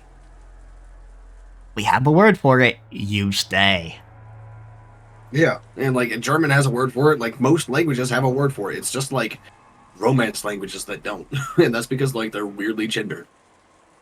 第8の番まではこれで終わったわ。 Yeah, and we are the least gendered. Stop inserting gender into it. Yeah, fuck that, dude. 続くは第9の番。 I have hope the person that, because this is a friend of mine that did this. I have hope the person who said this is listening right now, and I have hope that they're not, because like, on one hand, I want to have this conversation, but on the other hand, like I don't want to like strain our relationship. But like, stop putting S on the end of things. Don't put ESS on things. Knight is not gendered in the first place. That's a job. Yeah, we do not gender jobs in English. For the most part. Like sometimes, you know, huntress versus hunter, Yeah. actor versus actress, but that's specifically because those things come from Latin. Yep. The way that they are like conjugated comes from Latin. Yep. Knight comes from German. Don't do it. It's not gender. Granted, God damn it. German is weirdly fucking gendered as well. Only, not really. Not any more than, well, a little bit more than English, but it's only in the articles, really. That's true. It is primarily in the articles. Yeah, and there are, like, there are articles for don't know or non-gendered as well. So, there's pronouns and articles for that sort of thing. It's specifically some words are gendered. Right? So, like, when you... and this only matters for the articles, is what I'm saying. So, like, when you would have, like, say, a key or a chair or whatever, you use that article. Or, you know, a car has this article. It's just like a conjugation thing in this case. It's not like a... And this is how English used to be, too. Like, a very long time ago. But it's not like Romance languages where, like, there is no non-gender thing. There is no agender article or anything like that. It just defaults to the masculine one when they want to do something like that, which is kind of ridiculous. But, like, if you really want to gender knight, say dame instead, because that's what the fucking word means. Knight is a job, sir or dame are the titles for that job. All right? Yeah. Sir is the masculine title, dame is the feminine title. That's it. That's all it is. Yeah, though a lot of jobs are gendered, unfortunately, actually, in German. Lehrer versus Lehrerin. Yeah, the teacher versus teacher. The masculine teacher versus feminine teacher. Yeah.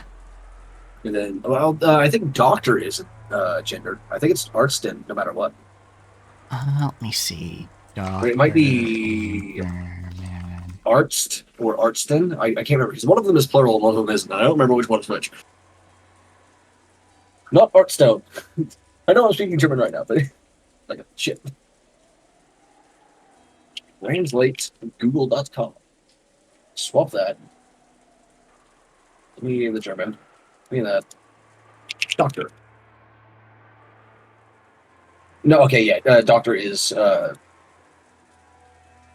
the common word for doctor is gendered. Arts versus Artston. However, there are some other words for doctor that are not gendered. For example, doctor and mediciner. Yes. So, like, it's actually kind of easy to swap over for a lot of these things because they have multiple words for it. Whereas in English, we just we have doctor and physician, and that's it. That's all that a doctor is. Because like medical professional, I assume mediciner is also like basically medical professional. Yeah, and basically, German uses maybe that's pharmacist. Yeah, could be pharmacist. And yeah, German basically uses default masculinism these days, which is what you were saying. Because they do have a formal non-gender thing. Yeah, die das. No, Z. S-I-E. Z. It's also used for plural people. No, not plural people. A plural amount of people. Sorry. Bad phrasing. I just fucked up on that one.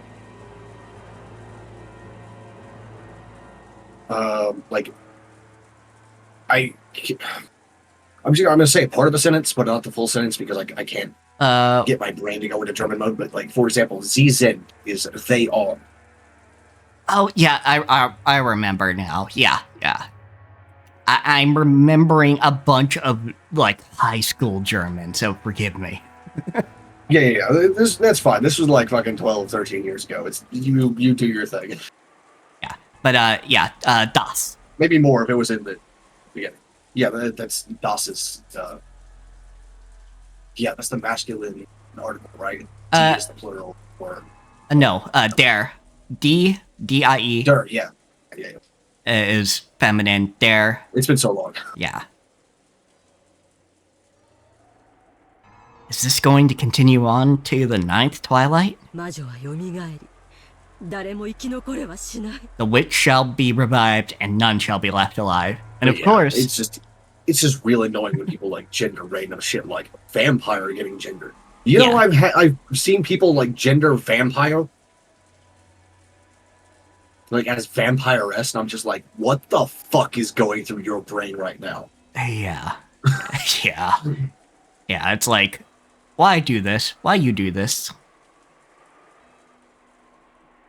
That's like gendering like dragon or werewolf or something. Like, stop it. You know these fuckers would use Dragoness. You know they would. And I don't want to like insult them because like the person that I know that does this is doing it because they're trans, right? And because like it helps with them like sort of like making language more for them, right? And like I get that, but it's just like stop. Yeah, honestly, it helps you specifically, but only you. Yeah, honestly, I would say if you're writing for yourself, go right the heck ahead. But if you're writing for other people, maybe consider doing other things to really press the femininity. Yeah. Like, I know that wolf and, like, dragon and things like that, they sometimes get gendered too. Like, you know, like she-dragon, she-wolf, or whatever. But those are usually specifically in the context of they have kids. Yeah. Like, when it's talked about Romulus and Remus being raised by a she-wolf, it's because she's raising them as her children, so she has to breastfeed. So it's actually important information that she is a female wolf. Yeah, for sure. Like, this is relevant to the conversation, so like the word wolf itself is not gender. Exactly. It's just another way to say. Dragon and shit. It's just yeah, it's just a quick way to say feminine wolf or feminine dragon to indicate that they are able to nurse, basically, or whatever is relevant for the scenario. Because like nursing is really important for babies because they can't fucking like eat normal food, even mashed up food or baby food. Because baby food is like you're supposed to feed that to them after like 6 months. Yeah, you know they need time to get their digestive system in working order. So of course it's important that the wolf that raises them is a she-wolf specifically. Yeah, and you know, praising that wolf or whatever probably to some degree was important to the mythology of that. Yeah, I'm sure she was. I just don't remember like the story fully. I just remember that Romulus and Remus were raised by a she-wolf and then later founded Rome. Yeah, exactly. But yeah, so I think they got into a fight over it, over who got to name it. And Romulus won, so it got called Rome. Yeah. I don't remember if like Romulus killed Remus or whatever, but I just know that they got into a fight over it. And it's been so long since I read anything up on Roman, the Roman founding myth. So. Yep. The witch shall be revived and none shall be left alive. Do you remember the fucking engravings and like pottery paintings I saw of it? Because like back then, the wolves were not painted very well. Yeah. It was, of course, it was just the style, of course, that was popular at the time. These things were painted. Same thing with like medieval fucking tapestries and shit like that. It was just the style that they liked at the time. Yeah. Like realism or anything like that wasn't really popular until like several hundred, even thousands of years later, depending on the time period you're talking about. So yeah, it was more important to represent a thing than to depict the thing. Yeah, though I feel like some of that medieval art really was that motherfucker had never seen one of those things in person. Oh yeah, absolutely. Like that's the same thing in like all over the world. Like when you just have a description of a thing and no actual like image, like no one took a sketch artist or whatever out there to see it and to come back with a sketch.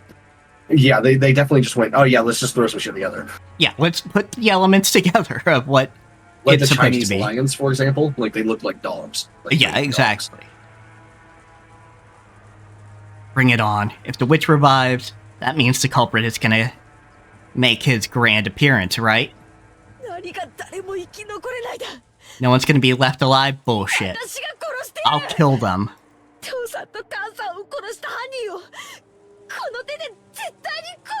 I'll definitely kill the culprit who killed Dad and Mom with my own hands. Jessica let her emotions flow out as she howled furiously. To avoid being crushed by grief, she could do nothing but resist it with anger. That's actually an interesting cultural thing. Linguistic culture, I mean, specifically. In English, we usually put mother first. Mother and father, mom and dad, not father and mother or dad. That sounds a little weird in English. Because we don't do it very often. But like in Japanese, it's the other way around, which is an interesting thing. Like this is what like I'm always talking about, by the way, when I say that like how your characters speak inform the cultures of like where they came from. Yeah, this is that.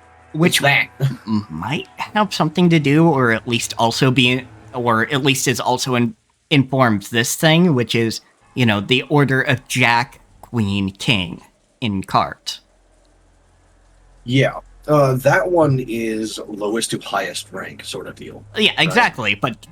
But basically, I'm asserting that we're kind of doing the same thing. Even though that's not what we intend to imply, it is, memory, basically. Like, just the cultural memory. And so it's just a cultural hold-on, because it's not egregious, because we're not actually implying that. But it was from that we potentially got that linguistic quirk. Yeah, and that's also something to talk about with Japanese, is how you put the surname first, which is to the culture, at least at the time, like when Japanese was first forming. You put the surname first because the family was more important than the individual. Whereas in the West, you would only, or at least in Europe, most of Europe, anyhow, I can't speak to like how, like the Arabic speaking parts of Europe do this, because I just don't know enough about Arabic for it. But in like the European languages, most of the time when you thought the family was more important than the individual, you would say their title, whatever it may be, whether it's Master, Mr., Sir, Sirrah, what have you, Lord, so on. You would say that and then their surname, right? Yeah. But most of the time you would refer to people by their first name because they were more important. So it's sort of interesting. Yeah, because like obviously both cultures were patriarchal, and still are for the most part. But like how that patriarchal setup in the hierarchy has been set up has also changed how they speak in certain ways. Yeah, exactly. Because titles in Japanese go at the end of the name, right? Like if you wanted to say like I don't know. Like, let's use Captain Flint, for example. You'd say Flint Taicho. Yeah.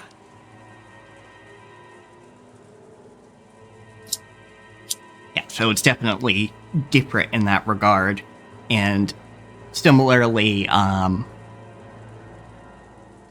think it's also from, like, that whole protect the women and children first kind of thing. Yeah, there's a whole bunch of different, like, bits and pieces that, like, all lead up into this. Yeah. Exactly. In Japan, like the rank was important, yes, but the family was more important than even the rank. So the honorific comes after the name. Yeah. Whereas in, say, England or Germany, the rank was more important than the family. Right. So the rank came first. Yeah, and then using the US as an example, we are hyper individualistic, so you are much more likely to get a full name rather than just the last name. Mm-hmm. Because that has to do with a lot of our founding mythology and stuff like that. Because it's not the truth of the matter, but, you know, we have the mythology of what the pioneers were like. Yeah.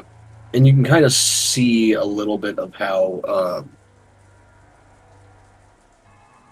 culture has shifted a little bit in the US, at least, because we've gone a little bit back to the family being more important, particularly with our presidents. I don't even remember Obama's first name right now. That's true. It's Barack, by the way. Yeah, there we go. Okay, yes. Yeah. Barack Hussein Obama, I think. Yes. Yes. Because The second. Okay. I didn't know he was the second. Yeah, because you know when Republicans were really mad at Obama when they threw out the whole full name. Yeah, the Hussein thing. Like, I remember, like, on Reddit at the time, when he was elected, like, people were, like, going around spreading, like, saying by his, like, full name, like, Barack Hussein Obama, and I was just like, what the fuck? What does it even matter what his middle name is? Yeah. It's just a name, you fucker. Yeah. What? And it was a name chosen well before Saddam existed as a member like, on the man political scene. Was born. Like, the man was born before, like, any of that sort of thing happened in the Middle East. Yeah, to do with that organization. Before, like, we really got, like, before we even got involved in the Middle East at all, you know? Like, the man was born before then. He's old. Yeah. You know, it's like blaming somebody who was born, you know, He's You're 62 years old. Like, Yeah. the man was born before, like, I think he was born during, isn't the Vietnam Wars in the 60s? Yeah. I think. Yeah, the 60s were the early parts of it. It was 1955 to 1975. Yeah, so really before it was heavily into the public consciousness. Like, the man was born at the beginning of the fucking Vietnam War, roughly. So it's like, the Hussein thing was just like, his family decided that was a nice name. Yeah, you know? it had like, to. It had to do in with the 60s. Yeah, it had to do with being named after his father or something.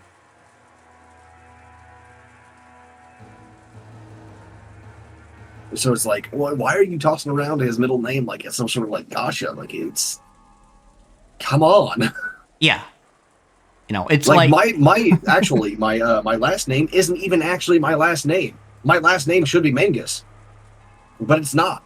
I don't know why. My dad won't tell me why it's not, but it should be. I think what happened is my dad just like took on his adoptive father's.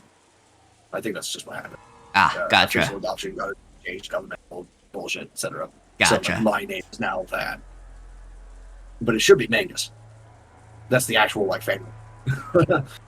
But I've never actually met any of my actual blood grandparents. They're all dead. Fair They're enough. all dead like way before I was born.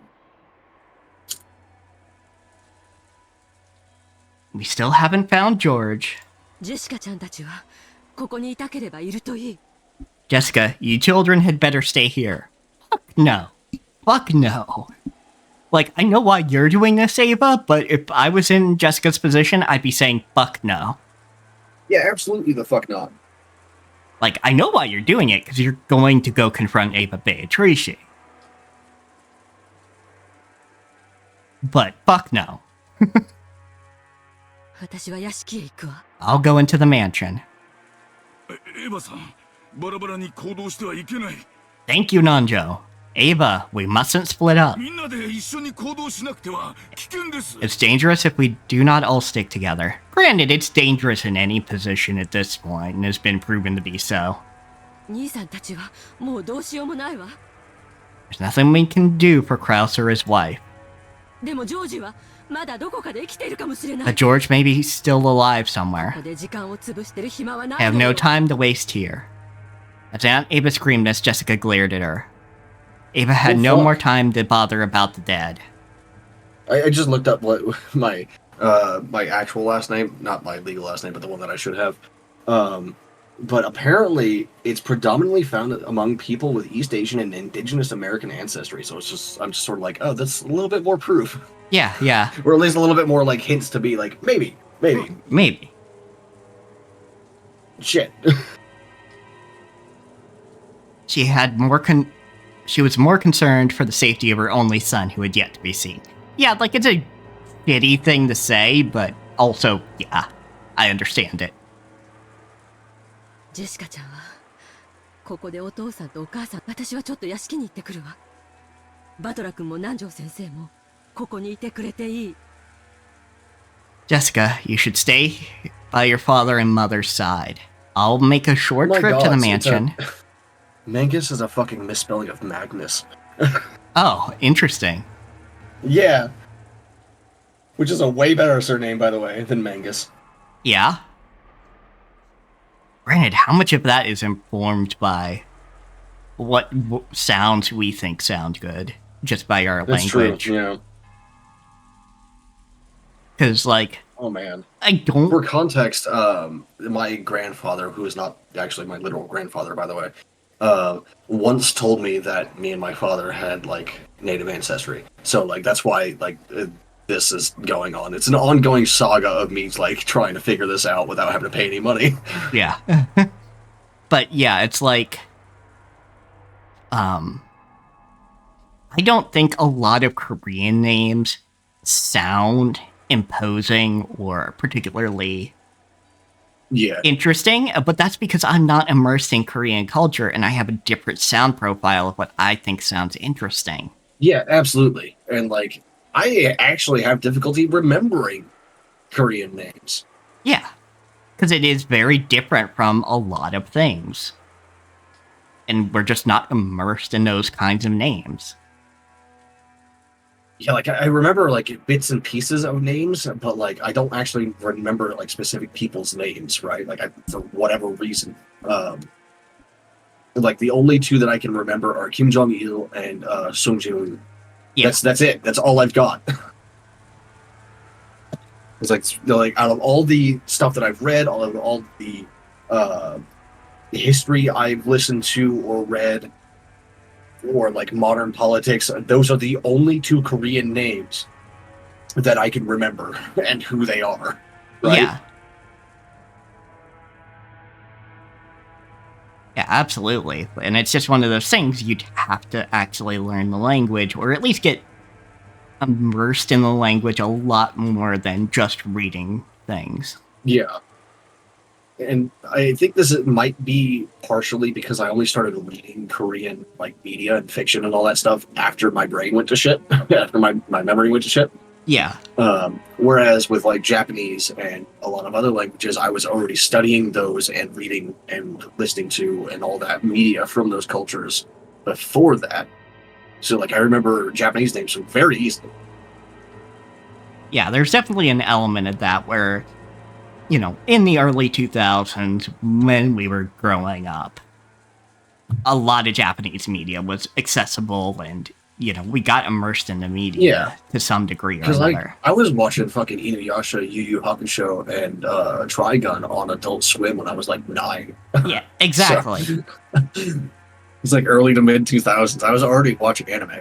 Yeah, I was already. Like, of course, it was the shitty dubs, but yeah, for sure. But you know, they still had the names as butchered as they were. Mm-hmm. And yeah, like I was watching the same things as well as Sailor Moon and Naruto. Shit. Yeah, then there was like the really shitty fucking 4Kids Pokemon. Mm-hmm. I really like Jelly Donuts shows an onigiri. Yep. It's like, we know what rice is, motherfucker. You can just say rice ball. Yeah, for sure. Battler and Dr. Nanja, you two can stay here as well. A jelly donut is not an actual lunch, right? Yeah. But you give me a couple onigiri. Yeah, give me like 2 or 3 of them. This hasn't been like 400, 500 calories right there. That's a decent lunch. It's not got a lot other than calories, but hey. Yep. Brain needs calories. Let's go. Yeah. Which I would say the most accessible onigiri is definitely the tuna onigiri, as far as making it here in the US. Yeah. I don't even know if I could find like the seaweed here for the wrap. Yeah. You probably could at like the grocery store these days. I remember finding some dried seaweed package for like $1 or $2, but I don't remember where. Like, definitely places like Walmart often have them in the international section. So any larger grocer probably has something like that. Oh, no wonder I don't like sushi. It's fucking made with vinegar. Oh, yeah. That would do it. So, my mother was one of those people where, like, when you said something bad as a child, she would have a spoon of vinegar. So, not fun. Do not like. I still don't. I probably will never like. Unfortunate. I don't even like using vinegar in my cooking. How'd you come across that anyway? Just looking for the seaweed. Onigiri on the Wikipedia page, like it has a section where it says, despite common misconceptions, onigiri is not a form of sushi and should not be confused with the type of sushi called nigiri sushi or simply nigiri. Onigiri is made with plain rice, sometimes lightly salted, while sushi is made of rice with vinegar, sugar, and salt. Yes. So,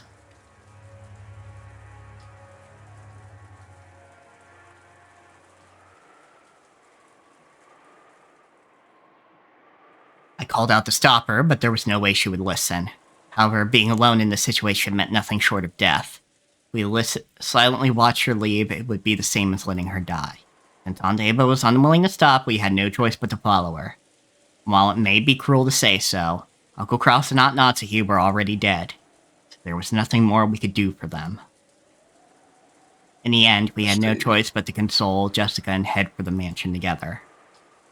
So onigiri is usually stuffed with something salty or sour. Yes. So I didn't know like what the fucking requirements on like what the stuffing was, or the center was before. Yep. Usually like pickled plum or, any combination of meats. Salted salmon. I could go with some salted salmon onigiri. I like salmon. That's salmon.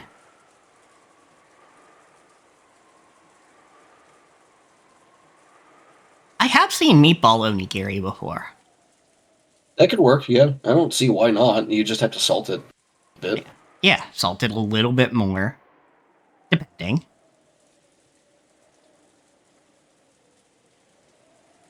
Interesting. Okay, so Takanazuke,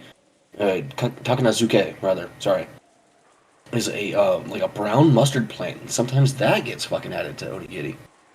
Okay. Interesting. I don't like mustard, but interesting. Yeah. Or at least I've never had this kind of mustard, so I can't really say I don't like it, but in general, I don't like mustard. Yeah, probably not, if you don't... would be my guess if you don't like mustard in general. Of the mustard I've had, at least. I don't know, like, how many types of mustard I've really tried, because I don't know how many there are, but... Fair enough. Mustard seed is alright for some things, but, like, actual mustard, like the condiment, not so much. Fair. Well, then maybe. If it's just the plant, then maybe. Could be. I have no... Fortunately, Jessica stood up. Perhaps she had been able to break free from her grief. But what had surfaced in its place was an expression like a demon's.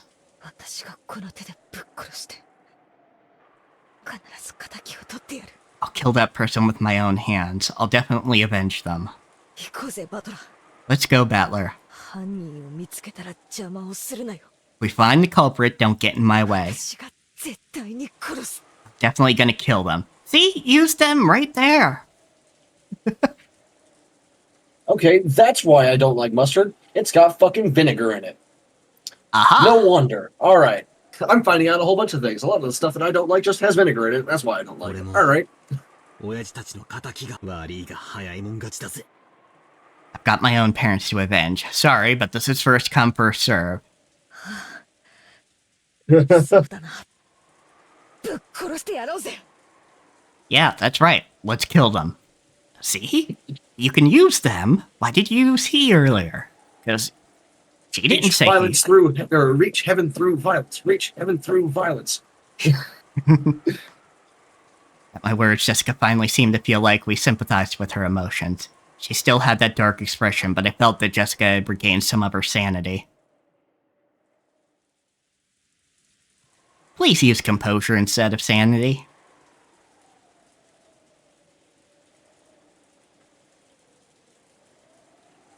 Because the idea of, like, sanist, you know, using insanity, just...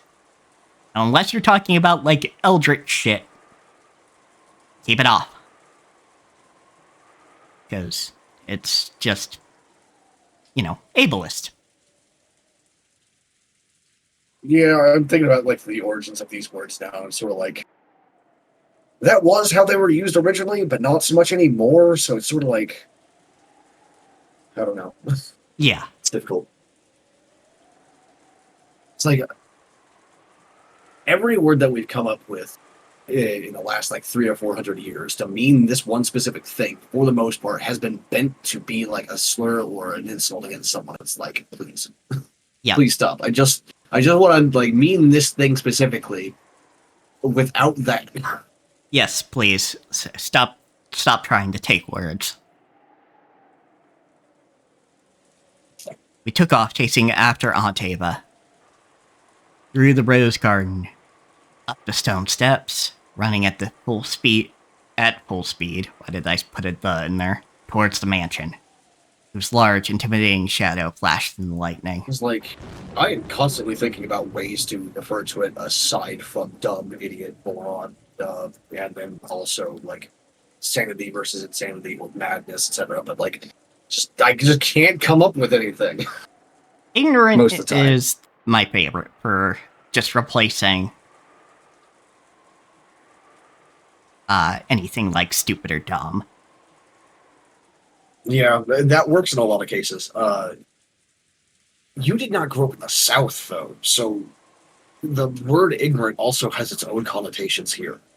Oh. Which is why I don't really use it very often. Fair enough. I did not know that. I can't really explain what the connotations are. Like, I can't articulate them, but, like, it's not good. And this may be a self-bias rather than the connotations of it actually being bad. Mm-hmm. I mean, obviously, ignorance is bad in general. Not that it's like a comment on your character, but just, like, generally not good to be ignorant of things. But this may be a self-bias in the same way that getting rid of my accent, my Texan accent, was a self-bias sort of deal, right?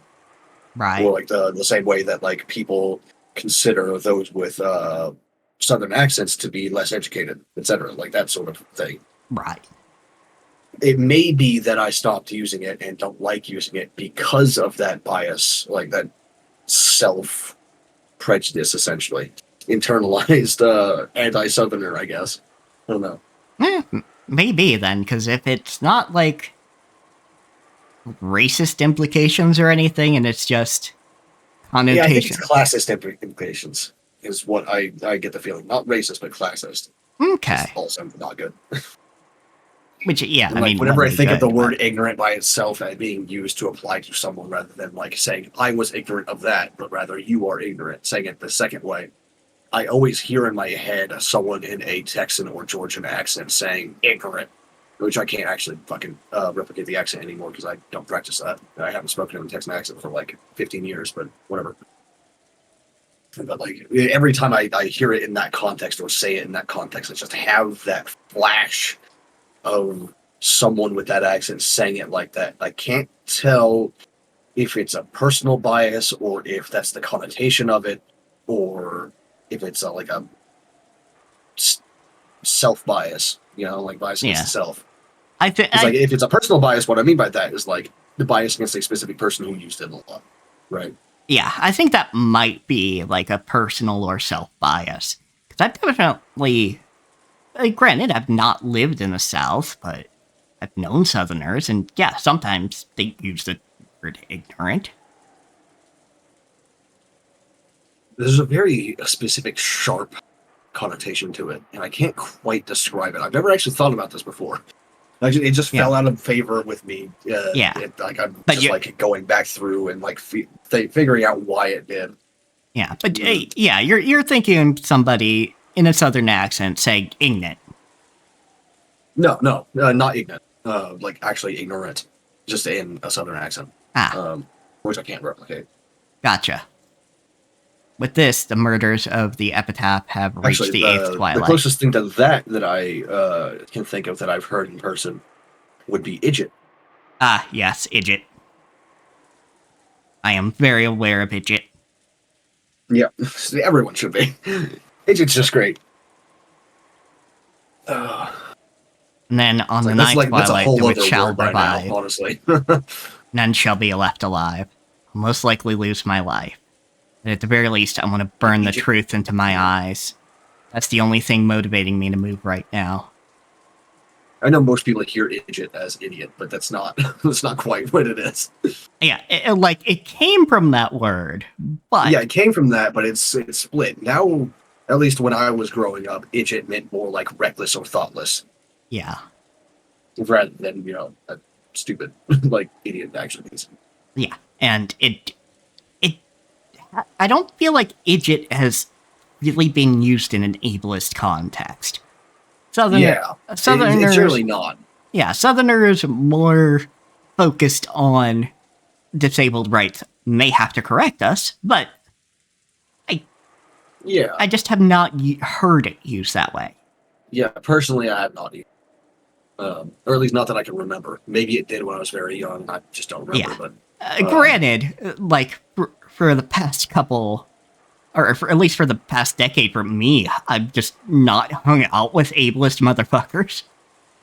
Yeah, it's very true. It's been quite a few years since I did. And that was mostly not by choice anyway, because I just didn't like that to begin with in the first place. Yeah. Not out of any personal feelings on it, but like this is going to speak to Southern culture as a whole. Because generally Southerners will... This obviously isn't true for all cases, and you'll obviously find many cases where people are very like upfront and bigoted about it. But generally speaking, the overall culture of the American South is that you will dance around disability. Mm-hmm. Like saying stuff like they're touched or they're special or something like that, instead of saying, some more direct word. Yep. It's the same thing about, oh, bless your heart, or you sweet summer child, etc. It doesn't...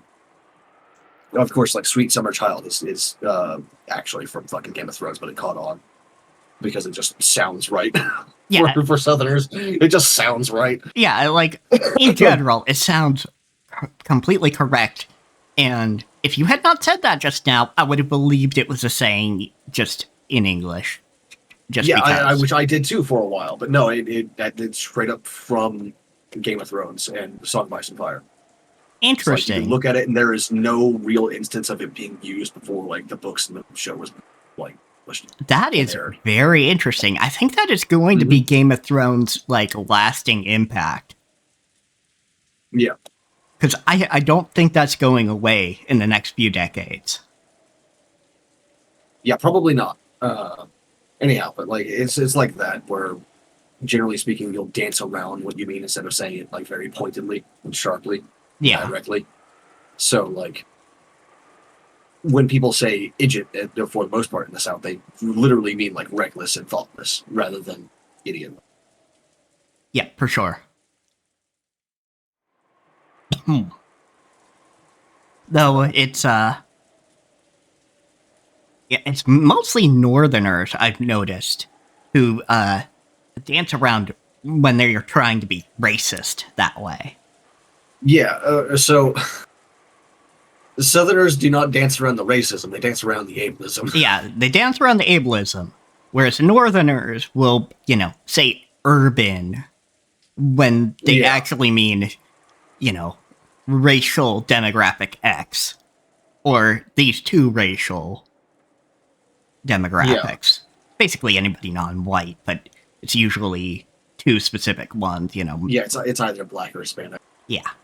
Usually.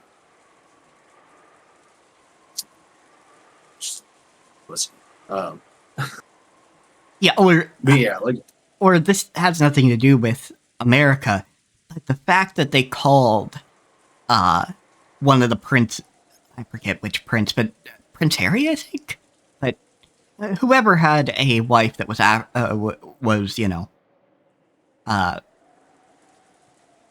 black, yeah. I can't think of it, but they called her in the newspapers exotic.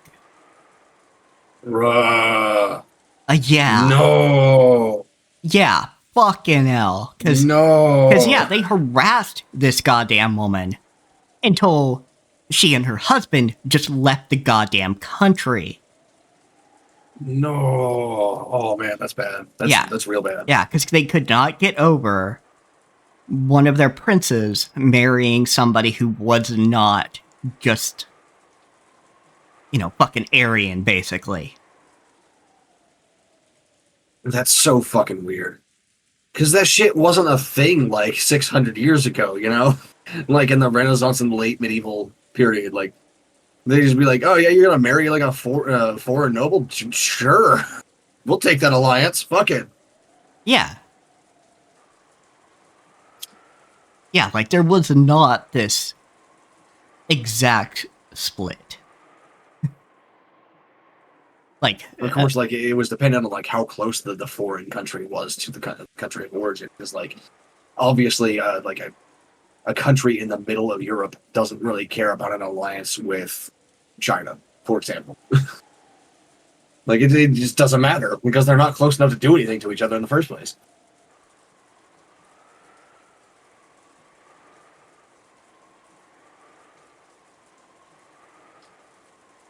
And of course, I'm talking about like late medieval, early Renaissance shit right there, not modern stuff. Because modern stuff, that sort of alliance would be great because you can get from one place to the other in like 16 hours. So it's a whole different deal. I think my headphones died. I gotta go get some fucking batteries. Alrighty. Oh no, they didn't die. Okay, you were just being very quiet. Yeah, no, I was looking it up. Yeah, it was Meghan Markle and Prince. Let me see.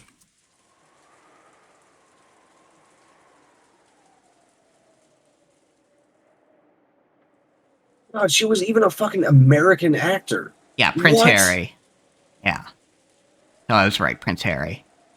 Like, I heard that name, Meghan Markle, I was like, hold on, isn't that fucking, like, an American? And then I actually see it, and it's like an American actor, and they call it, oh my god. Yeah, and they fucking... Look, British people. Get the fuck out of here. Yeah, and fucking... Stop it. In the newspapers and shit, and, like, articles and shit, called her exotic, and bringing exotic blood to the royal line. And I'm like... Dude, that is not okay. Yeah, that was very not okay, and... Yeah, that's why they're now in fucking America. Because screw that shit. Yeah. Oh my god. Like, I would have suggested, New Zealand. But hey, I mean, if you want to be closer to her family, sure.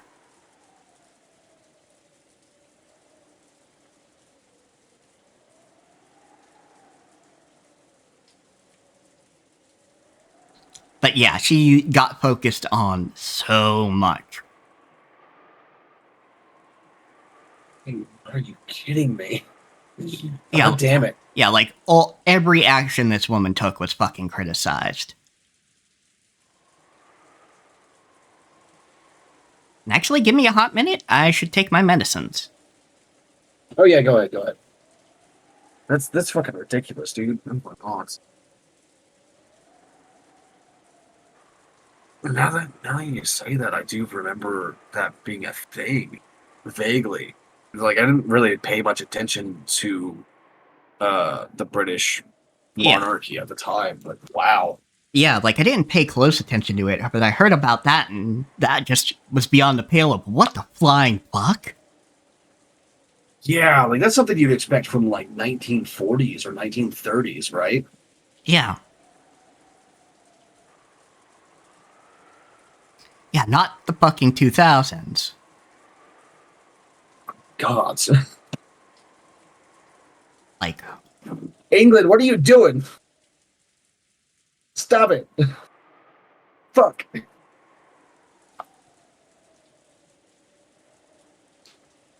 yeah, fucking 2018, she married him.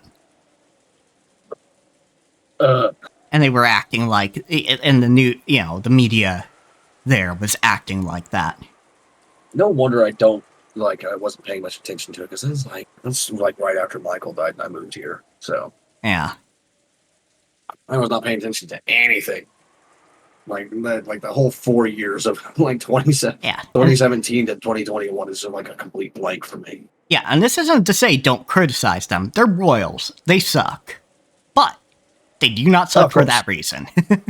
Yeah, they don't suck for that reason. There's a whole bunch of shit for royals to get out of here. Yeah, no. But as far as that, no, she should not have been harassed for daring to be mixed race and marrying Prince Harry. Yeah, gods. It's kind of fun that an American became a fucking, like, Prince noble, though. Yeah. The Duchess of Sussex. Yeah. Fuck, dude, that's a really high rank, too. Shit. Yeah, exactly. An American did that. Damn. Yep. It'd be very funny if, like, if this was a fucking, like, Europa Universalis game. Like, that would give America a claim to the throne to be able to take over Britain. That's great. We were like, if this was back in ye olden days, that's absolutely like a reason for Cassius Belli to like fucking like put someone on the throne and gain more territory. Shit. We were able to meet up with Aunt Ava, who was having trouble with the lock on the front door. It seemed that all the blood had risen to Aunt Ava's head. That was probably making her fingers clumsy. Looked like she couldn't even handle the simple task of inserting the key into the lock. Ava, you handle the gun, we'll handle the keys. Alright? You just do that. Then there was a faint sound, the sound of the door unlocking, presumably from the inside. Just as though it had waited for all the survivors to unite before opening. Felt to me as though the malicious mansion was trying to swallow up all the remaining humans at once. Alright, and this is definitely entirely a joke. The monster fucker, monster fucker, monster fucker. Perhaps the stench that erupted outwards the instant the door opened couldn't be described as just a smell. It wasn't just a charred smell from Grandfather. I think it also may have contained the regrets of the servants and Dad's group. All of the dead. What did it mean as it floated out, overwhelming us? Was it the cry of the dead telling us not to enter? However, Aunt Ava didn't even flinch at something like that. We, who had to chase after her, were forced to step into the mansion even after receiving that message. Georgie. Now I'm curious, though, like, what other, what parts of Southern speech do I still have that I haven't noticed? I can't think of any off the top of my head, but if I could, like, that would mean I noticed them. Yeah. But no, I can't really think of anything that, like... It's a bit weird. One of my art colleagues said that I speak very quickly. I'm like, huh? Huh? Yeah, what? No, you do not speak quickly. Like, you don't speak slow, but... Yeah, like, that's part of the drawl that I got rid of, though, was the slow part. Like, so I just sort of evened out and sped up a little bit. And that's it. Yeah, like, you're about the same cadence and pace as me. I just stopped to think more often than you do. Like, as far as... I think that's usually because, like, I plan out my sentences ahead of time before I even open my mouth. Yeah, whereas I am running a mile a minute, and just good luck. Hopefully the sentences in the car crash. That's a Texan thing that I haven't gotten rid of. I use a fuck ton of contractions. Okay.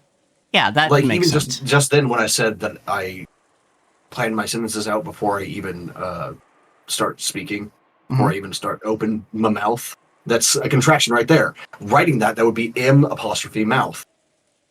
Ah, gotcha. Like, I use contractions all the time. Okay. Constantly. Yeah. Also, your love of colorful squares, while it should be loved by everybody, is a particular pastime of the Southerners. Oh, I did not get that from growing up in the South, actually. I didn't start that until I met Tyr and Trig. No, fair enough. And that's an Irishman, and I'm pretty sure that motherfucker's from around, like, Oregon or Washington. Oh, no, he's from Nevada. That's right. He moved up there later. Ah, gotcha. So, partially, but not wholly. Kind of, but it's more like the West than the South culturally. True. Because it actually has, it actually makes money. Yeah. It's like fucking... Where I'm right now is like the border between the West and the South culturally in America. And like I'm like a fucking 60, 70 miles away from the border of Texas. So yeah. Which is something to note. Anywhere with economic prosperity is more likely going to be liberal rather than conservative. yeah, where I am right now would be called the Southwest. Not the South or the West. Context, I'm in New Mexico. So yeah, I'm Southwest America. So it's sort of like a kind of a blend between the two. Yeah. Culturally speaking. Like I'm mostly like just fine here culturally speaking because like there's a lot of Mexicans here. I grew up around a lot of Mexicans in Texas too, so it's like it's just like a minor shift for me. Yeah, exactly. There's no southern drawl here, but there's like lots of Spanish like mixed into stuff. And I'm just like, yeah, okay. That's about what I remember. George, if you can hear, answer. Aunt Ava shouted at the top of her lungs. Considering the situation, it's probably far too optimistic to imagine that he's alive. When we started following Aunt Ava's example and calling out George's name in loud voices, Aunt Ava spotted something and stopped walking. She was standing in front of the door to the parlor. What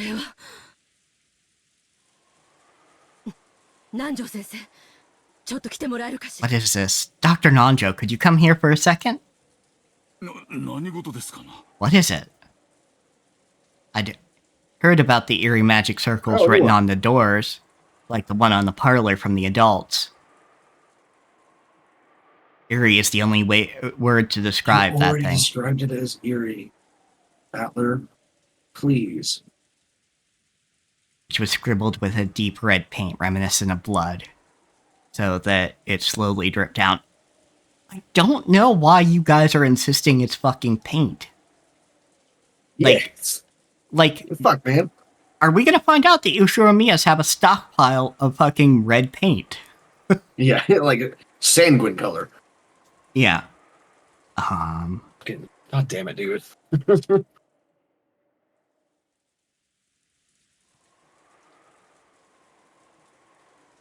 Yeah, let me remind myself of which one that is. That is the Pinnacle of the Sun. Yeah, 7th Magic Circle of the Sun, so literally this one has just used Circle of the Sun throughout the whole fucking thing. Yeah, and that's because it's Avitrici doing all this shit now. Yeah, it's all Avitrici. Yeah, because it was only the first Twilight that Beato did. Yep.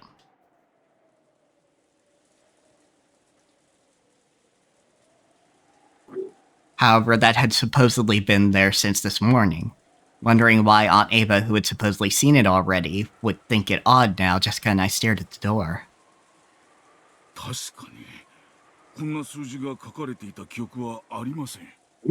Certainly, numbers. I have the no numbers, memory. Mason, what do they mean? I have no memories of numbers, such as these being written here.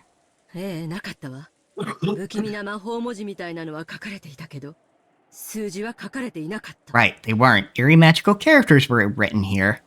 Otherwise known as fucking Hebrew. Did the voice actor for this bit, like, plug her nose to say that? Because she sounds sick. but not numbers. From what the two of them said, only the magic circle had been there this morning. However, right now, there were 8 digits written near the upper part of the magic circle. 07151129. Yeah, I have no idea. It's not a phone number. Yeah, not a phone number. Although, how many fucking digits do Japanese phone numbers have? I don't know. Ooh, good question. It's not a date that would mean anything to Ava. Okay, it's the same as American numbers. 6 digits. Or 8 digits. Yeah. Cat? 10 digits. Fuck. How do we know where the 8 came? Oh, I know where the 8 came from. There's an 8 in the example phone number given here. that's probably it.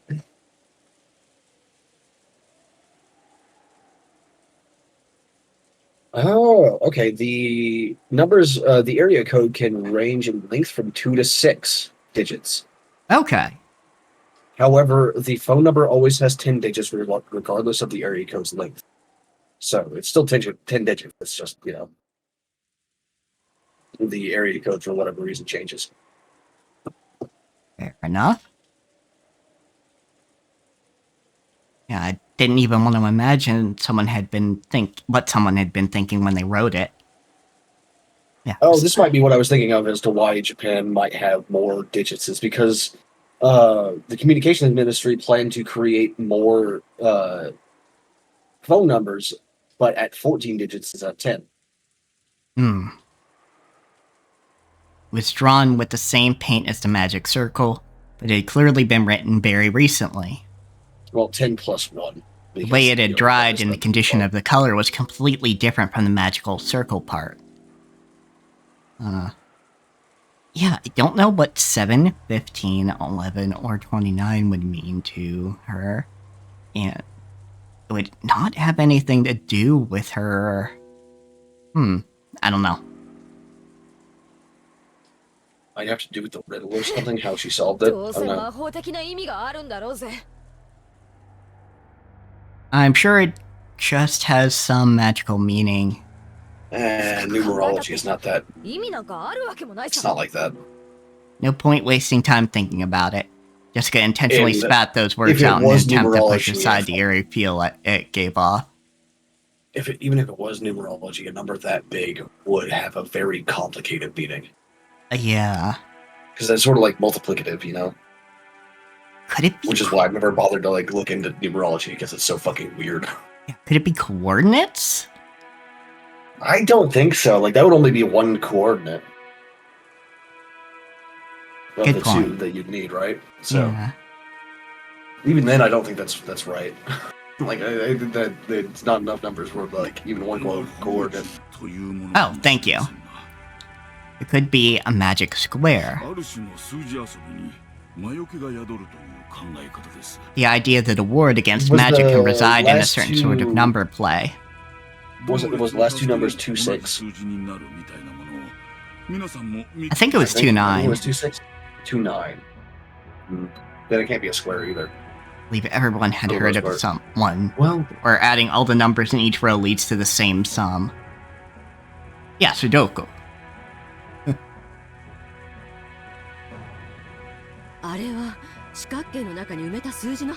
Wasn't that a group of numbers buried in a rectangle? This is just a single row. I don't have a clue what it could mean. But Jessica said it's probably correct. There isn't any point in us wasting time thinking about it. Can you actually solve a Sudoku thing that's like one row or one column of numbers and that's it? No, I don't think so. Because I think you could get some correct answers. You could absolutely build correct answers. But yeah, but is there just one correct answer? Yeah, I don't think there's just one correct answer if you do it like that. And besides, that one had repeating digits in it, so it doesn't Yeah. work for that either. Well, I mean, it could if you divide them up. Or, no, you're right. Never mind. And it would have to be 9 digits as well, because there's 9 squares in a Sudoku board. That's true. Even though she said that, she probably suspected that it actually meant something. Aunt Ava was definitely writing that number down on an old receipt or something with a short ballpoint pen. Unless it had some You carry that obvious shit around? Damn. pattern, it'd probably be tough to memorize a code made up of an 8-digit number. Could it be like a safe or something? Maybe. It'd have to be an electric safe, though. これ日にちとかな。 Could this be a date or something? That's what I thought, but what would that have to do with anything? Yeah, that could be a date. 何の話？ Yeah. because 8 digits, but like, Yeah. the final 4 were not in the right format for anything even close to recent, right? Yeah, Like, it- it was like, Yeah, it was 1129 or something. yeah. Although that like could be fucking Beatrice's or Beato's birth year. Fuck, I don't know. It could be. I don't know why Beatrice would know that. Although I guess Beato could have written it down. But A date? also What are why. you talking about? いや偶然だろうけどな。 Yeah, There we July go. 15th, 1129. No fucking way. Well, it's probably a 俺の誕 coincidence, 生日 but my birthday 7月15日 is July 15th. 0715が7月15日を示すのかなって思ったら Once I thought that 0715 might refer to July 15th. 1129もほらその Oh, okay, 11, yeah, November 29th. ちょうど語呂がいいかなって思って Figured that if 1129 stood for November 29th, maybe that'd fit perfectly. そして11月29日ってなんだよ。 Whose What? birthday is November 29th? Yeah. Why would your birthday be written in a place like this? And what's up with November 29? 俺が知りたい Nanjo over there like, ああそう that's my birthday. たまたまの偶然だろうけどな That's what I want to know. Still, it's probably just a そう coincidence. 考えたらなんだか不気味になっちまっ When I thought about it, it started to feel a little た11 creepy. 月29日が誰かの誕生日 What if somebody's birthday was November Although it would be 29? very funny if Beato's birthday was November 29th. うちの家族は違うぜ親父もキリエさんも演者も違う That's not the birthday of anyone else in my family, not Dad or Kiri or Angie. See, I was wondering about Angie, but... もちろん俺のお袋もだ And of Like, we're course, probably it gonna isn't see my that mom's girl, either. right? Yeah, you would think. Like, She's there's no way, because she just keeps getting mentioned by name. Yeah, she keeps getting mentioned by name as being absent from all this. Like, even, like, their grandmother, we don't have her name, right? Yeah, I don't think so. Everyone just calls her grandmother or Kinzo's wife or whatever. Yeah. 金蔵さんの誕生日でもデンジさんの誕生日でもないはずだ Nothing comes to mind. I don't believe it's Kinzo's or Genji's birthday. うちの家族も違うわよ。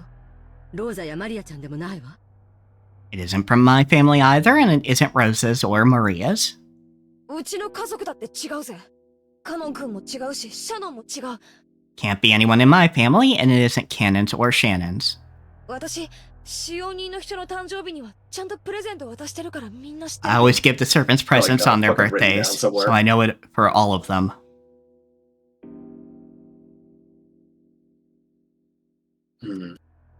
Which is actually pretty nice, honestly. Maybe it is fucking Beato's birthday.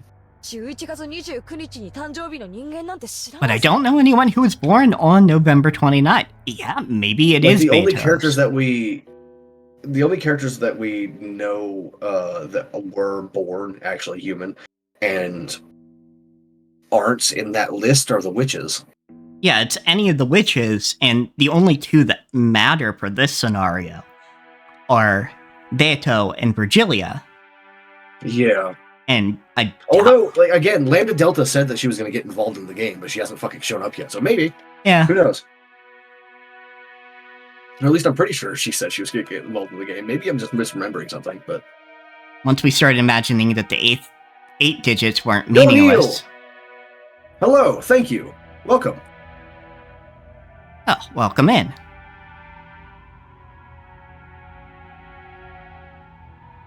How you doing, man? Hope you enjoyed your today. Let's see here. Starlight Katie, hi. Hello. Yes. How are you two? We've made some progress. Yeah, we're just trying to figure out like if this is Beato's birthday or like Lambda Delta's birthday or Virgilia's birthday or something. Yeah, which I made the offhand joke as soon as Vatler said that like July 15th was his birthday, that November 29th was Beato's, and I think that might actually be true now. Once we started imagining that the 8 digits weren't meaningless, but actually 2 dates written together, it really started to look that way. However, its true meaning may be something completely different, or there may be no meaning at all. Anyway, since we don't have any real clues, it's probably pointless to stand around here worrying about it. I was already like thinking about Beato's birthday though, because like the 4 digits, I was like, okay, she's 1,000-year-old witch, roughly, give or take some years. Yeah, exactly. So I was maybe doing the the same thing. 1129 is her birth year. So I was already thinking about that, and then Battler said, fucking July 15th. Oh shit. Mm-hmm. The inside of the parlor is much more important. This morning, behind each of the doors with a magic circle drawn on them had been the body of a victim. So if something new had been added to this door, does that mean something new has been added inside the parlor? I know that Virgilia disappeared into dust when she got shot in the heart, but wouldn't it be really fucking funny if they opened the door and just found a stranger's body right there? It would. It would be very confusing. I would love that so much. It would confuse the fuck out of them. When Aunt Ava tried to open it, she felt the resistance of the lock. She immediately took out a master key and put it in the keyhole. As soon as she opened the door, Aunt Ava let out a high-pitched scream and ran inside. That alone was enough to tell us what had happened inside the room. Dr. Nanjo and I looked at each other, and I shook my head slightly as we entered the parlor. Georgie! Hang in there. Sorry, he's been pierced through the heart. He ain't coming back from that. Yeah, he's been dead for a while, honestly. Dr. Nanjo, quickly. Nanjo sitting there like, there ain't nothing I can do about this. George lay there crumpled alongside Shannon's corpse. His chest was stained bright red, and judging by his still opened eyes, I hate to say it to Aunt Ava, but I couldn't pick up any signs of life. After moving to take George's pulse, Dr. Nanjo shook his head, wordlessly reporting that George was dead. Rushing him aside, Aunt Ava once again crouched beside George, and started crying at the top of her lungs. With George's death, one thing is certain. Murders hadn't ended on the 8th twilight. Of course not. You got like the evil kid with the magnifying glass, just absolutely with way too much power. Okay, so yeah, no, George is the 9th twilight. Including the 9th twilight, and none shall be left alive. The epitaph was being carried out in its complete form, including the 9th twilight, and none shall be left alive. It's really starting to lose track of things. For some reason, Aunt Ava's half-crazed cries actually made me cool down. So, Katie, I know her line about, like, why don't you just give up and die is a pun in Japanese, but god damn it, I fucking hate hearing her say it all the time. Yeah. Especially in the way she says it, in the cadence. Oh yeah, like, that's absolutely fair.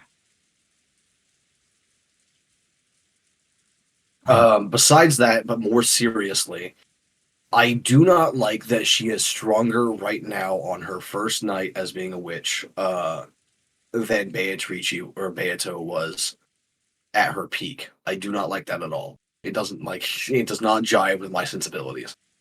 That's ridiculous to me. She has 0 training. The only thing she ever learned from another witch or magical being was like the human disbelief thing.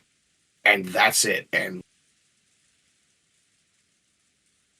so had real formal training for at least a decade before like she even inherited the title of Golden Witch, and then all of that experience on top of it. It's like there is no fucking way. Fuck that. I hate it. Crestfallen and exhausted, I flopped onto the sofa and plunked my feet on top of the table. Maybe all these murders numb to my heart. Instead of just being frightened, I felt completely confused. Dad and Kiri are dead, and people have been killed off one by one, starting with the servants. And there's been a hell of a lot of them by now.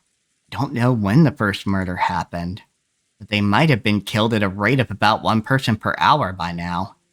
We believe that the boat will come for us around 9 tomorrow.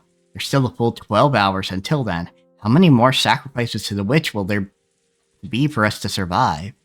The 4 of us, 1 goes each hour. We won't last any longer than 4 hours. We don't even know if we'll last until midnight.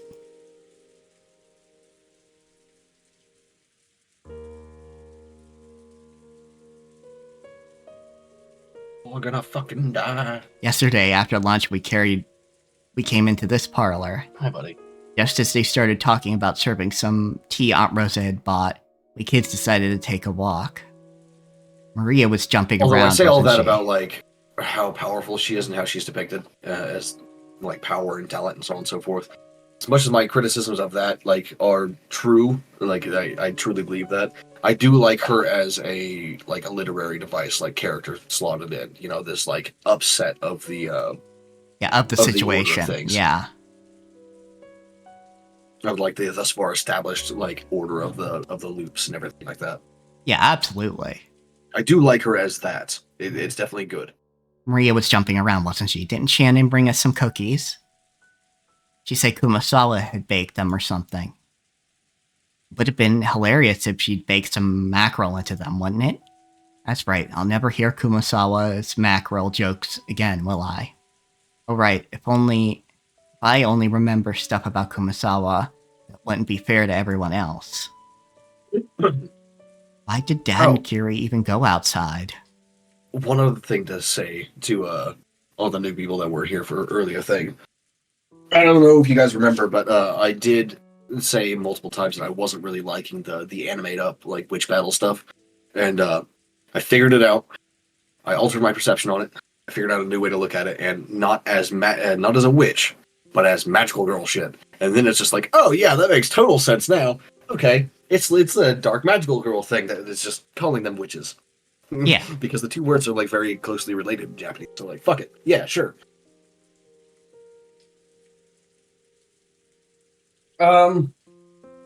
I think it was interesting characterization and interesting knowledge about Kiri. However, I don't like that it was so easy for her to use magic to surpass fucking Leviathan like that. It's just like, please. Are you kidding me? Yeah, Absolutely absolutely. Like, if your reaction speed of increases that much, you're gonna notice, right? Yeah, for sure. And how it was described is that she actually did like watch the stake coming at her very slowly, and then just had the time to aim at like a relatively small object and shoot it, right? Like, if you've got that kind of reaction speed and you can actually move your body that quickly, you are gonna fucking notice, right? I mean, that's fair. Yeah, that definitely makes sense. Also, goddamn, multi-chat isn't working the way it's supposed to. Your chat isn't even up on this end, on the stream end. I think because I refreshed it to try and make it work, but it didn't. No, it might be, yeah. Yeah, because I think if I press the... It would be really interesting to know that, like, Kiri was actively using this magic before as well, though, instead of just, like, this being pulled out of nowhere. It's like, she has actually been using this magic this entire time, and that's why she's so dangerous.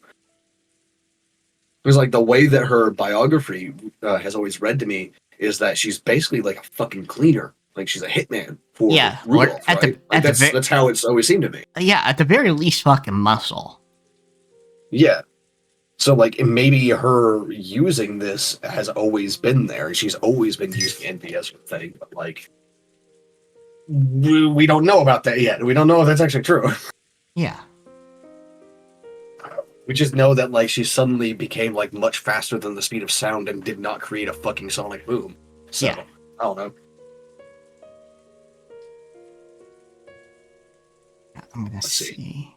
And yeah, the Beato like looking at Battler is like, "Hey, that fight between me and Virgilia was real cool, wasn't it? It was very funny." Oh yeah, absolutely. Like that part, like all that was very fun. Yeah, she was just like, yeah, how can you look at that and not say it's fantasy? It's fantasy, damn it. Here you go. Look, I did this thing. Isn't that cool? Aren't I awesome? And then he's just like, nah, fuck you. Mm-hmm. Try putting something in your chat real quick. Let's see if I fixed it. Okay, let's see. Ember? Shh.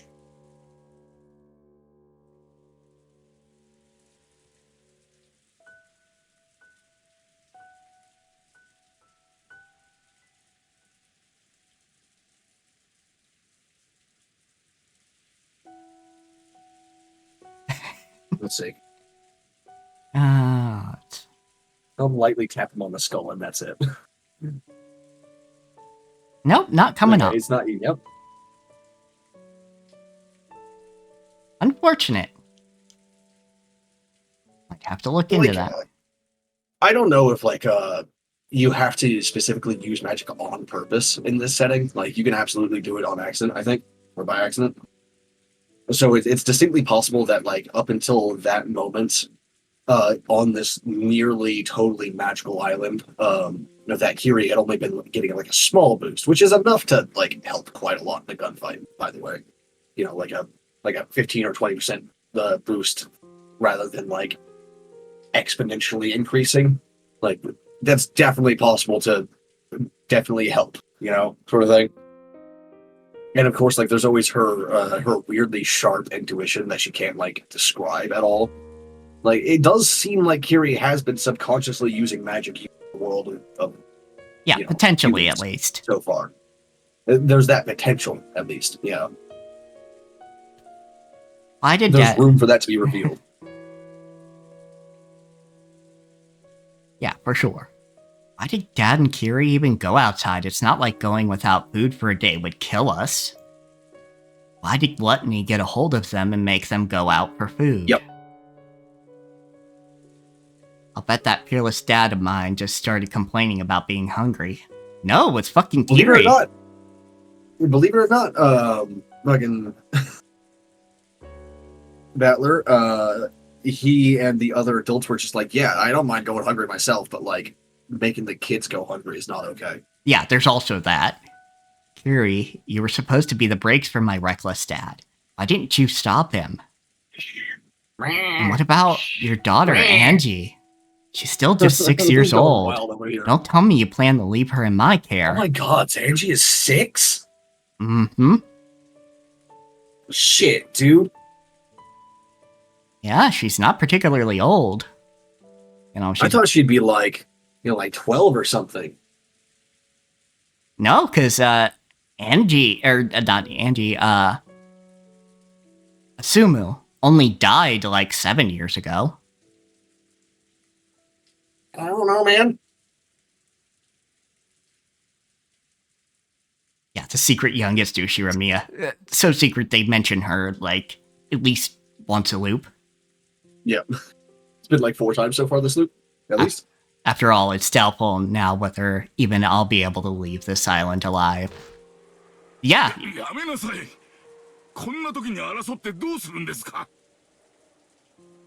What?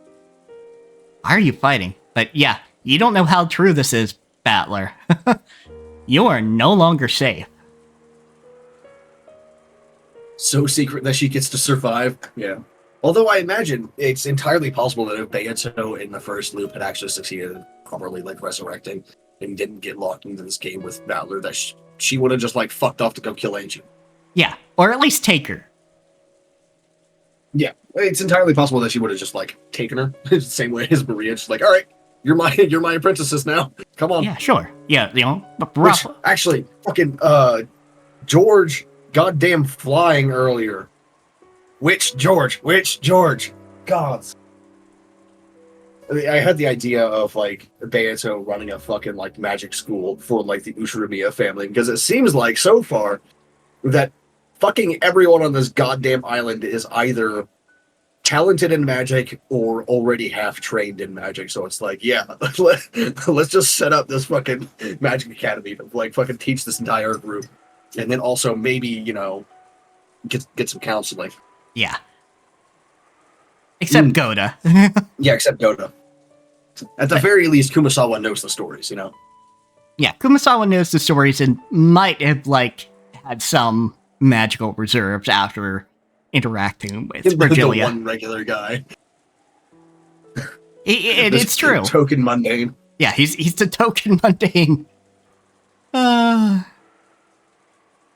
that's great. Stop. Why are you fighting at a time like this? Although he can make a good like traditional witch, right? Like making a nice stew, but make it magic. True. True. Kitchen witchery is some of the best witchery. It's also made up. Blame Shannon. Goda's brew. Yes. Jessica, stop. It's been kind of noisy for a while. By the time I looked up to see what it was, Jessica and Aunt Ava had suddenly started fighting each other. No, maybe I should say that Jessica was grabbing at Aunt Ava. Aunt Ava killed Dad and the rest. There's no other explanation. Hashtag a wizard did it. Yeah. Thank you, Capture, for grabbing the hashtag.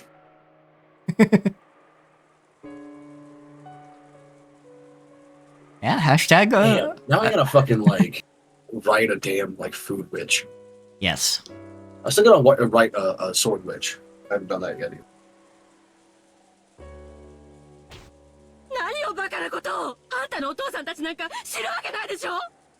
How foolish. Why should I know anything about what happened to your parents? Who was on the first floor of the guest house? Aunt Ava. Dad and Mom were in the first floor lobby along with her. Neil. Like, learn learn the thing that you're gonna hate on so well that you can just like hate on it in all the right ways. Very specific and sharp ways. And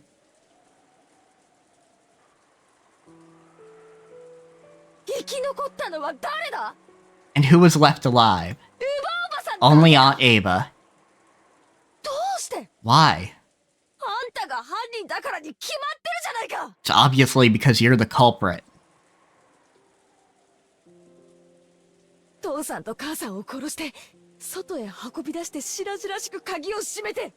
You killed Mom and Dad, carried them outside, and then shamelessly locked the door. Yeah, you gotta get that haterade up in you. Trying to make it seem like it was the witch's doing. Yeah, no, Jessica, you're angry. But why the fuck would she kill her husband and son?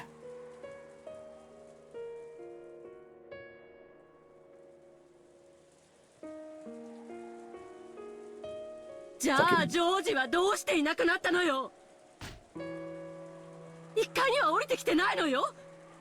why do you think George disappeared? He never came down to the first floor. So did he disappear from the second floor? And who was on the second floor? You people were, right? You knew, didn't you? You knew that George slipped out of the guest house. And you brazenly acted as if you didn't know anything. If you stopped George, he'd be...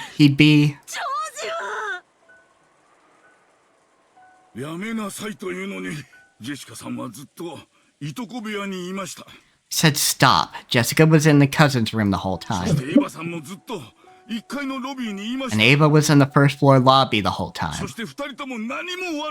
Neither of you is responsible for anything. What we have here is simply the sadness of losing family members. The culprit is no one, nowhere. It is all just a witch's fault.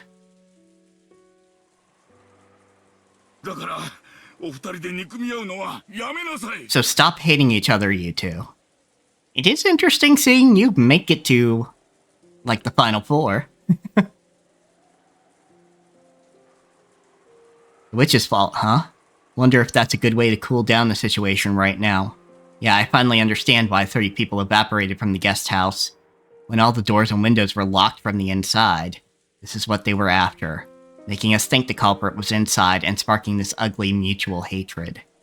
Has to be the culprits, the witch's goal. But if that's the case, how did the culprit lock it from the outside? When Dad's group was attacked, their master key was definitely stolen. Doors and windows to the guest house were built so that you couldn't lock them from the outside, no matter how hard you tried. So that master keys should have nothing to do with the guest house closed room. Jessica and Aunt Ava were turning their sadness at losing their blood relatives into anger at the person in front of them. Dr. Nanjo was trying to step between them. And I sat in the sofa staring up at the ceiling, disassociating probably. Thinking about things that didn't even matter anymore with a worn-out expression. Just couldn't believe that this was the same parlor that had been so warm and pleasant midday yesterday. For just a short time before the typhoon hit. Oh. That was a gunshot. Yup. Who shot? Did Sun she sound. accidentally fucking... Did she accidentally, like, cause the shot while struggling for the gun? Maybe? The sudden sound of a gunshot shook me out of my half-sleep. Smoke was rising out of the barrel of the gun Aunt Ava held. Jessica had fallen to the floor and was covering both her eyes. Aunt Ava and Dr. Nanjo were looking down at her in shock. Are you okay, Jessica? Jessica!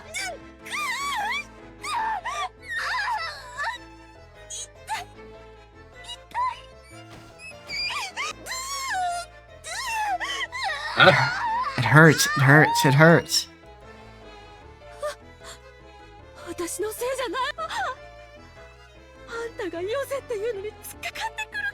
It wasn't my fault. This happened because you came at me even after I told you to stop. Hey, wait a sec, what's going on? Did Jessica grab at Aunt Ava, which turned into a scuffle? Did they start fighting over Aunt Ava's gun? Did some kind of impact cause the trigger to be pulled? This is why you keep your finger out of the trigger well. Yes. This is why, right here. I didn't know if the bullet had grazed her or if she'd been burned by the discharge, but either way, Jessica was covering both of her eyes, screaming it hurts, and rolling around on the floor.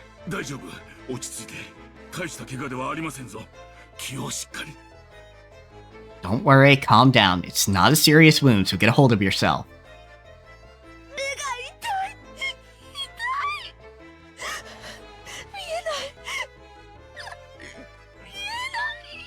Did Ava Beatrice do something extra, though? My eyes hurt. It hurts. I can't see. I can't see. Dr. Nanjo let Jessica borrow his shoulder, saying that he would tend to her in the servant room. The servant room in this mansion had a bed and a first aid kit and was able to function as an infirmary. Yeah, he probably left his fucking doctor's bag in the guest house, didn't he? Hmm? He probably left his doctor's bag in the guest house, didn't he? Oh yeah, probably. He didn't have it with him like when they left. Yeah, that would make if sense. They didn't leave immediately. He was going to get left behind. So. Damn it! You killed Mom and Dad. I'll kill you. I'll kill you. Next to doubt. It wasn't me. It wasn't me. Jessica, you'll aggravate the wound, so don't move about. Come, let us go to the servant room. Jessica continued to curse Aunt Ava as her parents' murderer.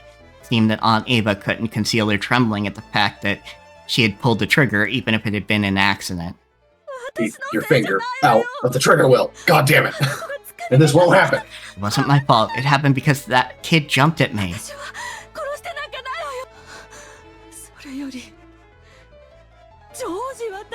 I didn't kill anyone. More importantly, who killed George?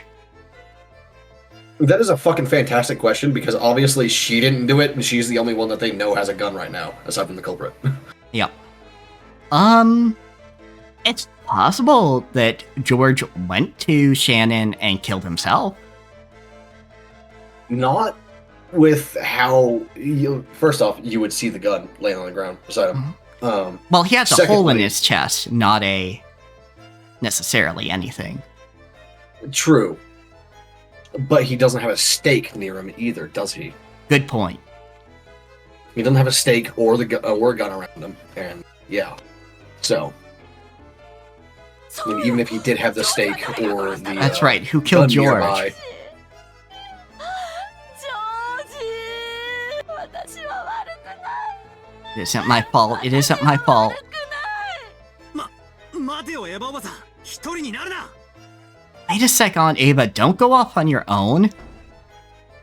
Didn't know if it was just because Aunt Ava couldn't bear her mistake, or if she'd given up control of her body to anger at the person who had killed her only son, or if it was both of those all mixed together. At any rate, she ran out into the corridor, yelling, fearful and screaming. I was also worried about Jessica's condition, but right then I couldn't leave Aunt Ava alone. Why would she go off on her own in this mansion of all places? Is she suicidal? Yes! yeah, a little bit. Dr. Nanjo took Jessica towards the servant room. I chased after Aunt Ava, dashing in the depths of the mansion.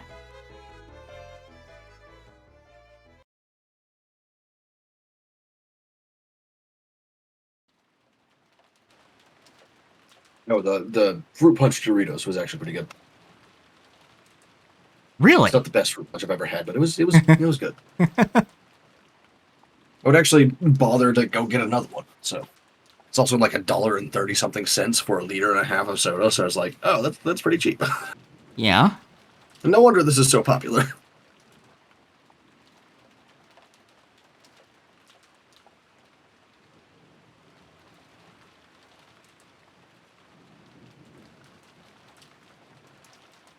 After sitting Jessica on the servant room bed, Nanja told her several times not to touch her eyes and examine the affected area. Beryl had probably been near her eyes. There was a possibility that the flames from the discharge had injured her corneas. There was no threat to her life, but it would probably be necessary to take her to a doctor as soon as possible. Nanjo applied emergency first aid, covering the affected area with gauze, wrapping it with a bandage. As a result, Jessica completely lost her field of vision. いいですかな。傷が痛んだりうずいたりするでしょうが、絶対にかいたり揉んだりしてはなりません。 Is that okay? Yeah, not with a burn. Definitely not with a burn. Yeah, the wound may hurt or itch, but you mustn't scratch at it or rub だ it. ったらすぐに眼科の先生のところへ行きましょう。 When tomorrow comes, let us go to an ophthalmologist as soon as possible. あいつめ本当は私を殺すつもりだったの。ほんのちょっと角度が悪かったら今頃殺されてた。 That bitch, she really was trying to kill me. If the angle had been just a little bit off, I'd have been killed by now. 絶対にあいつを警察へ突き出して I'll やる。 definitely turn her into the police. エヴァさんはそんなことはしません。あれは事故です。 Ava would not do such a thing. That was an accident. 事故なもんか。 Yeah, you were fumbling at a person who had a firearm. Yeah, and of course she didn't have good trigger discipline, so that's why あい that つが happened. But 父 you さ know, んと母さんを殺したんだ。 You call that an accident? She That's killed what we dad and call a mom. negligent この島には discharge. 19人目も魔女もいるわけがない。 There's no way any 19th person or witch exists on this あ island. いつが全ての She's 犯人 behind だ。 everything. ゲストハウスの1階にはあいつだけがいた。 She was the only person on the first floor of the guest house. 父さんと母さんを殺し、それを見てしまったジョージ兄さんも口封じに殺したに違いない。 George must have seen her kill mom and dad, and she killed him to keep them quiet. 小さまや I know you're 死 upset 亡 right 人たちだっ now, てそうさ。 Jessica, but there is no one in this world that she loves more than George. Yeah. She may not be like the best parent, but she genuinely cares about him and would never purposefully hurt him, Yeah. much less kill him. It's the same with grandfather and the あい servants. つは夕べの親族会議の途中でこっそり抜け出し、 I'm sure she snuck out of the family conference last night and killed all of them. もしそうならば、警察が調べればすぐにわかることです。警察はすごいですぞ。鑑識の手にかかればわからぬことなどありません。 Big doubt, Nanjo, but also Yeah, big you're doubt, old. but I think they're all like hanging on to the police as a last hope sort of deal. Yeah, for sure. Which, you know, fair in this circumstance. I get you. Yeah. Also, if that is indeed the case, then we'll find out about it as soon as the police investigate. The police are incredible, and with their powers of discernment, there's nothing that cannot be understood. There's no need for us to suspect or hate anyone. The police will resolve everything.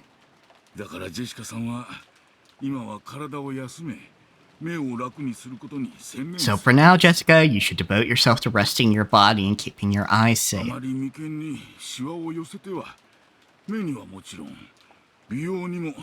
Oh, shut up about that part. Of course, if you wrinkle your forehead too much, it will do nothing good for your eyes, not to mention your beauty. When Jessica's abuse of Ava had reached a crescendo, she actually had started glaring instinctively, and the pressure on her eyes had hurt her. Jessica herself realized that the more she talked, the more the wound would hurt. Regardless of whether she'd overcome her suspicions of Ava, she regained her composure for the time being. I don't know that she's going to have any sight restored from a wound like that, honestly. Like a little bit of blurred vision may come back, but like with a burn directly on the corneas, like that's... Yeah. Unless it was just very close and just really flashbanged her rather than actually burned. Yeah. It could have also burned her eyelids, not her actual eyes, and then like she couldn't like properly open them, so she felt like she couldn't see, etc. That's also possible. She killed them, Dad and Mom. And Shannon. And Cannon.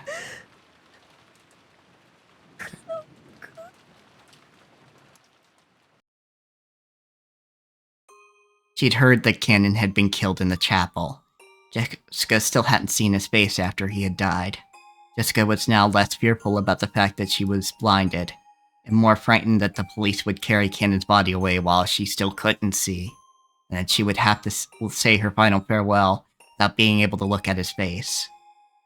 Her anger at the culprit and her sadness at the death of the person she liked, those mixed emotions started her crying. Right now, tears were actually painful for her. Oof, yeah, it's true. So she wasn't even permitted to leisurely remember his face in bygone days. Jessica could do nothing but sit on the bed and let her head droop, withstanding the pain. You can get you, like, some fucking painkillers in you.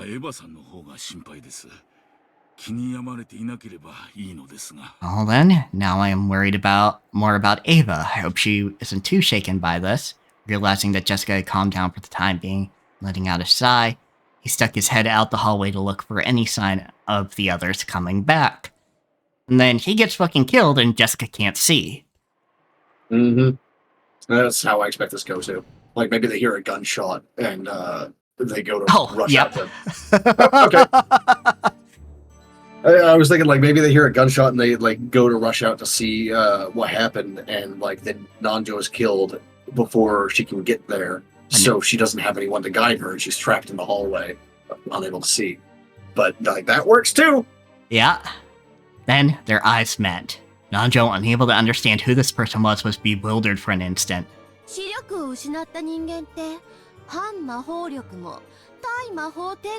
Where the fuck did you hear that? Well, I guess the Chiester sisters. Yeah, Renobe are the... Yeah. Chiester sisters, yeah. Hear that people who have lost the power of sight have 0 anti-magic power and magic resistance power.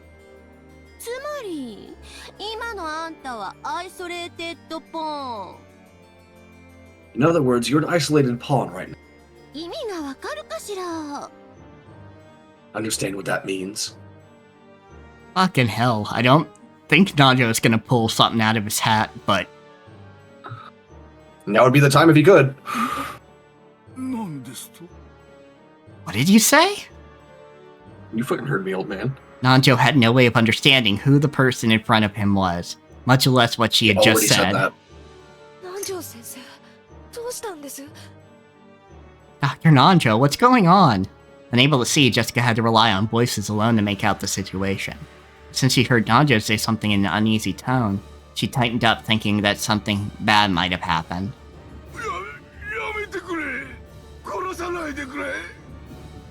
Stop, please. Please don't kill me. I have a sick grandchild. I mustn't die here.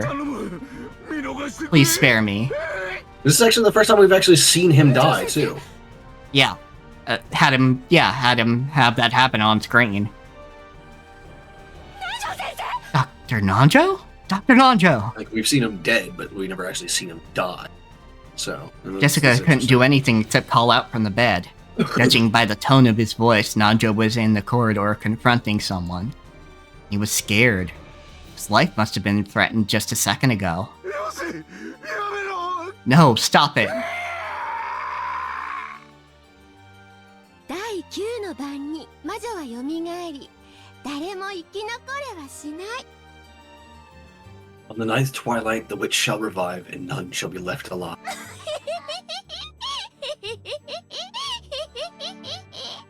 I can't help it. My voice is too sinister by nature when I'm serious. Okay, like I can't do the the bouncy fucking happy shit. Yeah, that's fine. The voice actors will speak for themselves as far as tone. Yeah, like if I had some voice actor training, like I maybe, but like I don't. So yeah. The witch pointed the end of her gold staff at Nanjo. Even though he didn't know what she was planning to do, Nanjo assumed that she must be trying to take his life.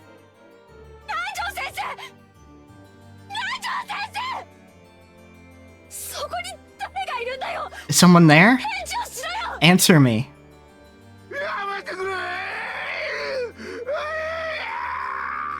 Stop it! Followed by sounds of death. Bang! death rattle, death rattle. A sharp sound echoed. And just as sharply, the tip of the golden staff tapered and stretched, slicing into Nanjo's forehead. Jessica, who could only try to grasp what was happening with her ears, had no clue what was going on. Even so, she was able to realize that with that sound, Nanjo had died, and she could tell that that person was now in the corridor right in front of the servant room. Furthermore, since she couldn't see, she wouldn't be able to run away, much less resist. Knowing that she was a mouse in a trap and in a life-or-death situation, Jessica shuddered. Ah, Jessica. かわいそうにね。目を怪我しちゃったのね。 Oh, Jessica. Too bad your eyes got injured. なら、あなたは逃げることもできないわね。 Now you can't even escape. 今から南條の死体でたっぷり遊ぶわ。 I'm gonna play a whole lot with Nanjo's corpse now. That is... それに飽きた。次はあなたを殺してたっぷり遊んであげる。 When I get bored of that, I'll kill you next to play a bunch more. いいえ。せっかく目が見えないんだもの。 No, wait. If I've got you here blind already, I won't wait until you're dead. 殺す前にもたっぷり遊んであげるわね。 I'll have a lot of fun with you before I kill you too. そこでしばらく震えながら待ってなさいね。 So wait there shaking for a while, okay? 南條の死体で私がどんな風に遊ぶのかをたっぷり想像しながら。 As you try to imagine all the ways I'm playing with Nanjo's corpse.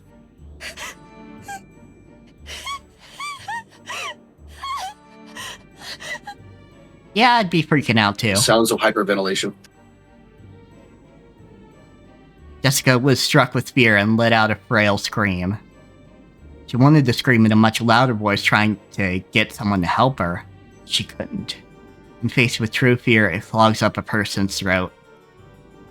Right then, Jessica could barely even breathe.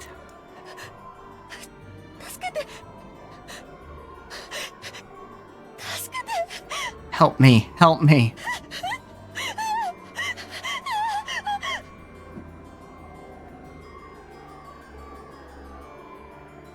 She searched around with her hands, trying to find some way to escape. But even though she should have known this room well, just being unable to see made it like a closed room of darkness. Ran into a shelf or something, and things like a candy jar and bottles fell down, hitting her on the head. As she was now, it would have been tough for her to even guard her head to block it. She was painfully aware of how powerless humans become just by losing their sense of sight. Of course, she had no time to be impressed by this fact. She crawled around at random trying to escape from that place. But she kept bumping into things that she didn't understand, getting hit by various falling objects, It felt like the entire room was alive, bullying her and refusing to let her escape. Then a footstep could be heard from that presence in the hallway, and then a voice. She'd probably poked her head into the room since Jessica had been so loud. 賑やかね。レディーならおとなしくベッドに座って待っていなさい。令状にふさわしい素敵な真っ赤な死に装束を与えてやるんだから。 Really are noisy. Act like a lady and wait there on the bed, because I'll give you a wonderful blood-red death outfit, fitting for such an honored daughter. あなたを見つけた人が失神してしまいそうになるくらいのね。 Something good enough to make the person who finds you faint, okay?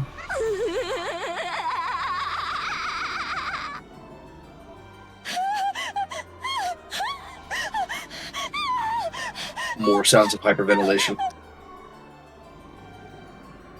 Until just a second ago, she had sworn that she'd killed the culprit if she found them.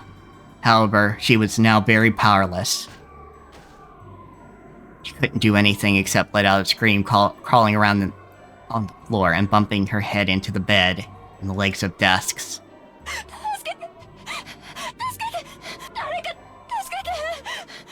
Help me, someone help me. Dad, Mom, Battler. Someone, come here. Now that's a question. Would Battler in the game, or like on the game board, have a strong enough anti-magic presence to Eat the child. Amatrici? Yeah, to keep Amatrici from like doing much. I don't know if he could actually stop her. I think she'd have to enter the meta space, which would have a different host of problems. Oh yeah. Help me, Cannon.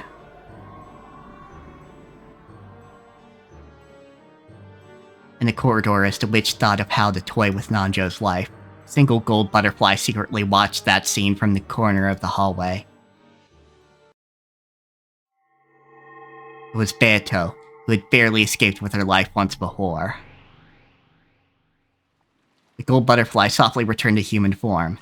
It was faint and transparent like a lace curtain. By now, her power was so weak that even maintaining this form was difficult for her. Right next to her, Renobe also appeared. ジェシカも生き残れはしないでしょう。もとより誰も生き残れはしませんが。It is unlikely that Jessica will survive. Of course, there were to be no survivors from the very beginning. あやつはカノンに恋心を寄せておった。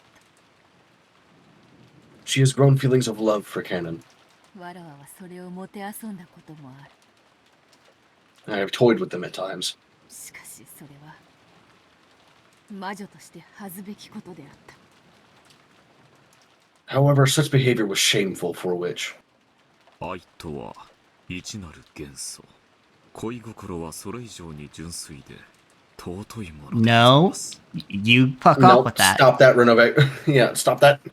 I can deal with the love as a single element, kind of, but all kinds of love. So fuck you. Yeah, familial, platonic, romantic, all of it. Yeah, love for the world in general, whatever. Love for nature, you get it. Yeah, which, like, I like the idea of that being the driving force for humans because you can twist that so fucking hard. Absolutely. Like Kinzo is a perfect example of that. Yeah, but, like, even worse than Kinzo, right? Oh, like, you for can make sure. a fucking, like, demon lord out of that shit. Oh, absolutely. Which, of course, I know that Banto refers to Kinzo as a demon lord at some point, or at least uses the word that's common for demon lords, Mao. Which is, you know, of course, like, sorcerer king rather than demon, specifically. But, like, still, you could do so much worse than Kinzo with, like, by twisting love. And absolutely. I think that's a fascinating thing. But, like, to have romantic love be, like, put on a pedestal above that? No. No way.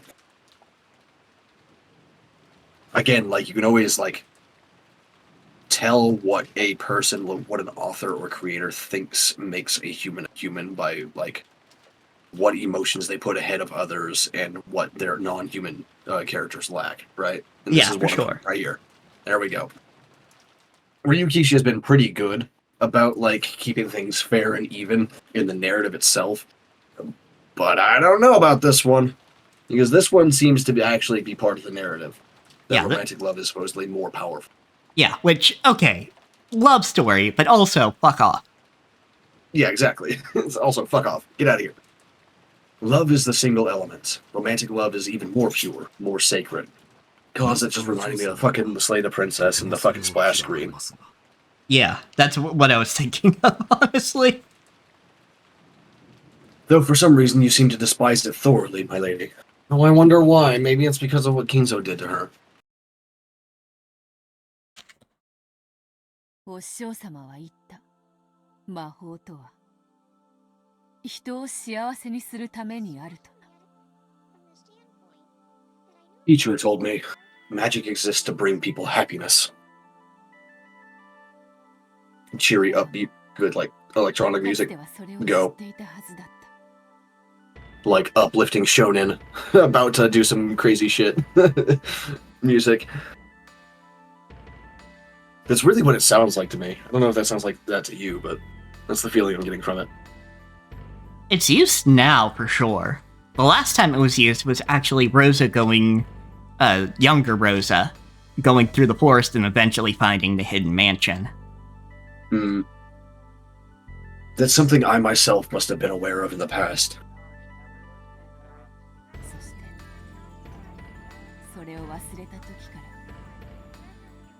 Ever since I forgot that, I stopped being a witch.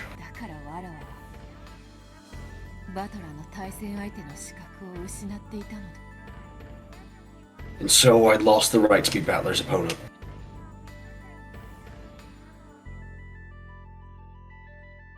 I can hear lyrics in this, but I can't understand them at all.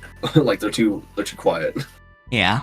まさかお嬢様、ジェシカを助けるおつもりですか? I can hardly believe it, my lady. Do you actually intend to rescue Jessica? 危険です。 It will be dangerous. More than a little bit. What is she gonna even do to I don't hide know, her? But I want to see. Absolutely. It's just like... And I'm curious as to what will happen to the game if she dies here. Will Battler just be stuck there forever, watching the game board, but be unable to intervene in any way until he learns real magic? That'd be tasty. Right? Yeah. Like, to resurrect... Oh, that would be an interesting set of loops, actually, now that I think about it. Battler being by himself for, like, 2 or 3 loops until he can, like, develop his magic well enough to resurrect Beato. That would definitely be something. There are so many different ways this story could have gone and could still go. Like, just from these loops alone and the characters involved, like, there's so much more to be seen. Like, I think Ryukishi could have written probably 20 to 40 loops easily and never repeated anything. Yeah, I feel like that's kind of the reason we get stuff like, you know, we've gotten Higurashi and then Umineko and then Zirconia or whatever it's called. Like, no, even if I do save her, she will become a plaything of the witch's banquet when the door to the Golden Land opens. Go ahead. What were you saying? Basically, I was saying that, like, train of thought, what was my train of thought? Fuck. Okay, proceed. Something about the loops in Higurashi, Umineko, and Zirconia, or something like that. Like, basically these are very different stories that he's trying to tell with some of the same elements. Yeah. Because you don't have to have watched any of them to interact with the others.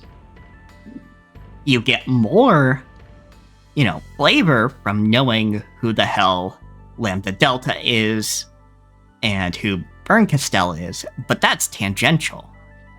Yeah. This isn't a feeling of I could do it better, but it is a feeling of I want to do this too. It's like I kind of want to write some time loop shit now. That is absolutely fair. I would to get what I want out of it, I would have to do a similar sort of multi-layer reality to it, but I don't know if I can make it different enough that it wouldn't be just like a rip on Umineko. Sometimes you rip the things you enjoy. Oh, I know. I'm just saying. Because I do like to differentiate my things, right? Like, put my own spin on it, etc., etc. But like in this, it's one of those where it's just like, I just want the basic premise of like the time loops and the game between the witch and the not witch, right? Yeah. With a similar kind of dynamic, of course, to where like the witch is like just like Beto was at the beginning, and slowly develops more, and the battler was at the beginning, kind of not very good at this, but slowly develops more, and so on and so forth. Yeah, for sure. With that kind of dynamic, but like different, because I don't know how closely I can hew to that while still keeping it distinct is my issue. For sure. It's one of those. And it's like, this is the same reason why, like, fucking Gwyneth is a vampire and not a slime, is because like I was inspired to make a character like Rimuru, right? Yeah, but Because obviously I wanted a you didn't want to shape-shifting rip magical it. creature. Yeah. But I didn't want to just like make a slime, and I still do kind of want to just make a slime, because like a slime has a completely different feel and set of abilities than a vampire does, right? Even the vampires that I've made for Well of Souls are not quite, they don't quite hit the same level of shape-shifty shenanigans. Yeah, and I feel to some extent they've kind of let the slime aspect of Rimuru kind of fall to the side. Kind of, sort of, especially now that, like, in the modern thing that he's, like, a full-on demon lord, right? Yeah. Like, now he doesn't have to, like, hit the base race of the demon lord. Doesn't really matter so much once you're a demon lord. Like, Right. It gives you some special little bits here and there, but for the most part, it's just like, oh yeah, you're real fucking strong, you know? I mean, that's the same in, like, any sort of, like, power system. Like, Oh yeah, once for you get to sure. a certain level of strength, like the base abilities that you had when you were a very small child don't really fucking matter so much anymore. Yeah, which is totally fair. Yeah, like once you're able to move faster than the speed of sound, and like fight for 3 days and 3 nights, it does not really matter that you're human and can like drink water while standing up. You know, that doesn't matter anymore. Like you just, that's good for convenience, I guess, but it doesn't. I don't think it matters. It's the same deal for this. You know, like once you get to like the sovereign level, it doesn't really matter if you're a vampire or if you're a demon or you're an elf or whatever. You're just a sovereign. Yeah, for sure. It's just they also like he more rarely uses that body and tends to use the smaller humanoid body. Actually, in the new season, at least, he has mostly just been like palling around as a slime. Oh, that's very nice. Yeah, So. he's been relaxing as a slime. Alrighty. I think what you're getting from that is that, like, before there was a lot of like face-to-face politics and combat and teaching, so like he had to be in a human form for that bit. Yeah, but like now that he's back in fucking like Tempest, he's just like hanging around as a slime, like on people's laps and shit. So fair enough. But even so, that death would be far more compassionate than what that person would do to her. Not wrong. Believe it or not, like being devoured alive by demons and witches is far less awful than what Beatrice is going to do. The witch's banquet steals lives in a terrible way, but it does not do so more than once. It does not toy with life and death.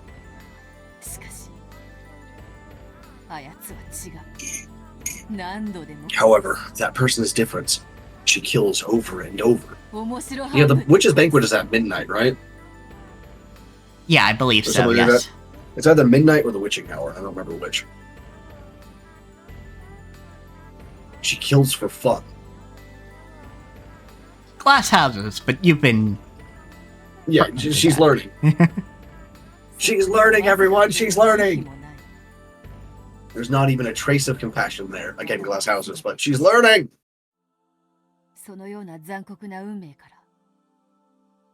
I want to at least save Jessica from that kind of cruel fate.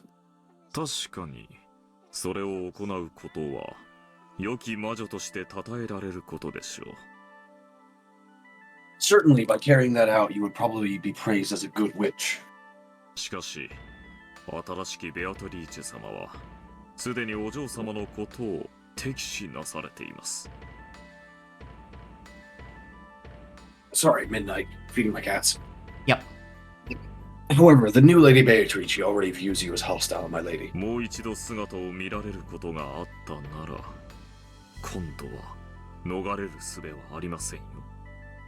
If you were to be seen by her again, you would not have any method of escape this time, correct? ジョージをシャノンに合わせたとき、わらわはようやく魔女とはどういうものなのか。 When I reunited George and Shannon, I finally understood what a witch is そして魔法とはどういうものなのか and what magic is. を。わらわは魔女だ。魔女であらねばならぬ。 I'm a witch. I must act as a witch. そしてバトラに対戦相手だと認められ、今度こそバトラに魔女だと認めさせなければならぬのだ。 And I must be acknowledged as Battler's opponent and make Battler accept me as a witch this time around.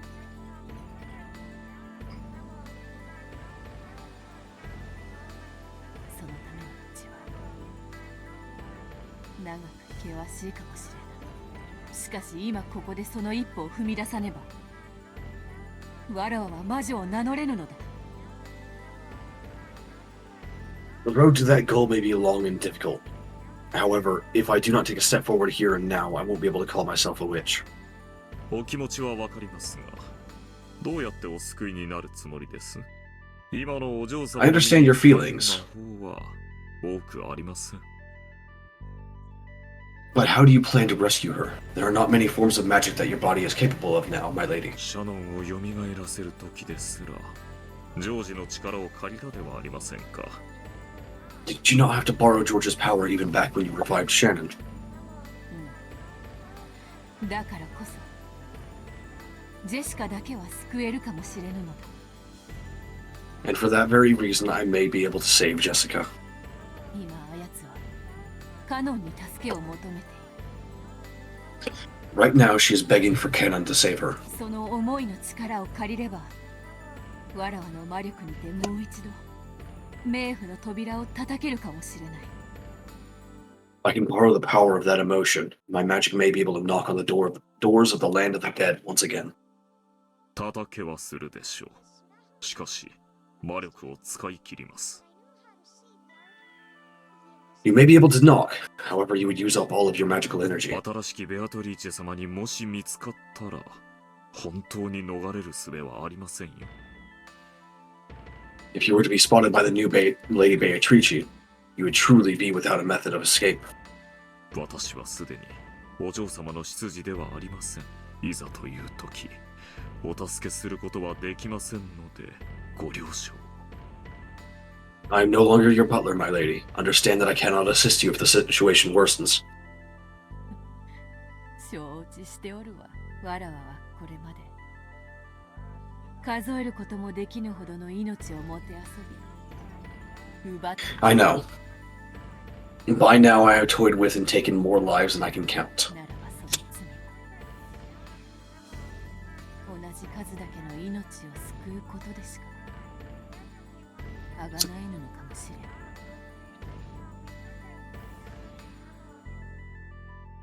So I may not be able to make up for it, except by saving the same number of lives, bringing them through that door. もとよりわらわに失うものなどないわ。名も I've had nothing to lose in the first place. 今や魔女とも認められぬただの黄金の蝶。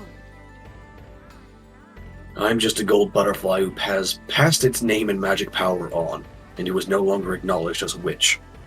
バトラ様はどうなさるのですか？ゲームの途中です。 What about Lord Battler? You are partway through a game with 彼 him. はお嬢様がお戻りになるまで待つとおっしゃいました。 He has said that he would wait until you returned.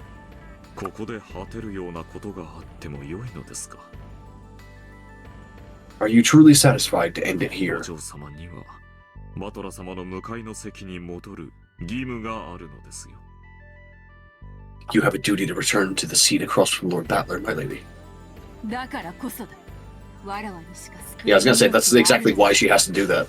わらわはそれを Not just moral, but like also her duty requires her to do something like this. So Battler would be Yeah. like, okay, yeah, she can do this now. Yeah, and I figure, like, Renove knows that. He's just making sure that she has the resolve and has thought all this through so she doesn't panic later. Yeah, that's what I was thinking too. Because like he's a cunning old fucker. So Yeah. for that very reason, if there's a life that only I can save, I will save it, そして魔女と認められるぞ。 and I will be accepted as a witch. わらわは魔女にならねばならぬのだ。 I must become a こ witch. れが試練であるならば、これまでの悪行に見合わぬ幼稚なものよ。 If this is training, it is a very childish thing. Nothing that compares with the evils I have committed before now. さあ、姿を消せ。かつて黄金の魔女と呼ばれた一匹の蝶の最後となるかもしれぬ魔法を見るがいい。 I love that it actually used the word final in Japanese. Saiga. Nice. Vanish Renove. Watch what may be the final magic of a single butterfly who used to be called a witch. かしこまりました。黄金の魔女の名に恥じぬ。 I would give the rawness / hardness of that line a 5 out of 10. Like it's definitely like creeping up there, but it's not quite there. Sort of midland. Mm-hmm. Certainly. Please show me magic that will not disgrace the name of the Golden Witch. Now that's a 7 out of 10. それが最後の魔法とならぬこと。 And I pray that it is not your final spell. 行け。 A demon praying, 我 huh? が友 Mm. もしインクが足りるなら、我が愚かなる生涯を記して、同じ道を歩もうとする愚 I かな wonder 者 how を手渡す we're gonna get the epilogue. Yeah, that's a 9 out of 10 right there, though. If you can find enough ink. Damn. There's so much in just that like phrase. If you can find enough ink. Go, my friend. If you can find enough ink, write down the story of my foolish life and hand it over to some fool who is about to walk down the same path. Yeah, like just like the raw meaning in if you can find enough ink for like talking about a biography. Yeah. Gods. He's like, they did a lot and they lived very long. So long, Renove.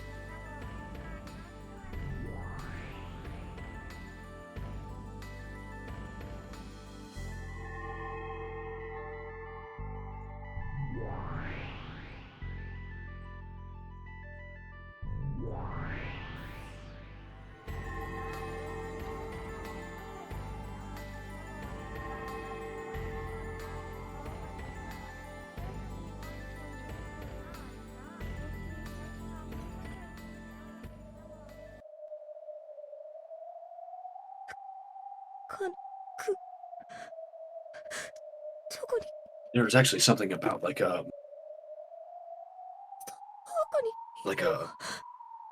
cultural like way to wish someone has a long storied life there. Something about praying that they run out of ink before they run out of stories. Ooh, that's very nice, yes. Cannon, where Run are out of you? ink before Where run are out of you? stories. Help me. Help me. お嬢様、僕はいつだってお嬢様のすぐそばに控えております。 Yeah, that's real good. My lady, I am always there by your side.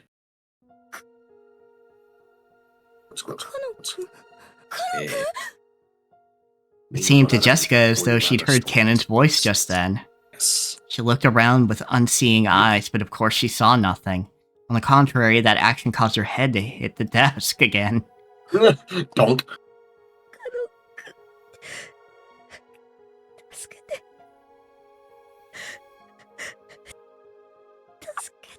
Help me. Oh, yeah, I Help like that a me. lot. はい。お嬢さん、僕がお助けします。 Yes, my lady. I will help you. カノン君、生きてたの？ You survived? This time she thought she heard his voice clearly. Jessica jumped up in surprise, banging her head against the desk once again. Donk. Yep. お嬢様どうか心を落ち着けてお聞 Repeatedly きくだ bash さ his い skull on things. My lady, please calm your heart and listen. 残念ながら僕は生きてはいません Unfortunately, I am not alive. 僕はすでに死んでしまっていますですがあの魔女がお嬢様の危機を僕に知らせに来ました I have already died. However, that witch came to me to tell me of your peril. そしてわずかの間だけお嬢様に手助けできる時間をくれました And she gave me just a little bit of time so that I could save you, my lady. どうか心をもっと落ち着けて Please, calm your heart even そう more. すればお嬢様にも僕の姿が見えるようになります If you do, my form will become visible even to you, my lady. Jessica obeyed those words. She chased all idle thoughts from her head and relaxed her breathing. Of course, her heart felt like it was going to explode after hearing the voice of the one she liked and thought was dead. She resisted the excitement with all her strength. When she did, she felt as though Cannon really was right in front of her. Even though she shouldn't have been able to see him with her eyes, she was able to sense him clearly. 僕が見えますかお嬢様 Can you see me, my lady? 見えるぜ確かにカノン君が見えるよ Yeah, I can see. I can definitely see you, Cannon. 僕は魂だけの存在ですだからお嬢様に触れることはできませんこうして言葉を I exist only as a soul now. So I cannot touch you, my lady.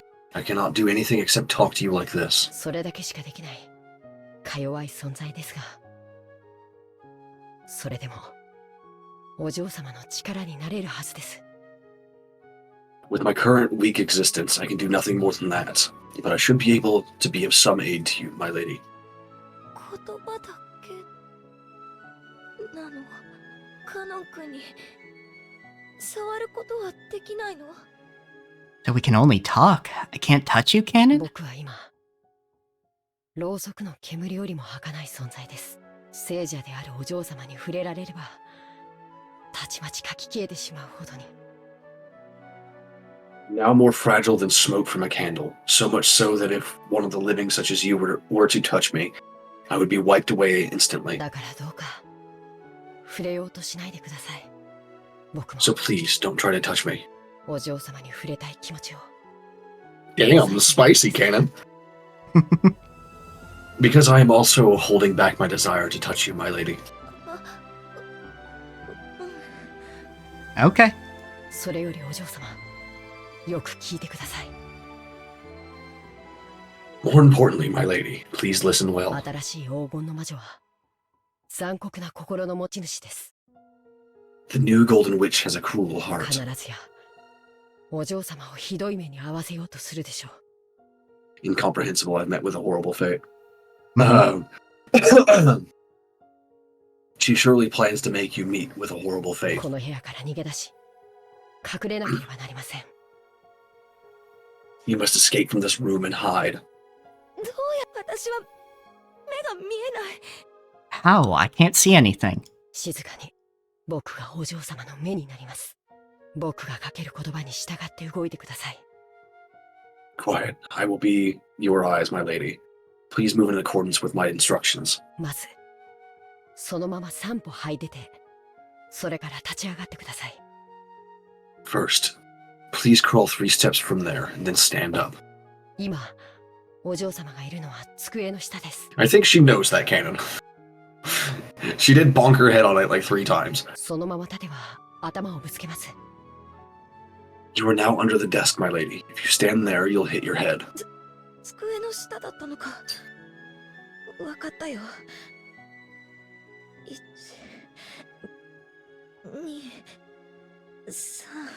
That was under the desk? Okay. 1, 2, 3. 立つぜ I'm gonna stand.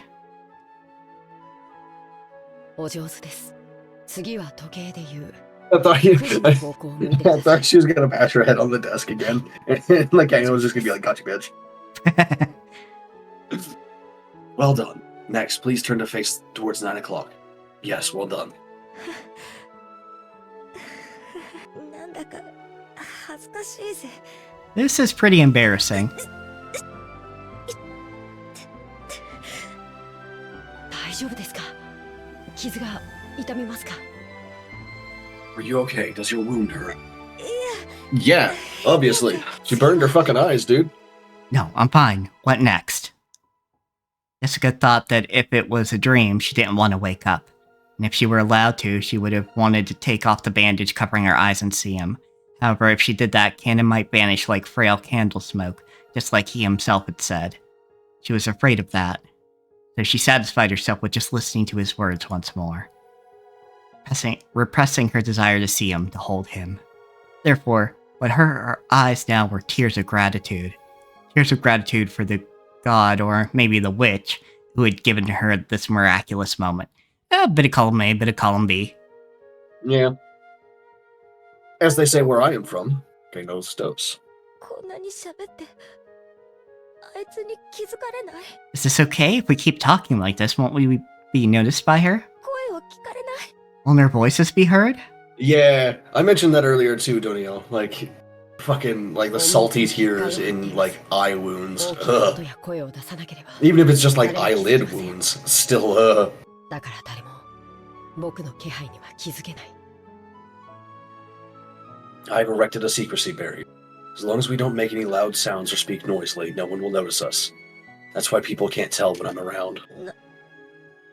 なんだかわからないけど、とにかく静かにしてれば大丈夫。 I guess he burned up most of his strength doing that to make sure, like, he could do something, right? Yeah.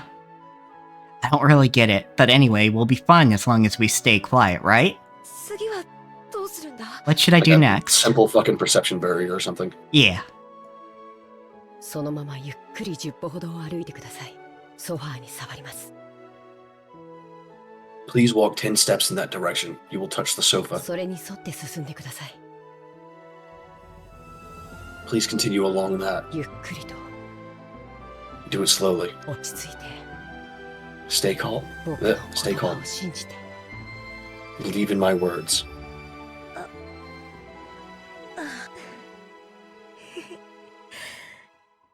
目が見えないってのはあんなにも怖いものだったのに、カノン君と一緒だと Sure, it's weird. 全然怖くない。 Even though it's scary not being able to see, I'm not scared at all if you're with me, Cannon. そう。それがソファーです。左になぞりながらゆっくり進んで。す Sofa. ぐ左にテーブルがあります。 Yes, that is the sofa. Trace it to the left while advancing slowly. There's a table just to your left. すねをぶつけないように気をつけて。 Be careful not to bump into it with your shins. It was a very, very strange and bizarre team effort. Even though she would have been killed in an instant if the terrible witch noticed her, there was no fear in Jessica's heart. She was being protected and guided by Cannon, someone she thought she'd never be reunited with. It would probably be just a momentary miracle. Even so, Jessica was deeply grateful for it. If she hoped for too much, she was sure he would disappear, so she tried not to ruin this faint miracle. Trying to engrave this moment into her heart for all eternity, she slowly continued to walk, obeying Cannon's voice. さあ、さらに10歩を歩けば、使用人室から出ます。 Okay. You walk 10 more steps, you will exit the servant's room. そしたら、9時の方向を向いて、ゆっくりとずっと歩いてください。 Then please turn to face 9 o'clock and keep walking very slowly. 右の壁に手を置き、それに沿ってずっと Put your hand on the wall to your right and keep on following that. 僕が安全な部屋までお連れします。 I will take you to a safe room. そこに行ったらカノン君は帰っちゃうの？ If I go there, will you leave, Cannon? Cannon didn't answer, but this lack of an answer was enough to tell her the truth. ならやだ。 I No way, I don't want to go. Come on. I know, Yeah. I know, but come on. ここにいれば Yeah, like he's gonna disappear 魔女に anyway. 殺されます If you stay here, you will be killed by the いい witch. の殺されればカノン君のいる世界へ行けるもん Don't mind, if I'm killed, I can go to the world where you are, Canon. お嬢様どうか聞き分けてください死者である僕には人の世は眩しくて辛すぎる My lady, please listen to me. The human world is too bright and painful for the dead like me, だから長くはとどまれません so I cannot stay for long. だからお嬢様僕に許された時間でお嬢そしたら時間 You know, I was kind of hoping like that he'd get like properly resurrected, even if it was like for a short time, so he could just like burst in like a fucking ninja and just start stabbing her with the fucking blade. Yeah, fair. It'd be kind of funny. Cause like he just like comes crashing in through the fucking window and just like, "Hey, bitch, I'm here." Yep. So, my lady, please allow me to use what time I am allowed to guide you to a safe place, because after that, I will stay with you until my time runs out. それがカノン君にできる精一杯なの Is that the very best you can manage, Canon? はいその代わり1秒でも長くお嬢様のそばにいるようにしますずっと Yeah, like you gotta fucking hurry and get there, so like you have more time to relax with お話をします him. Yes, in exchange, I will stay by your side as long as possible. I will stay with you and talk with you, my lady. どんなお話 Talk about what? どんなお話がいいですか What do you want to talk about? カノン君が聞かせてくれるならどんな話でもいいよ I don't care what, as long as you're willing to tell me, Canon. では勇気のない臆病な使用人の少年の話を太陽のように眩しいお嬢様に恋心を抱き同じ気持ちを打ち明けられながらも Well then, I will tell you the story of a cowardly servant boy who lacked all courage.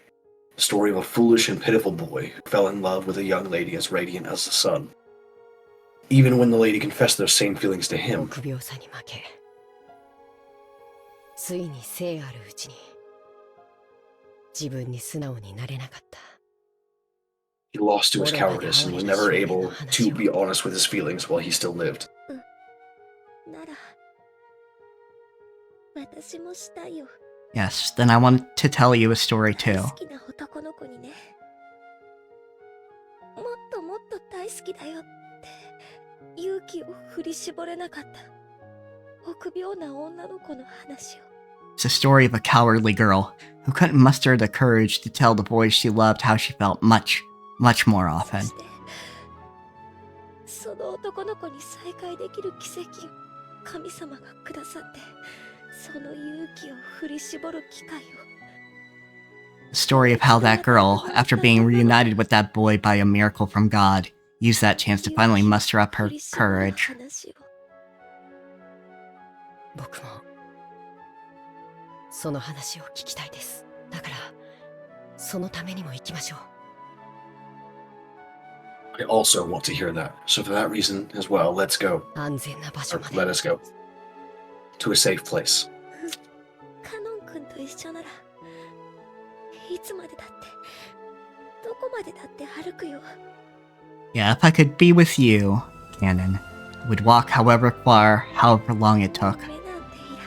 目なんていらない don't need Uplifting eyes romantic anymore. music. カノン君が踏み出せと言うなら崖の先へだって That's pretty hard though. He's like, I don't need any eyes anymore. If you tell me to step forward, I will take that step even if it leads off a cliff.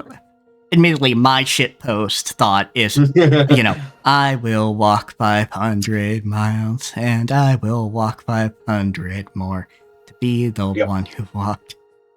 Yeah. Yep. That'll do it. ありがとう I have no sense of tune. I apologize.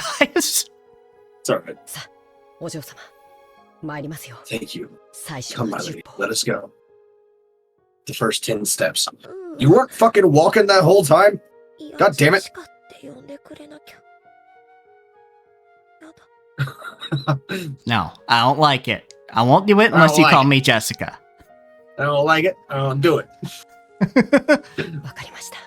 では、 For some reason, I got that. He stinks and I don't like him in my head. Understood. Well then, Jessica, take the first 10 steps. カノン君。 Yes, Canon. Sort of weird for me because, like, when I was around their age, I did date someone named Jessica. Oh. So, Very quietly, Jessica and Canon slowly snuck out of the servant room.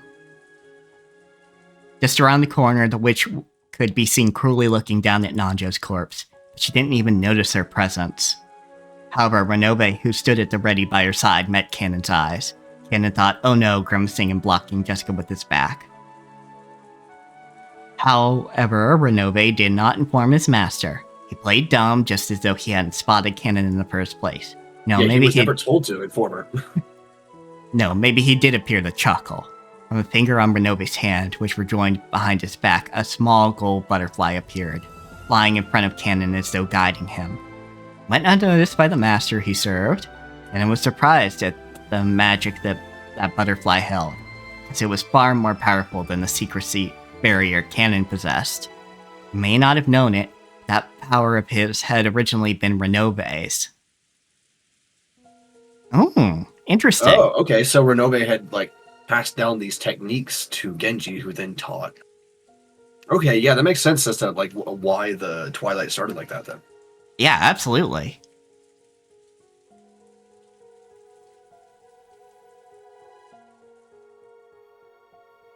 Canon's ability was an imitation of that which Kinzo had made and given to him. As that butterfly of secrecy magic scattered gold scales, it grew smaller bit by bit. Probably wouldn't last long. But without a doubt, even that would buy them enough time to get them far away from the cruel witch. さあ、お嬢様、その壁に沿い、ずっと歩いていきましょう。ずっと。 Okay, my lady. Let's follow that wall and keep walking. Keep going. ずっと。 Keep going. カノン君と一緒ならどこまでもずっとずっと。 Yeah, if I can be with you, Canon, I'll keep going. On and on.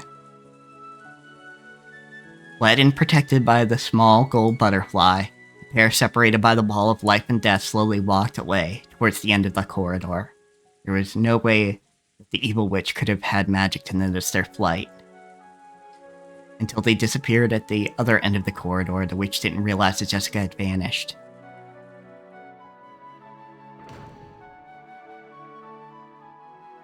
By the time the gold butterfly Renobe had sent evaporated completely, Jessica had reached the parlor. Even though it would have been a quick trip if she'd been able to see, as she was now, it had been a very long adventure. さあ、お嬢様、客間にたどり着きました。これからお嬢様を My lady. 窓際のカーテンの束のところまでお連れします。 We've reached the parlor. I will now take you to the bundle of curtains by the window. その中に隠れれば、きっと安全です。 If you hide in there, you will surely be safe. カーテンの中か。うまいな。私も昔よくそこに隠れたもんだぜ。 Inside the curtains, not bad. I used to hide in there a lot long ago. ベアトリーチェ様。 Lady Beatrice. Canon called out the witch's name. Jessica looked around in surprise, but she obviously couldn't spot the witch when she couldn't see. Beato had appeared once again with a faint form. Canon squared off against the figure of the evil witch, but Beato's expression was soft or even pitying. どういう気まぐれで僕を蘇らせてくれたのか。僕にはあなたの気持ちがわからない。 Time to talk to myself. I don't know what sort of wind led you to revive me, nor do I understand what you're thinking now. 気まぐれに過ぎぬ。 Oh, it was nothing more than a whim. 魔女とはこうあるべきなのだ。 No, this is how witches should be. わらわがそれを気づくのに1000年をか It took me 1,000 years to realize that. けた。愚かしい話だ。 I think she's saying how foolish she is would be Yeah. a better translation, like how foolish I am. That is how foolish it is. 誰がいるの？ Who is it? Who's there? お嬢様、お静かに。彼女は魔女。ベアトリーチェ、僕をお嬢様にもう一度会わせてくれた恩人です。My lady, be quiet. She is the witch, Beatrice. I owe her because she let me be with you one more time. 魔女ベアトリーチェ。 The witch Beatrice. わらわのことなどどうでもよい。それより早くその女をカーテンの影に隠すがよい。そなたに残された時間は長くないであろう。ジェシカと最後の語らいに費やすがいい。 Forget about me. More importantly, you should quickly hide that girl in the shadows of the curtains. You probably do not have much time left. You may spend it having a final conversation with Jessica. カーテンの束の中で密会とは。そなたらもなかなか味な真似をする。 Final meeting inside a bunch of curtains. How clever you two are.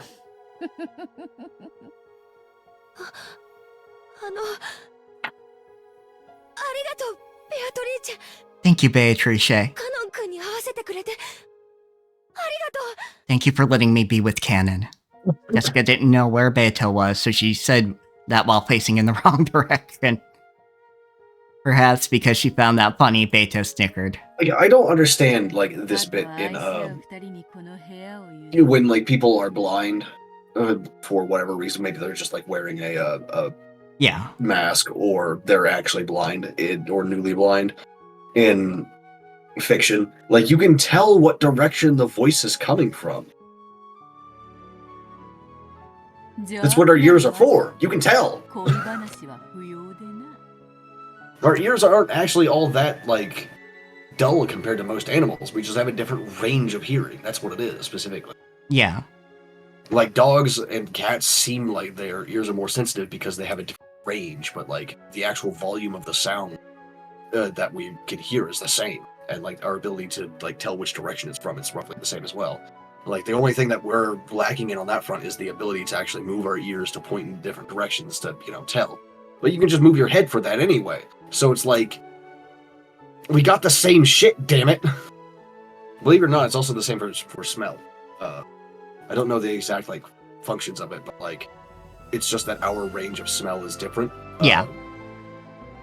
We can smell things that dogs can't, and dogs can smell things that we can't, but our sensitivity is about the same. Well, wolves are more sensitive, but only for, like, certain things. I will now leave this room to the pair of lovers. Evil witches have no need for tales of love. Allow me to depart. ベアトリーチェ様、ありがとうございます。 Lady Beatrice, thank you very much. 礼などいらぬ。こんなのでは償いきれぬほど悪行を重ねておることは、そなたがよく知っておろうに。 There is no need to thank. You know that something like this cannot compensate for all the evil I have done. 良き魔女には感謝を選別とします。今までがどうであったか。そして。 That's also like a fantastic surname or title, by the way, is Good Witch. Oh yeah, Glinda Goodwitch is very good. I don't even know who that is. Like, I recognize the name, but I just don't. Oh, Ruby, teacher, blonde. Gravity powers, riding crop. Oh yeah. Okay, yeah, I know her. The purple fucking mantle. Yep. You know that fucking first name was chosen specifically so it would fucking have alliteration.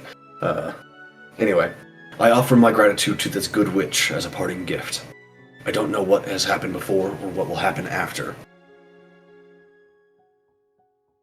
Or what will happen later, rather.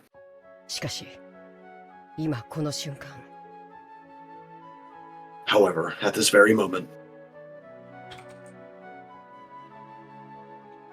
It's also literally the name of the Good Witch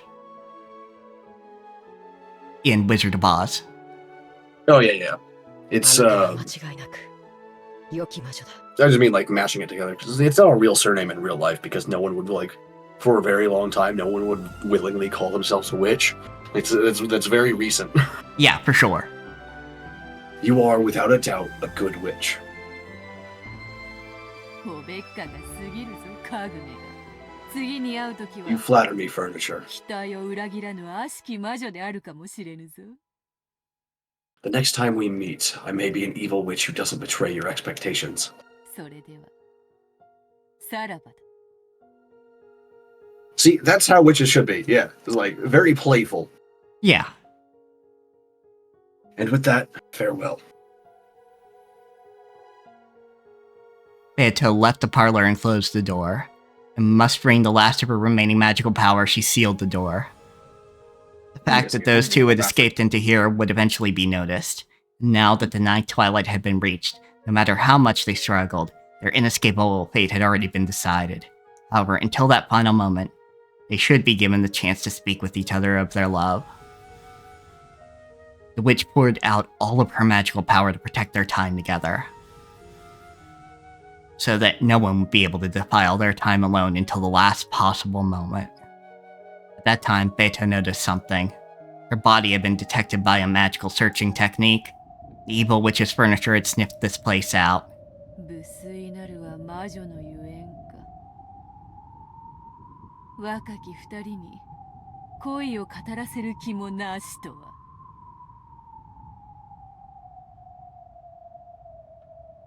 Almost got back in front of the line, but oh, shit.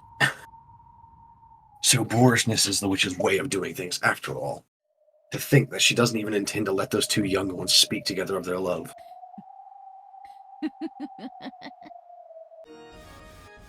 45データ治療標的照合仙台ビアトリーチェ京都確認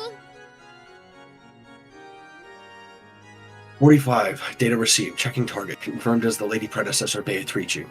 客間防御壁を解析 Analyzing parlor defensive wall. 仮想防御壁72層構成防壁および魔法反応走行 Damn. She did that with the last regs? Shit, she's very skilled. 72 layered, multi-layered defensive. Really? So that makes literal sense, it's just phrased. Anyway, 72 layered, multi-layered defensive wall, attack-proof barrier, and anti-magic. 100万への狙撃は不可能410へデータリンク Sniping into the parlor will be impossible. A data link to 410. 410データ受領にひじゃあ仙台様を先に殺しちゃえばいいだけの話だに大ベアトリーチェ 410, data received. Then we've just got to kill Lady Predecessor first. Or the Lady Predecessor. Great Lady Beatrice. Your firing permission, please. 撃ってちょうだいああ急所は外してねババアに Go ahead and shoot. ことがあるの Oh, and avoid her vital areas. There's something I want to ask that old hag. No, I guess just like disable her so I can ask her some questions. Keep her from running. 410, firing. The Chester sisters' gold bow released a gold snake. It crawled down the corridor, starting from the front of the servant room, aiming for the parlor as it drew a soft snake-like curved line trajectory. And pierced Beto's chest. That's pretty vital, unless you, like, hit away from the heart, but still. Yeah, like the other lung, maybe. Not that she really needs to breathe, but, you know. Gold butterflies gathered and the cruel witch appeared along with her furniture. 仙台さん、二度もの妨害、もはや許されませんぞ。Lady Predecessor, no further obstructions will be permitted.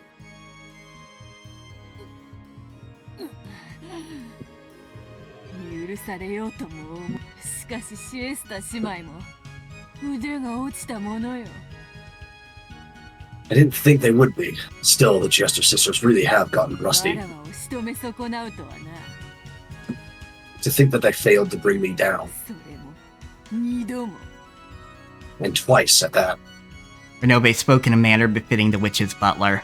As she pushed her pain aside, Beto grinned and spoke back.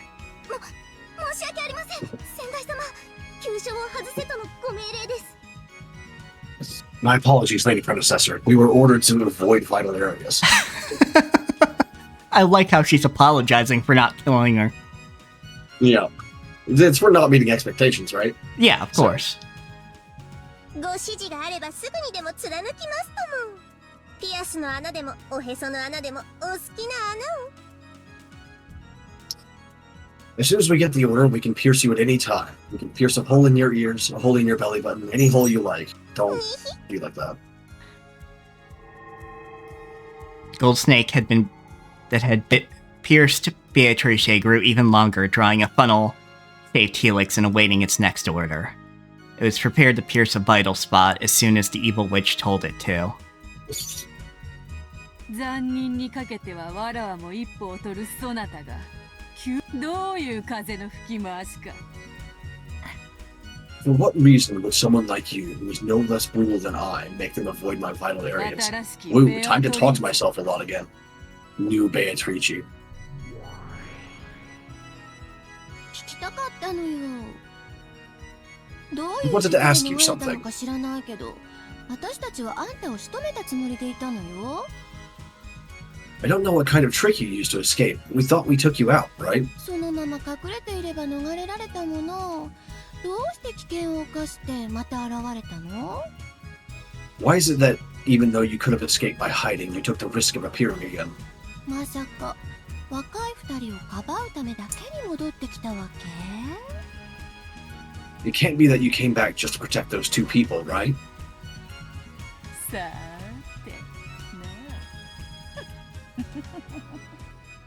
Well, who knows? さっきだってそうよ。どうして恋人たちを蘇らせて再会なんて甘い真似を？聞けば聞くほどに、あなたは私なんて足元にも及ばない邪悪の権下。 In just a second ago, why'd you do something as soft as reviving the lovers and reuniting them? The more I hear about you, the more I learn that I don't even reach up to your feet as an incarnation of evil. そのあなたがどうして急にそんな生ぬるいことを始めたのかってそれを聞きたかったのよ。 If you're like that, why did you suddenly start acting so mildly? That's what I wanted to ask. 残忍ゆえにわらわは気まぐれなのよ。それを問う I am brutal, 意味が therefore I あろ am う fickle. What purpose could questioning that possibly serve? シエスタしま That's the best way to get out of that. Without answering. Chester sisters, sower.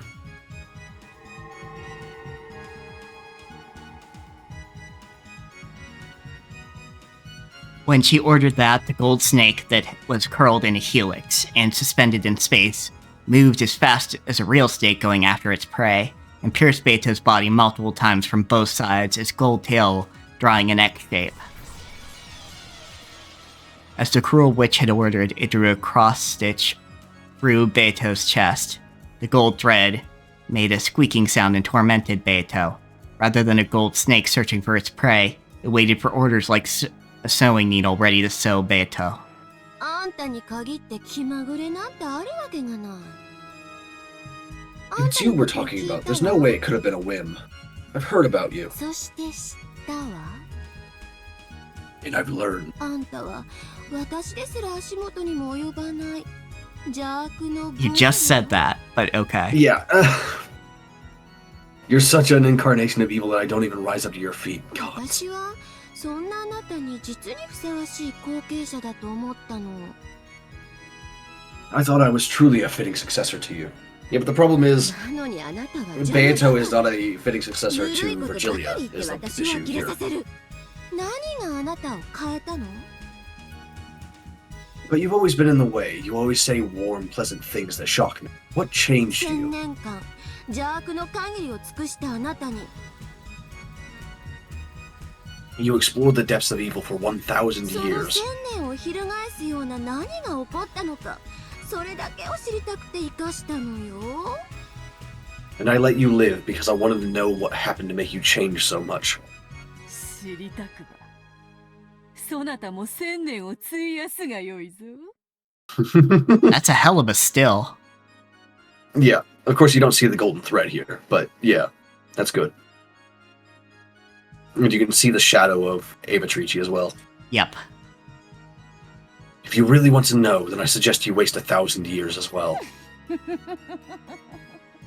Nue. So.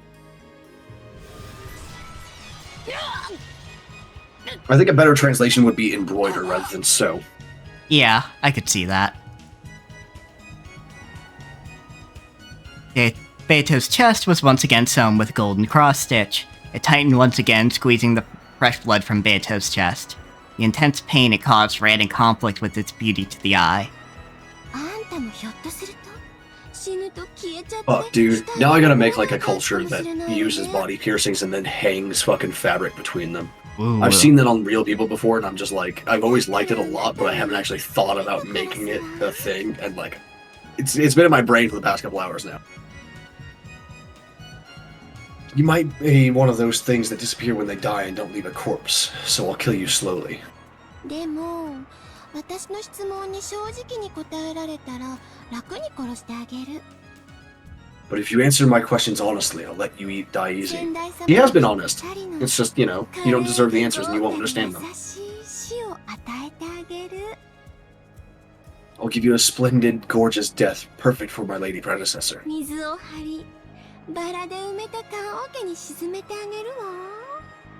I'll sink you in a coffin filled with water and roses. Isn't that wonderful? And you still won't talk about the reason for your change of heart. 聞かれたことを答えぬもまた邪悪なる魔女の優越よ。Not answering when she is asked is another one of an evil witch's pleasures. ぬえ、二つ。 So, twice.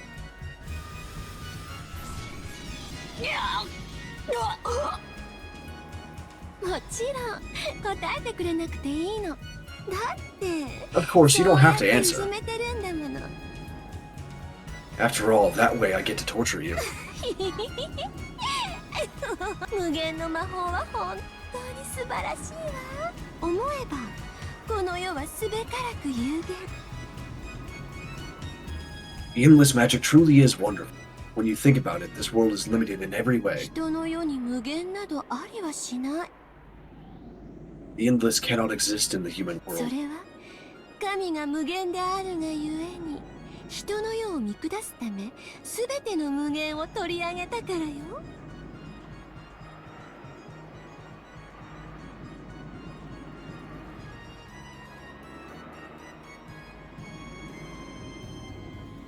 I think I would have to restructure that sentence to make it make sense.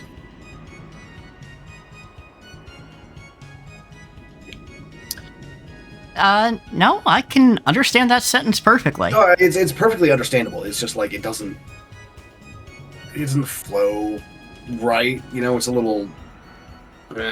Yeah. Because gods are without limits, the human world is deprived of all limitlessness, so that they can be looked down upon.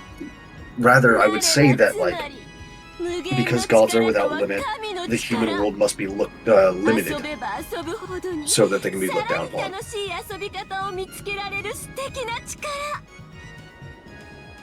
So in other words, this endless power is the power of the gods, and a wonderful power where the more you play with it, the more fun ways of playing you find.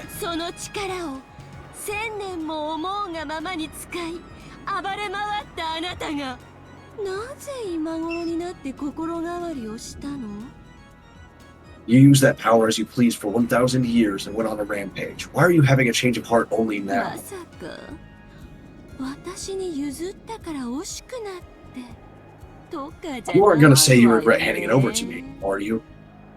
Yeah. She's probably not gonna say that, but yes, she should not have handed it over to you. Not that she had any real choice, it's part of the contract, but still. 惜しいものかそなたがそうだと信じている無限の魔法など魔法に真の魔法の力とはそなたなどでは到底至れぬ深淵にあるのだ How could I regret it? The endless magic you believe in is no magic at all. True magic lies in a deep abyss that you most certainly cannot reach. それに気づいたからそれは何 And this is what you realized. Then what is it? それに気づけず千年をさまよえ。愚かな魔女よ。Yeah, like so far, Beato does seem to think that at this point that the endless magic is more of a prison than anything else. Yeah. Wander about for 1,000 years without realizing, foolish witch. ねえ。今度は3つ。So, 3 times this time.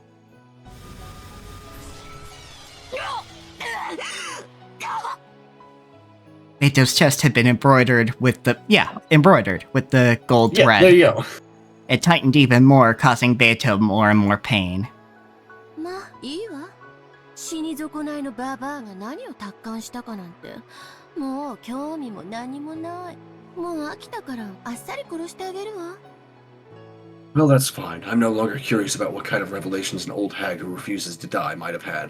And that's why you won't fucking figure it out for 1,000 years. Like, she was the same way. Yep. I'm bored now, so I'll just kill you. あんたを殺せば客間の結界は解ける。If I do, the barrier around the parlor will dissolve. そしたらカノンとジェシカもたっぷりいじめ殺してあげるわね。愛し合う。 Then I'll torture Canon and Jessica to death a whole bunch of times. これは楽しそうよね。 Being able to have 2 lovers as my toys at the same time sounds pretty fun, right?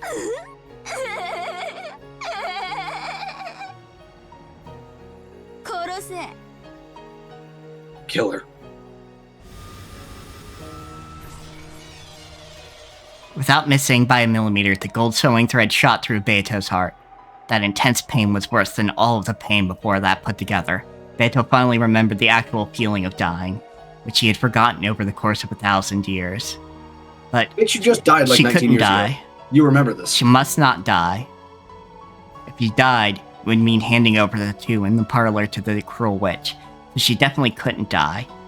Resolutely refused to die. 新しきベアトリーチェ頼みがある。 This is some real witch shit right here, though. Like, just straight up denying your death.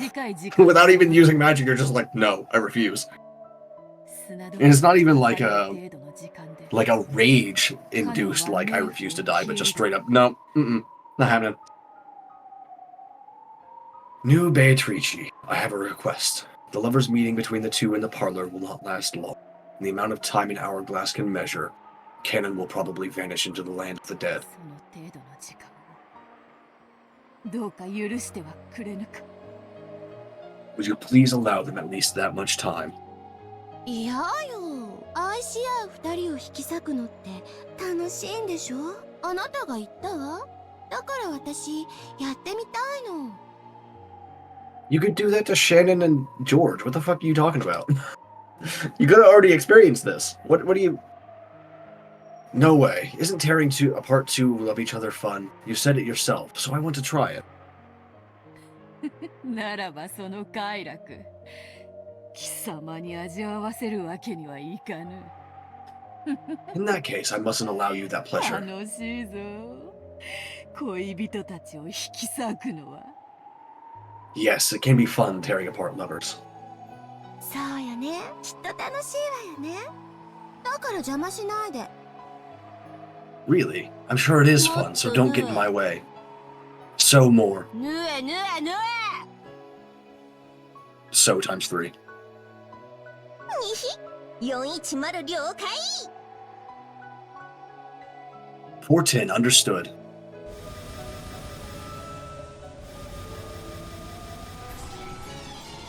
A merciless gold sewing thread, a needle, sewed the gold thread through Beto's heart over and over again.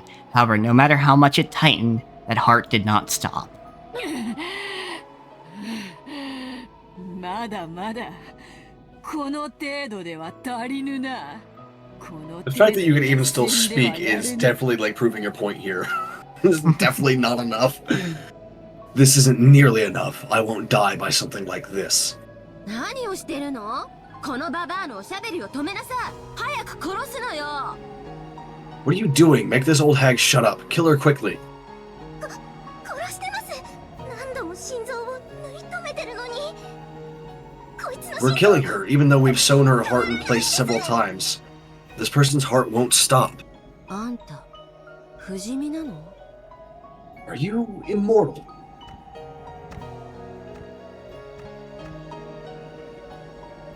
まさかそなたに無限は譲り渡した。鼓動を刻める数など残すところもたかが知れている。 Of course not. I've handed the endless over to you. My heart will not beat many more times. だがそれを一つ余計に刻むことでこの部屋の二人にわずかでも長い時間を与えられるならその程度の抵抗を永遠に続けようぞ。However, if by making it beat just once more, I can give those two in this room a bit more time, I'll continue that resistance for all eternity. こいつの心臓が動きを止める。 Reminds me of that one result we got in Slay the Princess, where I think it was Skeptic or Coward or something like that, was forcing the heart, lungs, liver, etc. to keep working. And then the hero did it for a little bit so the Skeptic could take over and like talk about something. Yes, it was the Paranoid. Paranoia, there we go. Okay. So, keep sewing until her heart stops moving.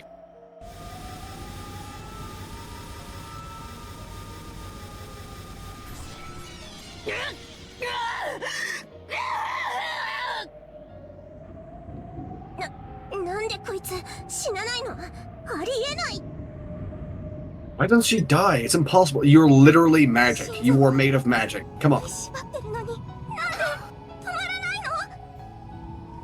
Why isn't her heart stopping, even though it's been sewn in place?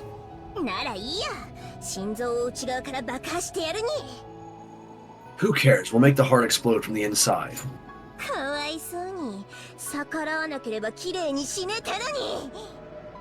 How pitiful, and you could have died cleanly if you hadn't resisted us. You know, 410, like, there's just a lot of reasons for people to resist death with all their might. It doesn't have to be a clean death, you just have to resist as hard as you can. As they said that, even though the Gold Needle and Threaten made round trips over and over again, Beta still didn't die. The cruel witch eventually grew pale at how bizarre that was.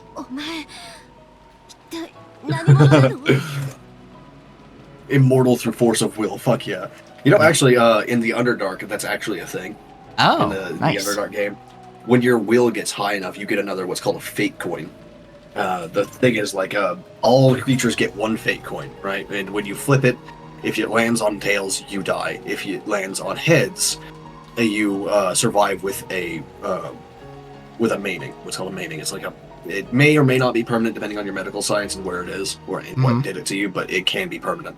Like, for example, my character, Ash, can no longer have children because her stomach was split open by a sword, and she had to roll her fate coins there. But she rolled heads, and that meant, but like PCs, player characters, have 2 fate coins, and if they have both heads, then they get away with it without a maiming. And then, like, once you hit a certain level of will, your will stat, you get another fate coin. Oh, nice. And I assume it continues on, like, the more will you rack up, the more fate coins you get. Like, no matter what, when you get hit like this, unless you have some special ability, if you have to flip your fate coins, you are out of the fight. But if you have 2 or more fate coins heads up, then you don't get it. And you only die if you have all tails. So, like, the more will you get, the harder and harder you can hold on to your body no matter what happens. Which is pretty fucking cool, I think. Yeah, that's pretty badass. That's basically what Beato is doing here. What in the world are you? Too much for you, little girl. Probably gonna say an apprentice witch? Yeah. わからぬだろうな。わらわにわからなかったさ。 You probably cannot understand. Even I didn't understand. だがな。 And yet, どうやらこれが本当の魔法というものらしいぞ。 somehow or another, seems that this is true magic. つまりわらわは今こそなった In other words, I have now become it. 本当の魔女に I have become なった a true witch. 心臓内部で爆心固定 Damn. Alright. Just gonna fucking grenade her heart. Sure. Fixing explosion center in the heart interior. Fuse preparations ready. 爆破 Explode.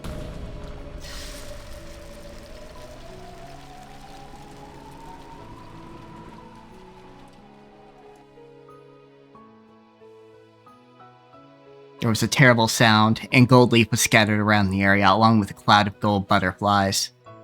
Beto's chest had opened wide from the inside. From that, gold butterflies and gold leaf poured out, staining the surrounding area gold, and Beto's flesh crumpled. Like a puppet whose strings had been cut, she crouched down and crumpled. However, a gold heart, tied by gold thread, floated in the air and continued to beat.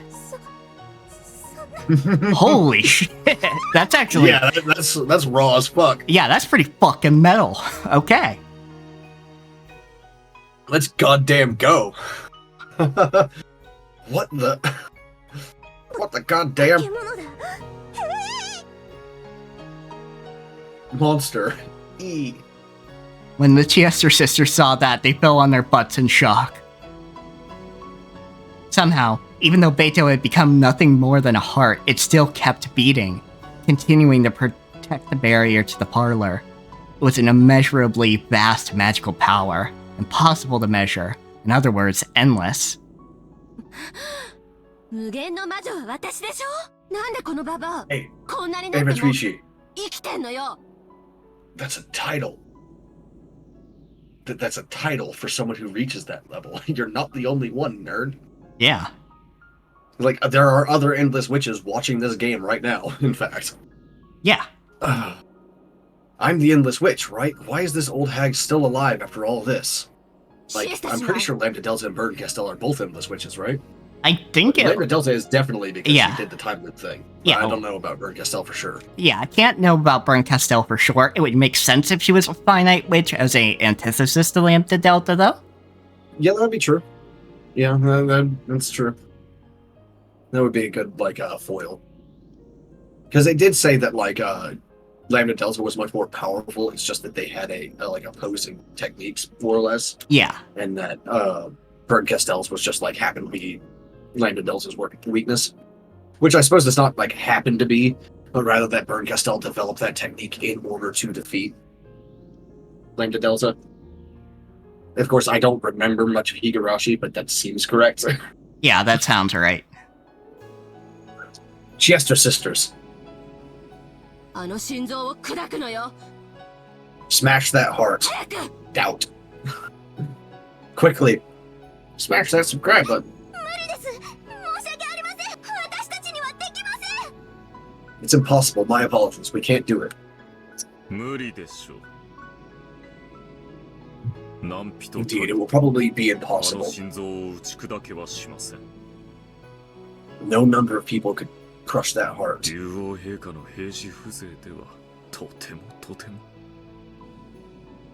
It's certainly not the soldiers who serve under His Highness the Dragon King.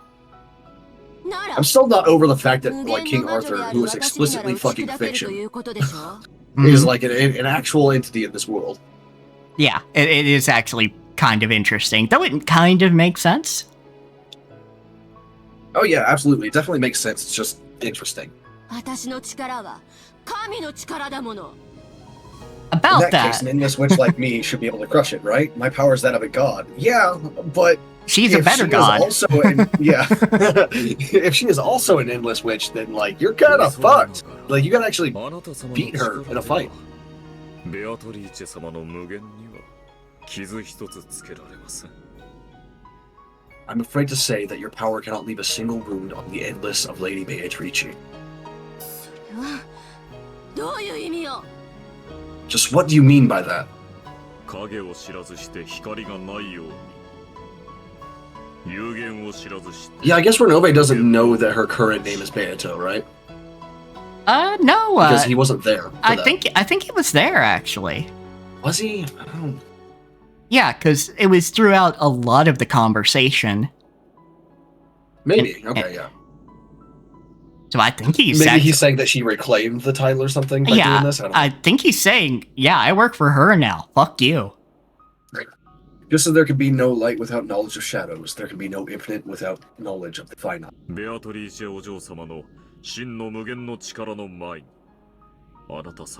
For my Lady Beatrice's true endless power, your frail magic is quite lacking.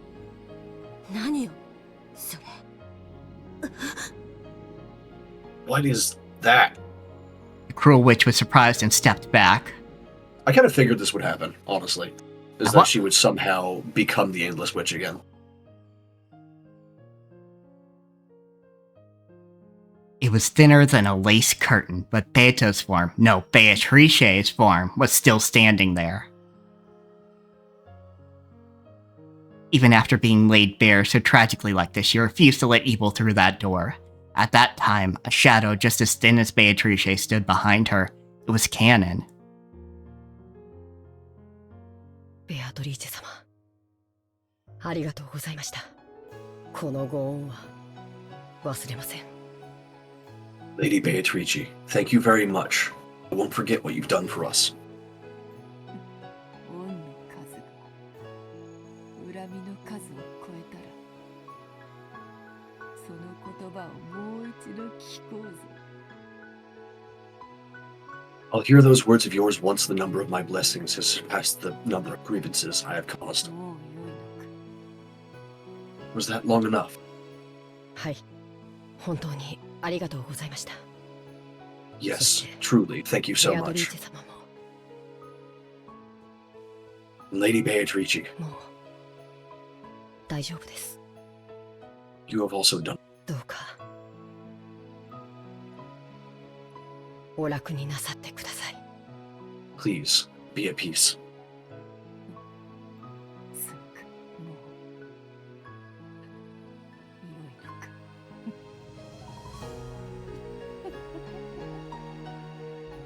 Is that so? Is this enough? 何よ。なんであんたたちは先代のババアをベアトリーチェと呼ぶのよ。ベアトリーチェは私の名前でしょ。 What's going on? Why are you guys calling that old hag Beatrice? Beatrice is my name, right? 新しき黄金の魔女、そして無限の魔女である私の名前のはずよ。 It's got to be since I'm the new Golden Witch and Endless Witch, right? 無礼な。ベアトリーチェ様の名を語るな。How dare you claim Lady Beatrice's name? Okay. ベアトリーチェ様の名は無限の魔女を冠せられるお方が名乗られるべきもの。 I guess it's like the most powerful Endless Witch is the one that gets the name, or something like that. Yeah, I guess so. Or maybe I'm afraid to... Or maybe there's one Endless Witch per world. Could like, be. per yeah. shard. Although she, like, Beato also this specific shard. I don't know. I don't know. I have no idea. I'm afraid to say that the name of Lady Beatrice belongs to the one crowned as the Endless Witch. 今や先代はあなた様を指すものでございますよ。 Right now, you are the predecessor.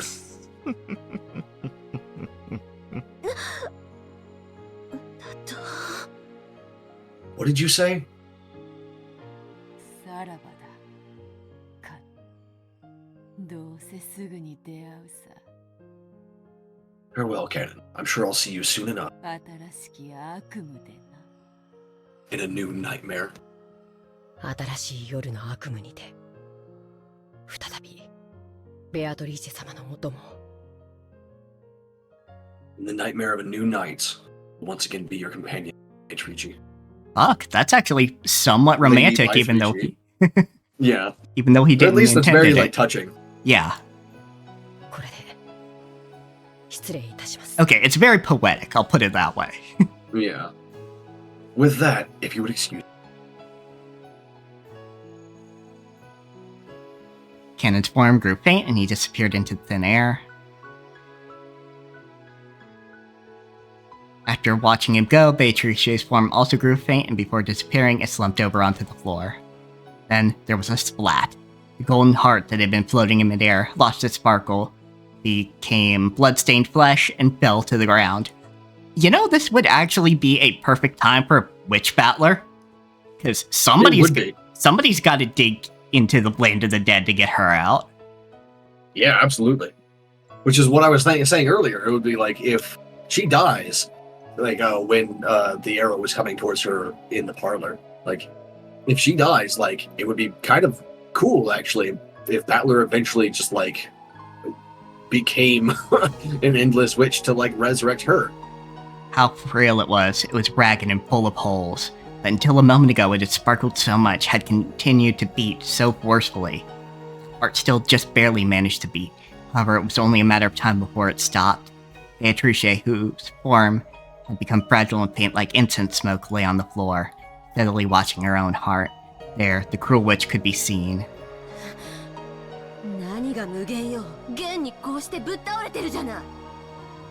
What do you mean, endless? Aren't you actually collapsed in a heap right there? It's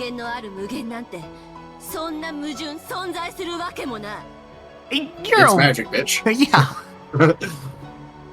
How can there be a finite infinity? That's a contradiction. It couldn't exist. This is the limit of your magic. The endless is better than the finite. Beatrice no longer even had the will to respond. No, on the contrary, it was doubtful that the words of the cruel witch even reached her ears. If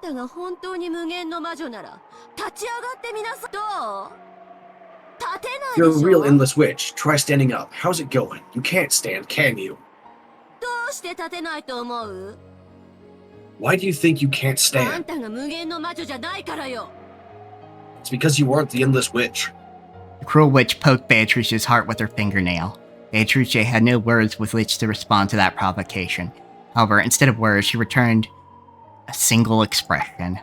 It felt humiliating only to the cruel witch, because she had gently curved her mouth and smiled.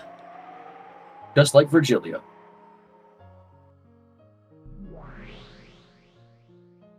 Footsteps were approaching that place. There was no way she had misheard it. That rough squeaking of heels was the sound of Battler's footsteps. Take a quick break. Actually, I consider this a good time to stop. Alright, we can do that.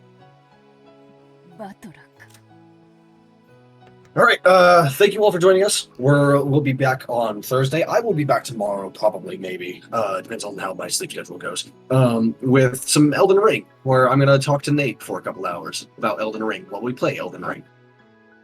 If you scroll down, you'll find links to, or in the YouTube description, you'll find links to our Twitch channels. But on my end, if you scroll down below the Twitch player or go to the About section if you're watching the VOD, you'll find links to my Twitter, my Discord, and my Kara.